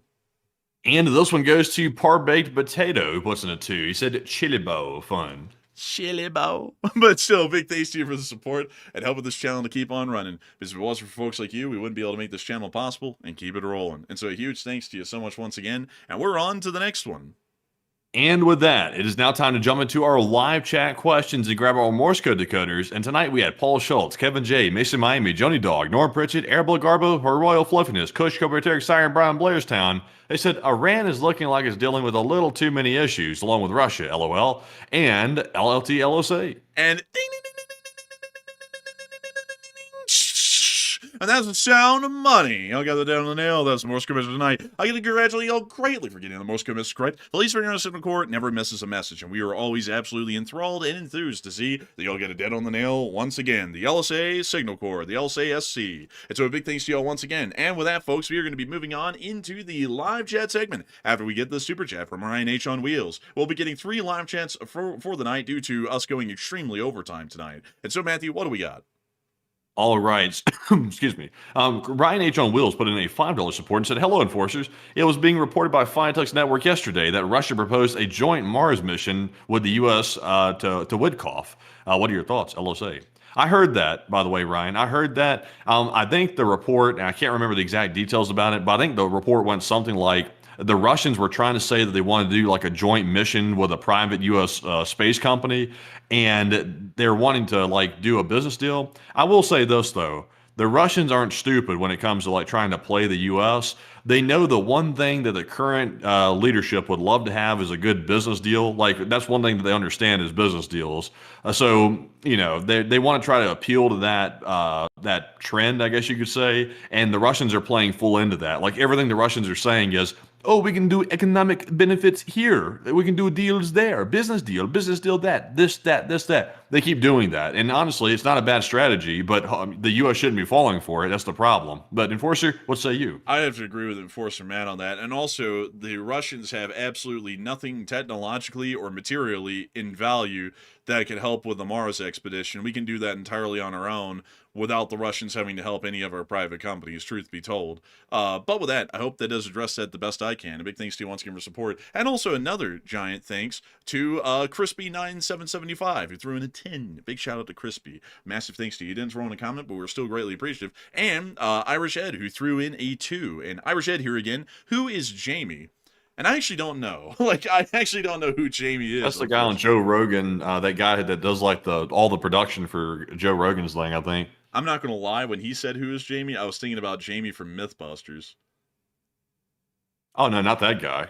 Yeah. That's why I was like, I don't know who he is. I was like, I actually don't know, at least based off of that. But yeah, it's actually the guy on the Joe Rogan show. That's why we say, pull it up, Jamie, because we're referencing that. But a huge thanks to you for the support and helping this channel to keep on running, Irish Ed. And with that, folks, we are on to the third to last question of the night. And this one is going to go to Miguel Morales. He said, is that military budget for Russia 2026, is it bigger or smaller than the one they had in 2025? It's technically larger, actually, at least by the amount that's been pre-approved for the year, from what I know. But it will far exceed that number as the year goes on next year in 2026. So I hope that has addressed that well, and we are on to the second to last question of the night. And this one right here is going to go to I'm Dave Stevenson. He said, how's Iran going to keep the nuclear rods cooled without water? Their nuclear rods generally exist in areas not around Tehran. Like, for example, at their actual operational nuclear power plant at Bushehr, they have their own water supply that's completely separate from Tehran. So basically, most of Iran's nuclear power that will require cooling to any fuel rods is going to be unaffected by the water shortage currently in Tehran. So I hope that does address that well, and we are on to the final question of the night. And so, who is lucky last person that threw in the lucky last question of the night? And this one goes to Bryce. And Bryce said, if the Iranian government collapses, and what happens then with the Iranian proxy forces like Hamas, Hezbollah, and the Houthis? They pretty much lose funding immediately, and they start to disappear quite quickly because there's no one paying for them to continue their operations. That's pretty much how it works with most terrorist groups, is that they have to have a financial backer somewhere, And if they don't have a financial backer, they usually disappear quite quickly because they can't buy any guns, and they also can't pay anyone to stay around and be a full-time bad guy, basically. So that's basically what happened. Basically, if Iran goes broke or completely disappears as they exist right now, there actually is a high chance that the Middle East is going to be far more peaceful than it ever has been over the past 50 years. But with that, I hope that does address that the best I can, and we have reached the end of tonight's stream. I've got to thank you all so much once again for watching. This has been one hell of a stream. We're hitting marathon streams a lot lately. We're actually going to start trying to cut the time down back to about 3.5 hours, because this is almost a 4-hour stream, but a lot of y'all are still here. 6.2 thousand people are still watching the stream almost 4 hours in, which is truly insane. And I also got to give a huge shout out to the 12.3 thousand people who were here at the peak and the 91,000 people who have watched the stream up till now, because it's absolutely amazing and wonderful to know that so many of y'all continue to consider the Enforcer channel to be your #1 source of news. And so a massive thanks to all of y'all so much once again for watching, and we will see you all tomorrow at 10 p.m. Eastern Time to cover the next 24 hours of the news from around the world and to run the Sunday night fundraiser. And if there is enough news in the middle of the day tomorrow, I will be the one making the short war video. So we will see you all then. Good night, good luck, take care, stay safe. Slava Ukraini, Ram Slava. Long live the Leaf Spring Army, and long live the Republic. And with that, folks, a big shout out to all 92,000 plus people that were here by the end of the stream tonight. And we appreciate every single one of you. And we will see you all tomorrow on the fundraiser stream. Tomorrow is Sunday. And yes, it is Sunday. So tomorrow night at 10 p.m. Eastern on the stream, we will be running another fundraiser to help those in Ukraine humanitarianly. And of course, helping those folks out over there once again on another Sunday. But with that, we will see you all then. And of course, Slava Ukraine, Herum Slava, get some rest and good night.